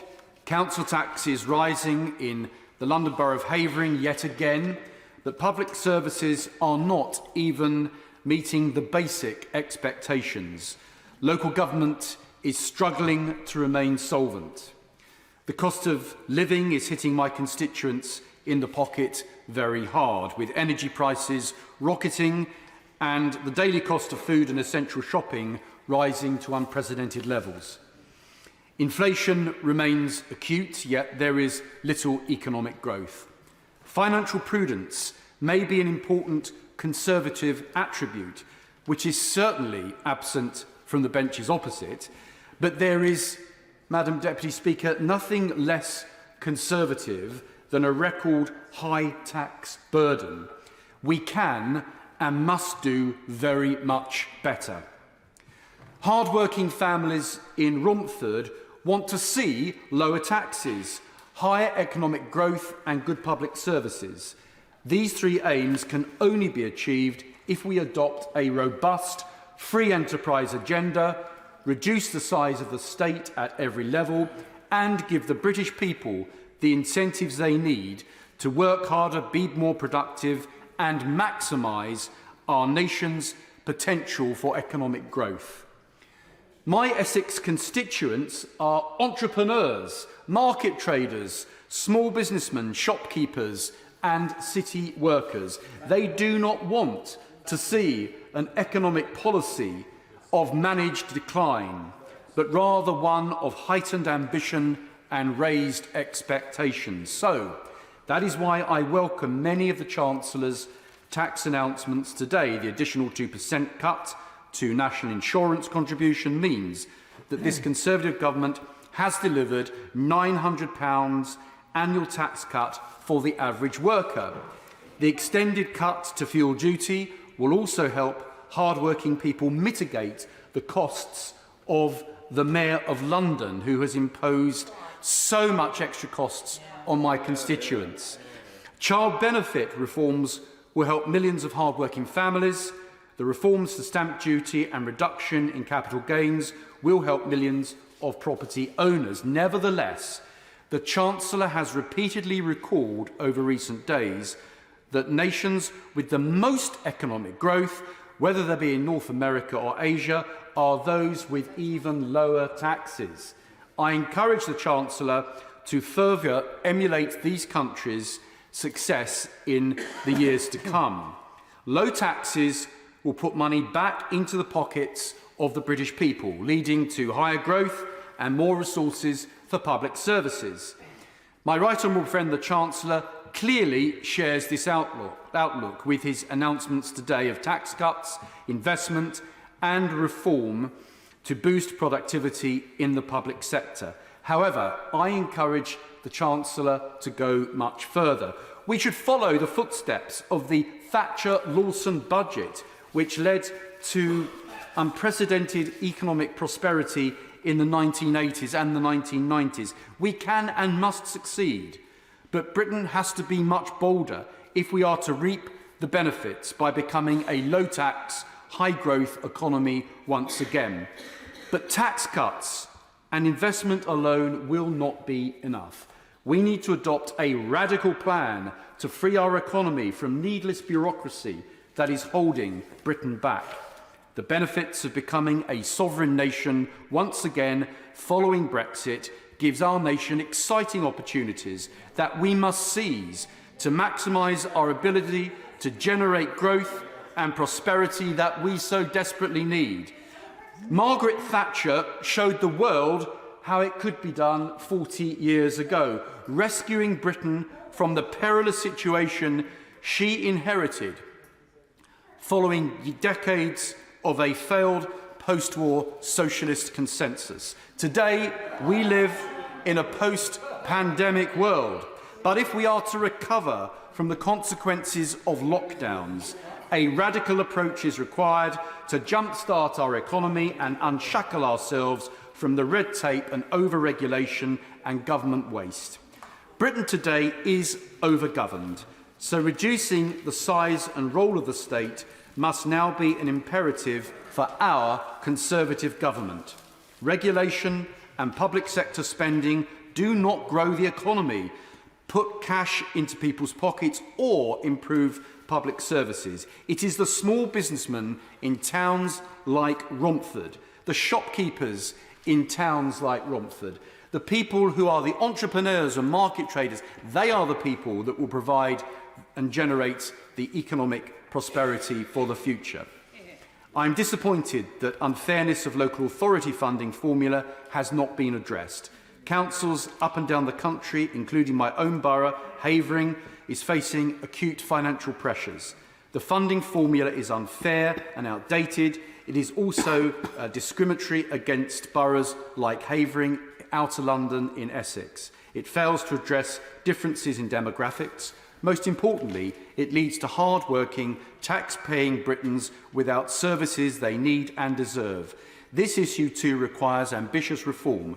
Madam Deputy Speaker, ambition is key. Lower taxes, higher growth, reform and deregulation, exploiting all the advantages of Brexit, investment and reform of the public sector. This is the way forward for Britain.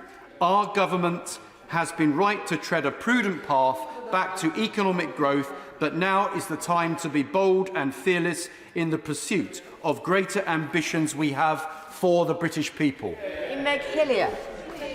Deputy Speaker. And it is quite surreal to follow the honourable gentleman. Like him, I believe in small business, but it's not small business and how it grows that's going to fill the problems in the public sector, which has been squeezed under 14 years of this Tory government till the pipsqueak. It's not small business, however good it is, that's going to refill council coffers and make sure the basic services of social services and special educational needs and schools are solved. It's not the small business that will solve the waiting lists in the NHS or bring schools off their knees. And we have seen this government, of course, as well as the years of austerity causing all of these problems, crash the economy in September 22, leaving families and businesses crushed. They may have survived the pandemic, but those that did have faced real hardship since. So this is really a budget of a desperate government, another slew of promises that will not deliver. And on the Public Accounts Committee, that's what we focus on, delivery. We look at optimistic, sometimes well-intentioned promises that fail because there isn't that plan for delivery. But in my own borough, we see such poverty. And earlier in Prime Minister's questions, the Prime Minister said that equality has increased under his government. Inequality has reduced. Not in my borough. 48% of children in Hackney, nearly 1 in 2, live in poverty after housing costs are taken into account. And even in central inner London, we are the 22nd most deprived local authority in England. And there is real day-to-day poverty. And I invite anyone to come with me on my doorstep surgeries and see the reality. And let me tell you a story about that reality. A constituent of mine, it could be many, but this is a particular lady I visited just a few weeks ago. She lives in a 2-bedroom council flat with her husband and 4 daughters. The flat is only marginally bigger than my office in this building and only a bit smaller than a committee room. Three of her daughters share a very small bedroom with bunk beds. The toddler shares with her parents. The bathroom and kitchen are so tiny you can hardly fit 2 people in at any one time. They share one living space. And government failures over housing and Brexit mean that our children are also leaving London, which has meant for her that the local school is now closing because our rolls are dropping. And the cost of housing means that they have no prospect of moving anywhere else. The shortage of properties in the social rented sector, where there are over 8,000 households now on the waiting list, and only 671 homes became available during 21-22 for the last verified figures, compared with over 1,200 in 2016-17, and both of which figures could be outstripped by demand. It means there's no possibility. And the cost of housing means that many people are being shipped out to temporary homes, ripped from their schools, churches, mosques and communities. Yeah. And that means that this constituency school is closing, as are others. Her 4 daughters, on top of the overcrowding they've got, need to move. They are a family that works, that wants to do well, but they have little opportunity. And down the road from there is the product of government free school policy, a school with 25 pupils per class. So those of you who know how funding works for schools know that that school will never be financially sustainable, because you can't, full schools are funded on 30, 60 or 90 per class. So the trust that's taken over from the first that failed is struggling with the finances there. So a brand new building built that's unsustainable, and yet a government policies that mean other schools are closing. And if you look at housing costs across my borough, it is absolutely wretched, where so many people are renting privately but unaffordably. More people rent socially than in private, but living in overcrowded conditions. An average two-bed rent is just under £2,000 a month. And there are 30% fewer privately rented properties available now on Rightmove compared to the pre the pandemic. And there are no properties available to those on low incomes at local housing allowance rates. This is the product, the real day-to-day impact of government policy. And we have now so many people housed outside the borough. Of the households in temporary accommodations, I'll give way. Forgive me if I'm misunderstanding the way that our system of government works, but isn't social housing in her constituency the responsibility of the Labour Mayor of London? Perhaps, Madam Deputy Speaker, I'm indulged the time. I haven't got time to explain it, but no, not. It is the responsibility of the council. But because of many properties sold off under right to buy, that means that we have fewer properties available. So people like my constituent are living cheek by jowl with people who are living in private rented accommodation, often sold to cash buyers if it's above 7 stories, and those people are having to pay private rents at the rate that I named. So the differential is extraordinary. The difference means that no one can move from one to the other, and the social rented housing, which is so desperately needed because of the cost of private housing and to buy or to rent, is just not available. My borough, under my mayor and the previous mayor, have been building social housing for social rent, council housing, as have many housing association partners. But because there is no government subsidy for that, every time they build a social rent, they pretty much have to build one to sell at market rates in order to cross-subsidise. So a quick lesson in social housing economics, but it shows the detachment that people do not realise in this chamber, the reality of the lives of people, so many people in London. And if you look at the real human impacts, as I say, there are over 3,777 children in temporary accommodation from Hackney. That's enough to fill 8 primary schools, equivalent to 1% of the borough's population. And those children want to live in London but cannot afford to do so. And not only can they not afford to do so, but they're being passed from pillar to post, from temporary accommodation to temporary accommodation, moving school regularly. This is a squeeze on opportunity. And for those at the higher end who might be able to get onto the housing ladder, the lifetime ISA, an opportunity missed in this budget, because it only provides support for a property purchase up to £450,000 nationally, though it's higher in London. But even that higher rate in London doesn't cover the cost, when it's typically £750,000 for a brand new 2-bedroom property. Who is able to afford that? And on public spending, the Chancellor merrily talked about reductions in spending in most departments. And if you look at the Red Book, I haven't had time to go through it in detail, but we see a huge drop. I mean, the Home Office budget alone is going down significantly, which is a concern when you think of all the challenges in policing, immigration and other security that the Home Office has to deal with. And if you look at education, all of those budgets are reducing. And there are big nasties out there in every department that will cost money for whoever is in power. The civil nuclear decommissioning and rebuilding of our nuclear power stations, the nuclear enterprise, the costs of decommissioning nuclear submarines. We haven't even done one of those yet. The first will be decommissioned in 2026, and that is becoming an urgent crisis. The 700,000 pupils in crumbling schools. These are just some of the examples of issues where we really need the input. The schools budget, the Department for Education wanted £4 billion a year to build the new schools that were necessary. It was granted £2.7 billion, and we already see its capital budget reducing. And the Chancellor talked about public sector productivity and reform. Well, Public Accounts Committee, which I'm proud to chair, examines this endlessly.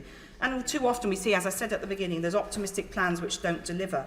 But the Chancellor's already spending what he's promising to deliver on that. And let me tell you all, it takes a long time. We do need to have reform. We do need to see digital transformation. But you can't deliver those changes and those budget savings overnight. What we need is a long-term approach, slow politics, if you like, where both sides of this House, whoever is in government, agrees that some things just have to happen and aren't at the whim and the will of a government that's on its last desperate stages to try and prove that it's got something to offer to the British public.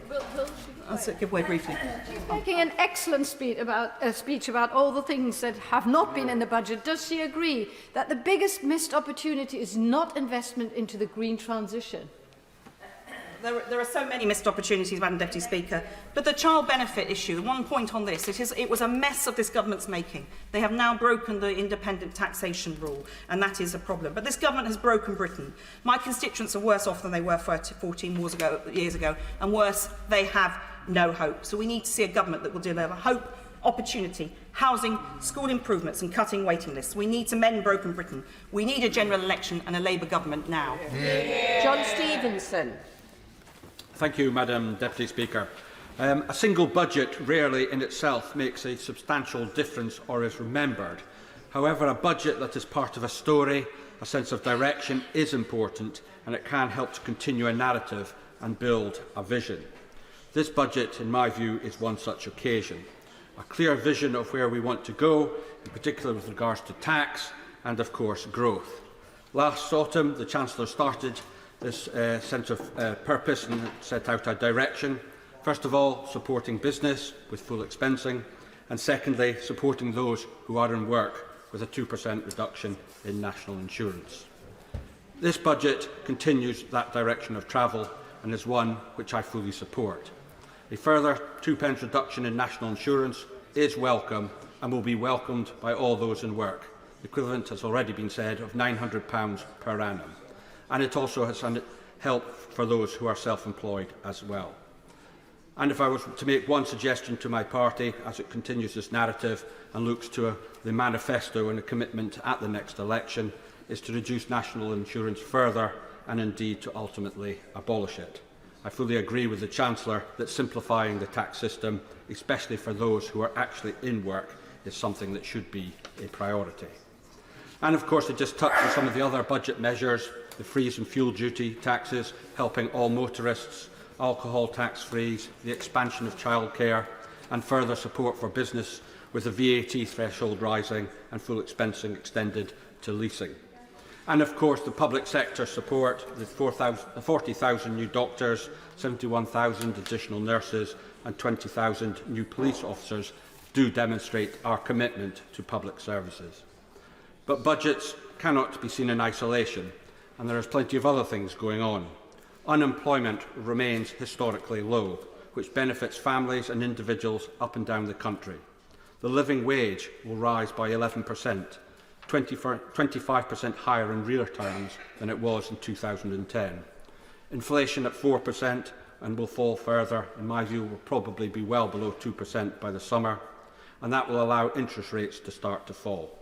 And it's not all about work. We also have pensions, with a rise of around 8% coming, benefits of the triple lock, which has taken over 200,000 pensioners out of poverty. But the ultimate goal is growth in the economy. We have fared better than many other European partners, but clearly we want to see growth right across all regions of the United Kingdom. And to achieve this, we need the correct ingredients at both the national and local levels.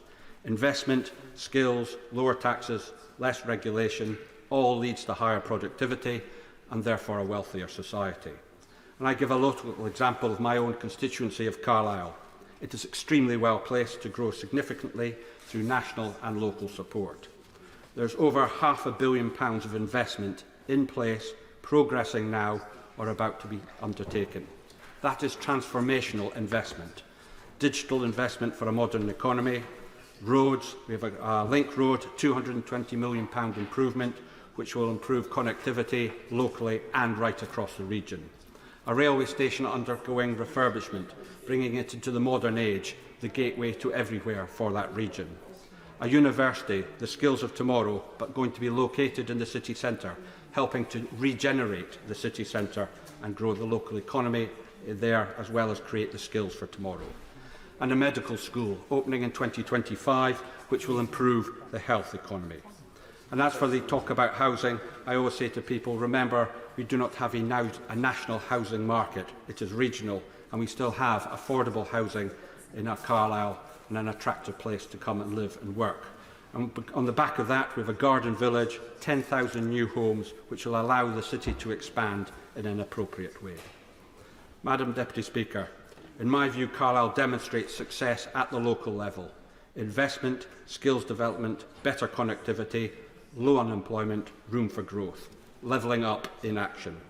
The budget is part of the equation which can help to achieve and support growth in Carlisle and across the country. I support it because it sets out that we are in the right direction for both our country and, of course, my city of Carlisle. Luke Pollard.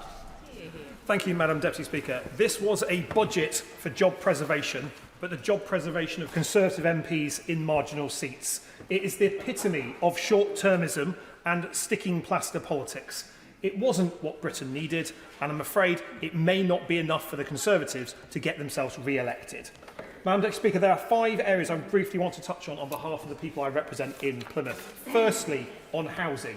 I was disappointed there wasn't more on housing to help people get onto the property ladder, especially in areas of acute housing stress.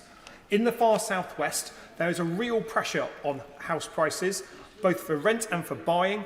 We've been decimated and hollowed out as an area by second homes and Airbnbs, and although I welcome changes to the furnished holiday lets regime, it won't deal with the scourge of second homes that are hollowing out our communities and leaving them empty for much of the year. Plymouth has a housing crisis, largely compounded by the fact that the rural and coastal communities around us are experiencing an even deeper housing crisis with a lack of affordable housing. And I would like to have seen more in the budget to support councils like Plymouth who want to build, build, build. I want to see more density in our city centre, and I hope the government could be supporting that, supporting councils like Plymouth, a Labour-run council, with a plan to build greater density in the city centre, thousands of more homes next to transport hubs, next to places of work, next to a vibrant city centre. That's what I want to see more from the government, but there wasn't enough in there. Secondly, on nurseries, I welcome the possibly transformative change that a government focus on childcare could bring. It's a really significant moment of helping people back into the world of work.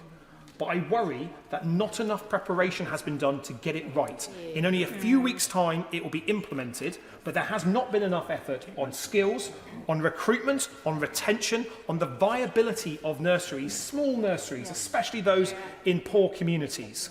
We're only weeks away, and I really hope the Chancellor would have added and supported those nurseries who want to see the expanded provision, but can't afford to do so. And that's especially true in communities like mine, where parents can't afford the compulsory top-ups to give their kids a place in nursery care. That's simply not good enough. Thirdly, on the Kian bomb, Madam Deputy Speaker, you will have seen over the past few weeks the incredible effort by our armed forces, the police, Plymouth City Council and others to support the community after the discovery of the World War II bomb. I want to say thank you to everyone who put their lives on the line, especially the Royal Navy and Army bomb disposal squads. But it did highlight a particular Treasury problem, and that is that there's an insurance loophole that insurers can use and have used when the bomb was discovered in Exeter a few years ago to claim that insurance policies are not valid due to an act of war loophole. This is an act of war loophole that was 80 years ago, and I would like to invite the government to speak with myself and the member for Exeter about how we can sunset that clause, how we can make sure that if you buy an insurance policy for your household or your business, you know that you'll be insured if the worst happens, because let's face it, there are still thousands of undiscovered World War II bombs out there. Fourthly, and very briefly, I want to see more support for care leavers. This is something that I think matters to all of us in this House. And I think there are opportunities that frankly do not cost that much money to support care leavers, in particular getting their first home after they leave care on their 18th birthday. A national rent deposit guarantee scheme and a national rent guarantor scheme would fundamentally transform the first opportunity, the life chances of young people leaving care, because they don't have access to a bank of mum and dad or someone to guarantee their rent in their first home in the private sector. Working with Bernardo's, we estimate this will cost £30 million to set up. This is 30 million is a lot of money, but in the big scheme of things, 30 million for changing the life chances of all those thousands of young people in care is money well spent. I'd like to see the government look at that. Finally, I'd like to see a greater fair share for the far southwest. Whichever government sits on those benches after the next election will be formed of MPs from the southwest of England, and I would like to see the regional variations in spending addressed, because in Plymouth we only get above average spending on one area of government spending and one area alone, and that is defence.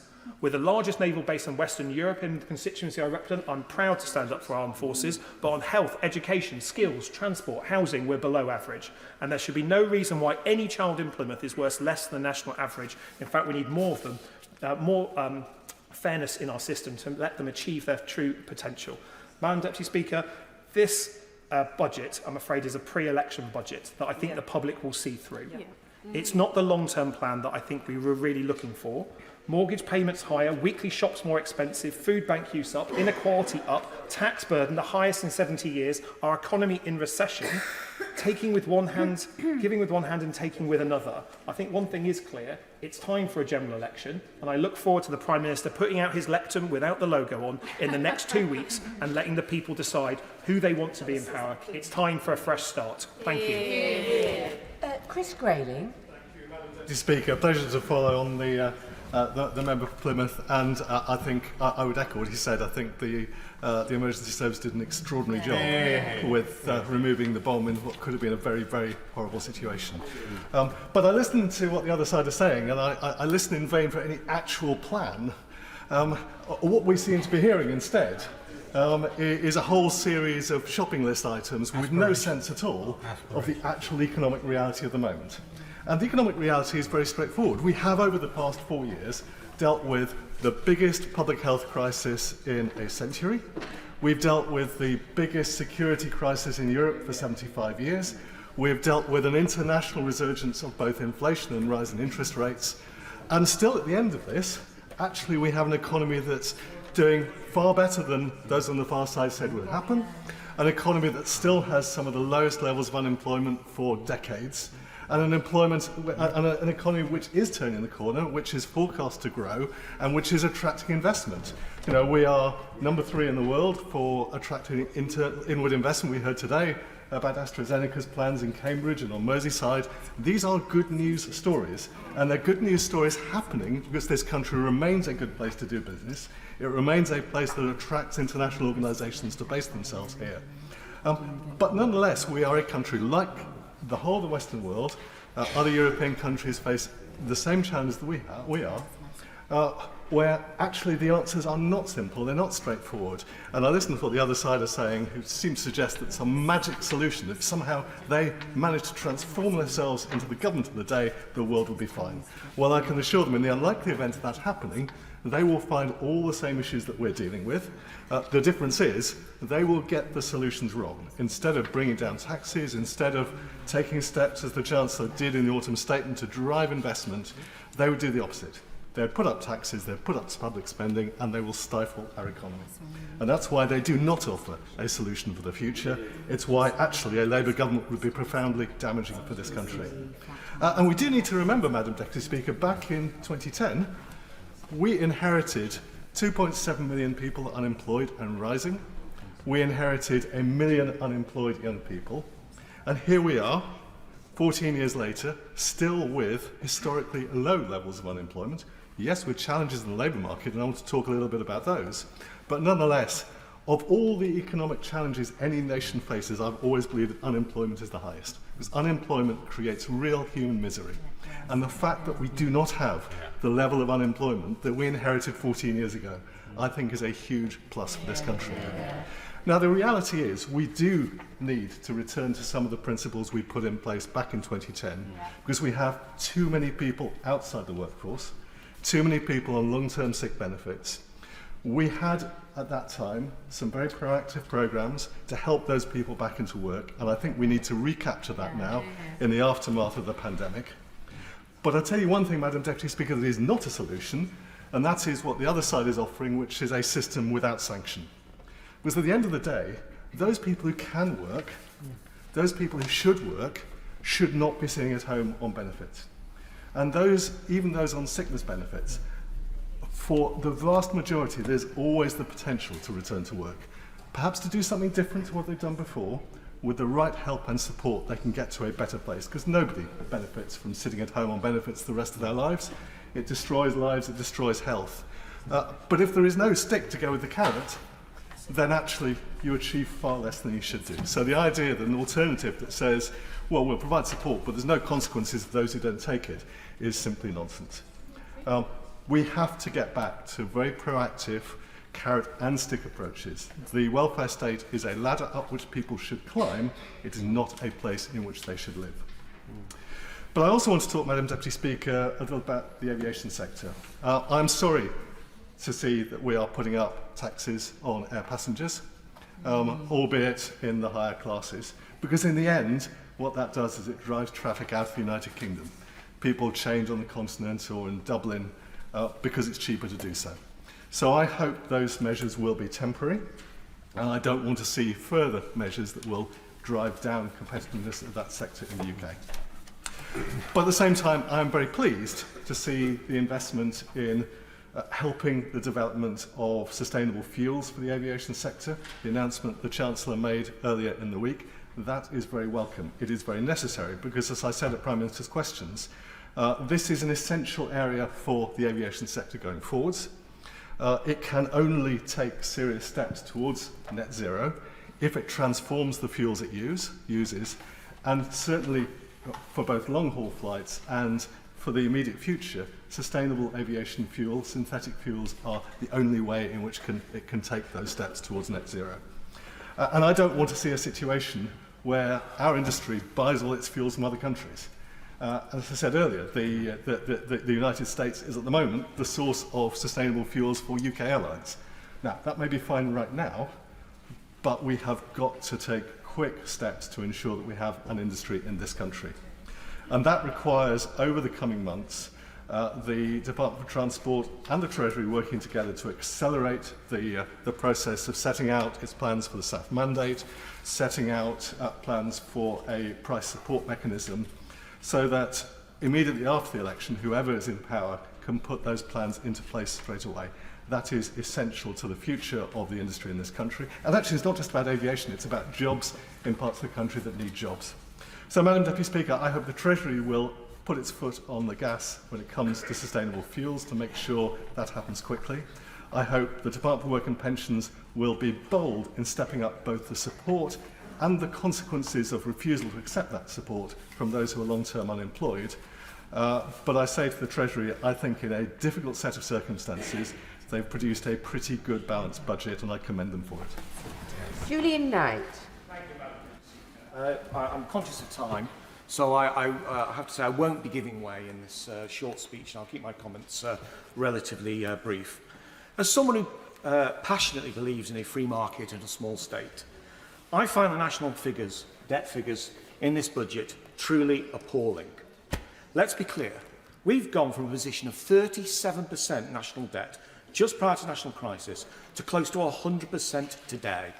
That is a 2.5 times increase, most of which under, well, a Conservative majority government, under its watch, a Conservative government of all things. Now, there have been tribulations, but there have been also huge missteps since 2010. This means that we have an increase in national debt equivalent to the first 2 years of the Second World War, when we were fighting for our very lives against the Nazis. No one can say that anything in this period of time remotely approaches that. In the 1960s and 70s, governments of the day had an excuse. They were recovering from the economic dislocation of the Second World War. We have no such excuse for this appalling financial mismanagement, apart from our indolence and lack of political will. So what has gone wrong, Madam Deputy Speaker? I could set a lot of blame at the door of George Osborne and the public school dyed-in-the-wool establishment clique that run the modern-day Conservative Party. 2010 and 2015 were huge opportunities to reset the relationship between the state, the individual and businesses, who are the only means of growing the tax base in this economy. So-called austerity was nothing more than a reduced increase in government expenditure. Government should have been made slimmer, fitter, and supply-side economics should have been the core of everything that we did. Instead, we had George Osborne talking about parking the tanks on Labour's lawn. Well, looking at the Ipsos polling, Madam Deputy Speaker, how has that worked out, eh? Secondly, the reason why we're in the state that we're in, that we have failed to grasp the opportunities of Brexit. This should have been an opportunity to deregulate en masse and to make our economy fitter, stronger, and to outcompete the Europeans. Instead, the very first move post-Brexit was to impose VAT on tourists, a move which has been devastatingly counterproductive. That is just an example of the way in which we have failed on Brexit. We have lost and we've shown absolutely no will to grasp those opportunities. If you're going to support Brexit, then you have to do it properly. It's the only way to have actually done it if you actually believed in it. and we have failed in our will. As a nation, as the borrowing figures show, as well as fiscal and monetary policy, we are addicted to debt and printing money in order not to face the hard choices, which could actually be golden opportunities. As a result, this country's finances are more vulnerable than they have ever been. We are no longer part of the European financial ecosystem. We are alone. All we are doing is borrowing more, paying ourselves more for producing less.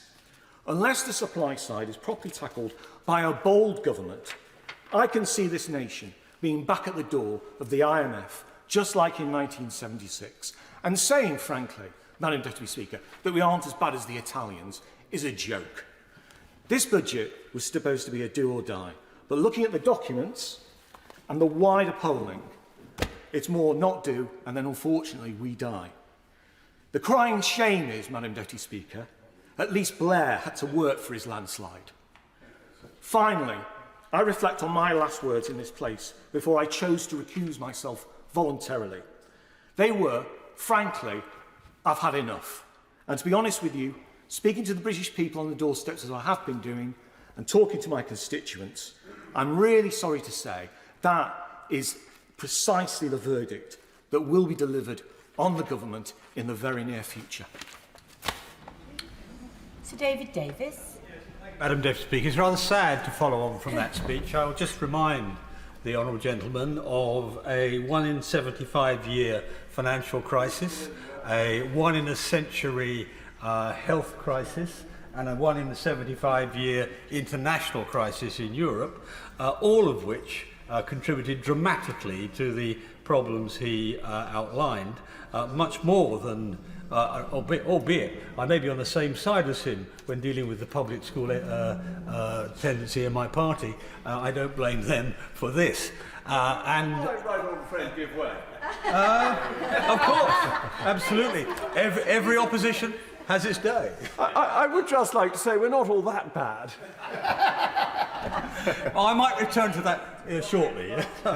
But the simple truth is that, like my right honourable friend who spoke before me on this side, I think the Chancellor has done a very skillful job in dealing with an extraordinarily difficult backdrop.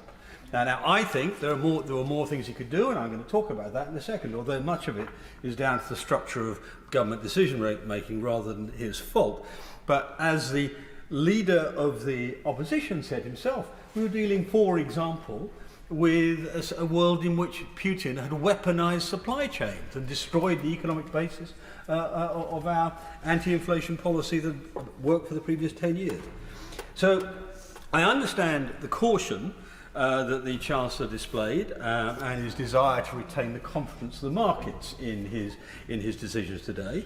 Against that, I guess it's remarkable that he's taken 20 billion out of national insurance for 27 million people, about 900 a head, and another 2 million self-employed. And I think, frankly, people are underestimating the success the government has had in terms of inflation reduction and in terms of employment. For most of my time in this House, the idea of 800 new jobs a day, every day for an entire government's tenure, would be extraordinary, absolutely extraordinary. It certainly didn't happen under the previous Labour government.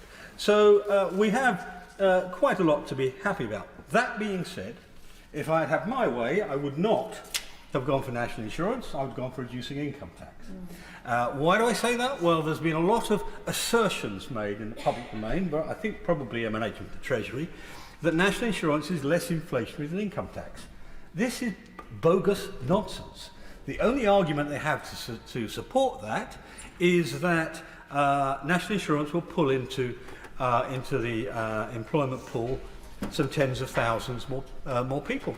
Well, so will cutting income tax. And indeed, because income tax applies to people above the age of 65, it will also keep people in the workforce, highly skilled, highly capable people who we don't want to retire at the moment.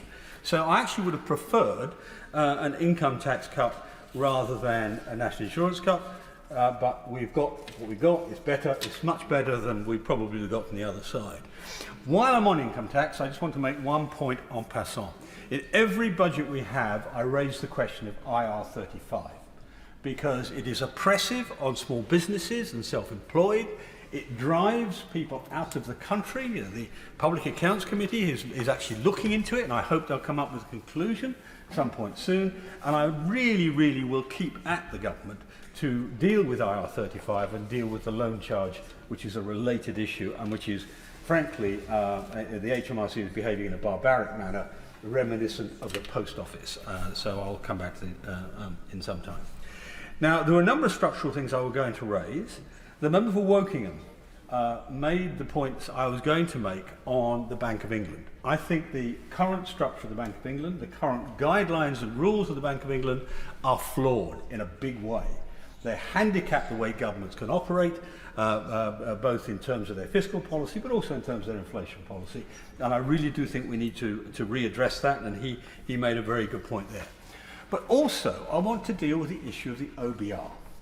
I think it was George Osborne who created a circumstance under which the OBR sets the guidelines, sets the fiscal rules almost for the government in place. And of course, the government then is terrified of what the markets will do if it doesn't follow the OBR's attitude. Well, I understand the Prime Minister has a picture of Nigel Lawson in his study. He ought to read Lawson, because Lawson's view on forecasts, economic forecasts of any sort, was they were pseudo-economic or pseudo-technical nonsense. He did not believe in forecasts, and we would do much to learn from him. Because I think the whole British establishment is suffering from a collective delusion in the amount of authority it rests in what the OBR does, and in fact what all government forecasting does. Let me give the House some examples. The Bank of England's forecast failed to predict the worst inflation crisis in modern times. In 2022, the OBR's UK borrowing forecast was over 100 billion off the mark. 100 billion. Last year, the ONS, not in forecasting, just in measuring, announced revisions which added 50 billion to the size of the British economy. Pamela Gordon turned around and said they've completely rewritten the story of post-COVID Britain, which they did. And a new report on the OBR suggested that since 2010, the combined total of OBR's errors in growth forecasts aggregates to over 500 billion, and its errors in forecasting public sector debt accumulate to over 600 billion. This is the mechanism that chancellors are using to decide how much tax they can afford to cut. And it works to remind people that the fiscal rule is that we should see a reduction in the percentage of the economy, in 2029. That's a difference between two guesses. It's not a rational way to run an economy at all. Well, I will give away. I'm going to give away. I particularly was struck by the change to capital gains tax and the reference to LAFCO. But does he agree with me that it's disappointing the OBR particularly still does not appear to look at dynamic impacts of tax changes in a way I think is essential for the future? Well, you're entirely right, but Order. Just before we move on, I think interventions are absolutely marvellous. However, those who have spoken, do be conscious that we are trying to get everybody in with equal time. And my advice remains 6 minutes per speaker. So David Davis, who will notice that he's slightly over that now.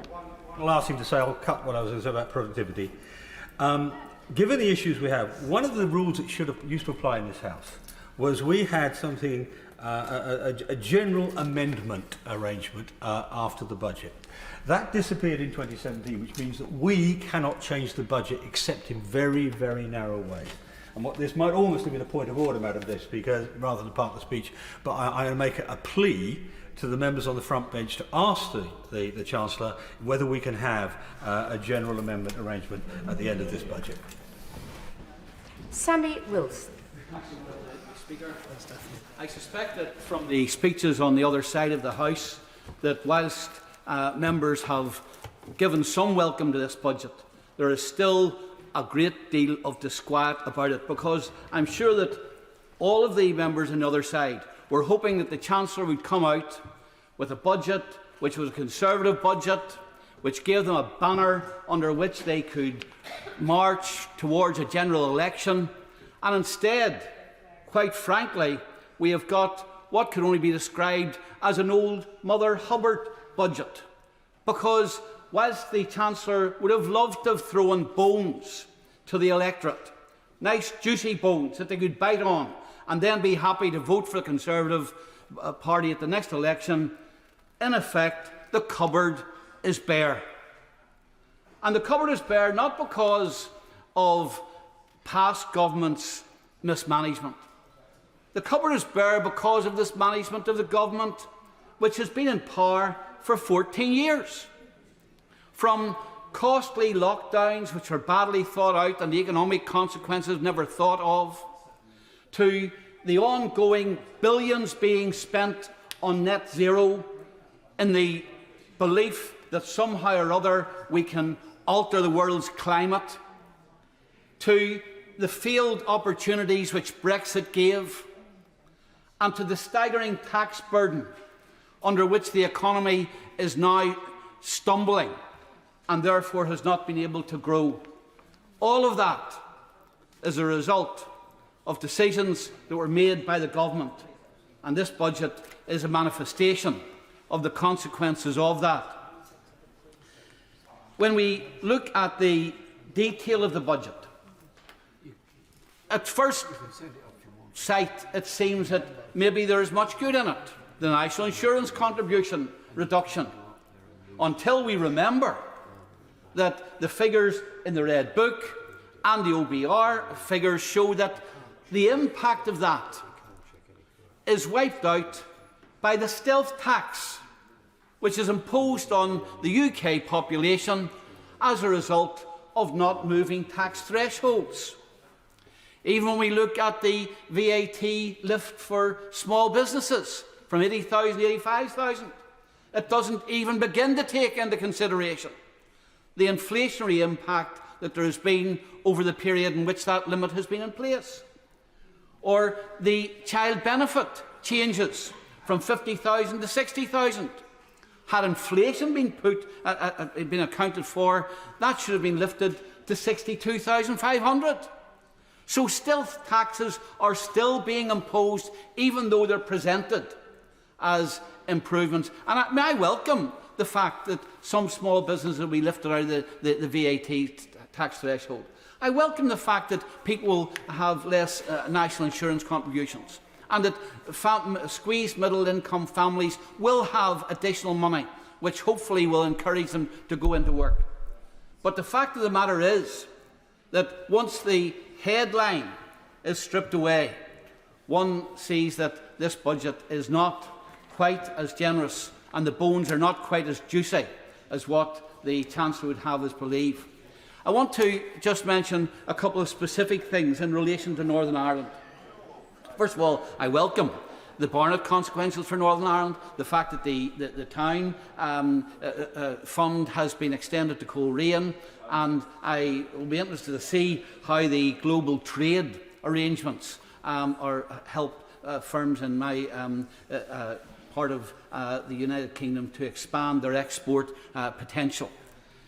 But underlying the difficulties which are being faced by the renewed Stormont Assembly, I know that in the past they could be criticised because they didn't take tough decisions. Successive Sinn Féin ministers, and we've had 3 of them in the Department of Finance, did not even bring forward a budget that could be agreed and allowed spending to get out of control. But the fact of the matter is that the funding formula, and the Treasury accept this, the funding formula applied to Northern Ireland is different than the funding formula which applies to Scotland and Wales, and has led to a huge fiscal gap. And I don't believe that it is that one part of the United Kingdom should be treated differently in this way. And it's disappointing to see that in the budget that has not been addressed. The second thing I would say is I do welcome the fuel allowance and the fact that we have not had an increase in the fuel allowance because, of course, Northern Ireland being much more rural and reliant more on private transport in the form of lorries to bring goods in and take goods out, fuel duty would have added significantly to costs and to inflation.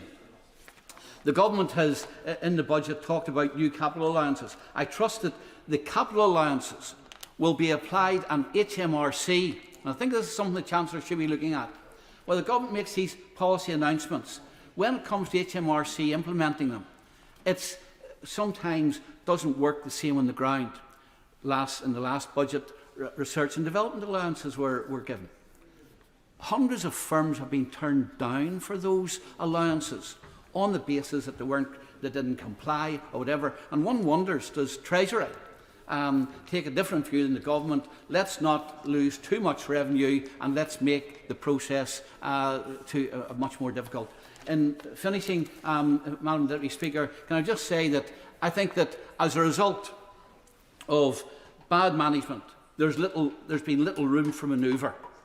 And I think that the great concern, whether it's another Conservative government or a Labour government, is that this budget lays up and stores huge problems for the future in costs which are going to explode and in unresolved compensation issues as well, which will still have to be paid.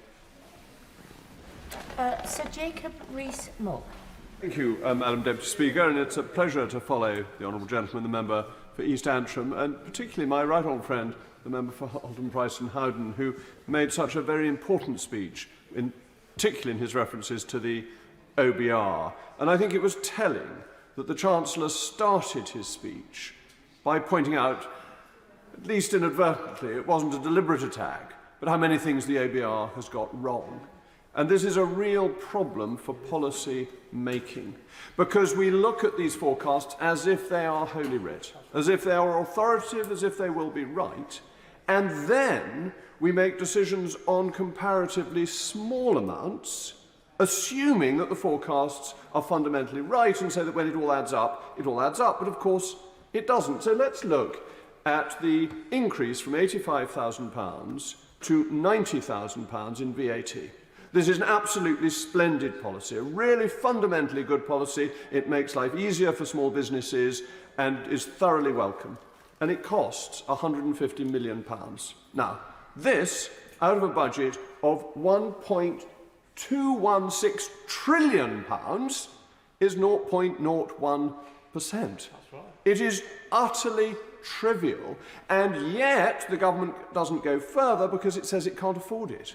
Well, yes, of course it can, because this level is a rounding error within the whole total of what the government is doing. And unfortunately, that is the problem of this whole approach. In as far as it goes, it is perfectly good. And the economic circumstances have been tricky. There was £400 billion spent in support over COVID, which was, I think, the right thing to have done. But what we need to be doing is not the nickel and diming that is being done at the moment, but to look at the fundamentals of where our tax and spend policy is. That £1.216 trillion is 44.5% of GDP that we are spending. That is too much. It is more than the country can afford. And that's the starting point, because from that it means we're taxing too much. And I believe there is a report in the Daily Telegraph that says that we will not quite reach the tax as a percentage of GDP that we did in 1948. We will just have swerved our highest tax level in the post-war period. But that is because we are spending too much, and we need to get spending under control. So I think it was a pity that the Chancellor stuck with the 1% real terms increase in public expenditure. We should be making public expenditure flat in real terms, and we need to recognise that the best way to afford public expenditure is through economic growth. And it is a matter for rejoicing. I know that the people in North East Somerset will be delighted that at last, and the Chancellor mentioned this himself, the OBR and the Bank of England and the Treasury have been willing to look at a particular tax and see if cutting it makes things better. So the 28 to 24% on property, and I do own properties, so I refer to my register of interests, may be beneficial to me personally, but it shows that LAFA works when even the Treasury and the OBR come round to thinking about it. But where else could that be done? The honourable gentleman, the member for Solihull, mentioned the tourist tax. Now, the tourist tax is the easiest tax for the government to have got rid of. We know, all the evidence is there, that it costs the economy and the Treasury money. And yet it ploughs ahead with this obstinate view that a tax rate produces a set amount of tax, which we know to be false. Otherwise, go back to 1979, when 98% tax rates raised much less money than 40% tax rates ultimately did. And this is why I'm not at all keen on the attack on non-doms. Yeah, exactly. Well said. The OBR forecast expects 350,000 immigrants to come to this country net every year to 2028-29. That is built into their forecasts. We need to get control of that. We need to get control of people who are coming in and undercutting the British workforce and lowering wages in things like social care. That's right. On the other hand, we want as many billionaires who are willing to come because they are very small in number and they contribute very largely to the economy. Attacking them, making it harder for them, may be some means of stealing the Labour Party's clothes, but is not good economic policy. Of course I give way to my right hand friend. Doubly so because other countries, post-Brexit, particularly France, have actively set out to drag those billionaires into their own countries.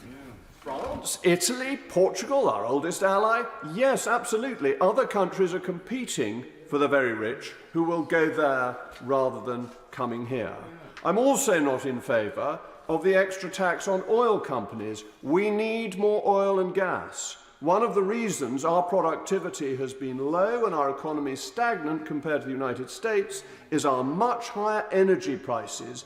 We need to wean ourselves from the green ideology, which is making us cold and poor. It is one of the biggest factors in undermining economic growth in the last 15 years, and we shouldn't be attacking the oil companies. We should be welcoming them and encouraging them. Now, Mr. Deputy Speaker, the time limit is very tight, but there is good news that members of this House will like to know that the finance bill is unlimited. So I look forward to resuming my comments when the finance bill comes to its second reading. Dame Diana Johnson. You'll be surprised to know that I won't be talking about billionaires, but I will be talking about ordinary people who live in my constituency of Hull North and how this budget provides very little for them. It also provides very little investment, which we are desperately in need of in Hull and the Humber. And it exposes, I think, the reality of what levelling up actually means for the North as we come to the end of this Parliament. It's trifling, it's not transformative. The government talked about, the Chancellor mentioned today, Canary Wharf. That's an area that I don't think is in need of levelling up. But if you look at the Hull and East Riding's devolution deal, which comes with a headline-catching funding of 400 million, but spread over 30 years, that's 13.3 million a year shared between two councils. Nowhere near reversing Hull's loss of 111 million a year since 2010. And in direct contrast to the government's economic transformation and integration deal with Rwanda, which comes with at least 370 million over 5 years, averaging £74 million a year for levelling up in Rwanda. I want to focus the main part of my contribution this afternoon on what's not in the bill, and that's any compensation for the infected blood victims. This is despite 118 members of Parliament, 10 parties represented in those 118, who wrote to the Chancellor last week asking him to make an announcement on the allocation of funding for those people. And it also comes after this House defeated the government in December by voting to set up a compensation body in the Victim and Prisoners Bill. Could you take a brief intervention? I will. Could I congratulate her on her excellent work on behalf of all our constituents on the contaminated blood? Would she agree with me that for children who've watched their parents go through this, it's very, very heartbreaking? The Honourable Lady, who's also campaigned over the years, makes a very good point, and I'm going to come on to that. What we do know is that ministers received the final recommendations on compensation from Sir Brian Landstaff in April 2023. They'd also received the framework compensation document from Sir Robert Francis in April 2022 to allow them to prepare for compensation to be paid. But today, there's not even an allocation for further interim payments to alleviate the immediate suffering of those who've lost parents, who've lost children, and children who've lost parents. I want to give you an example of what that looks like. The case of Sam Rushby, whose entire family, mum, dad, and 3-month-old baby sister, all died from AIDS by the time that Sam was 3 years old. He has received no compensation, and he would benefit from the interim payments that Sir Brian Langstaff has recommended the government to pay. Paragraph 3.45 on page 77 of the OBR document confirms that they have not been able to take into account plans for compensation for contaminated blood victims, as no money has been identified by the Treasury to pay that compensation. I have to say to the OBR as well, they seem to have missed the point that Sir Brian has already made his final recommendations on compensation, and the government don't need to wait until May to decide what to do next. I also just want to refer to the Chancellor and his views and how they've evolved over time. On the 21st of June 2019, Anne Doricott, the widow of the Chancellor's late constituent Mike Doricott, who died because of the infected blood scandal, said in giving evidence at the infected blood inquiry how her husband was told in February 2014 by the now Chancellor, "Don't worry about it, we'll sort it." On the 27th of July 2022, the Chancellor told the Infected Blood Inquiry that it could be seen as a huge failing of democracy that victims had waited so long for justice. Writing on the 3rd of August 2022 with 2 fellow former health secretaries, the current Chancellor wrote to the government after the first interim report from the Infected Blood Inquiry, which set out that government should pay interim payments. They said this: "The victims and their families deserve nothing other than the complete and immediate acceptance of Sir Brian's recommendation. To refuse to do so would simply continue the injustice thus far handed out by the state to a group of innocent victims condemned to years of suffering and neglect." They continued, any delay to pay, for instance, by arguing that we need to wait for the inquiry to finish, for a new Prime Minister or for Parliament to return, will sadly almost certainly see more of the victims die before they see justice.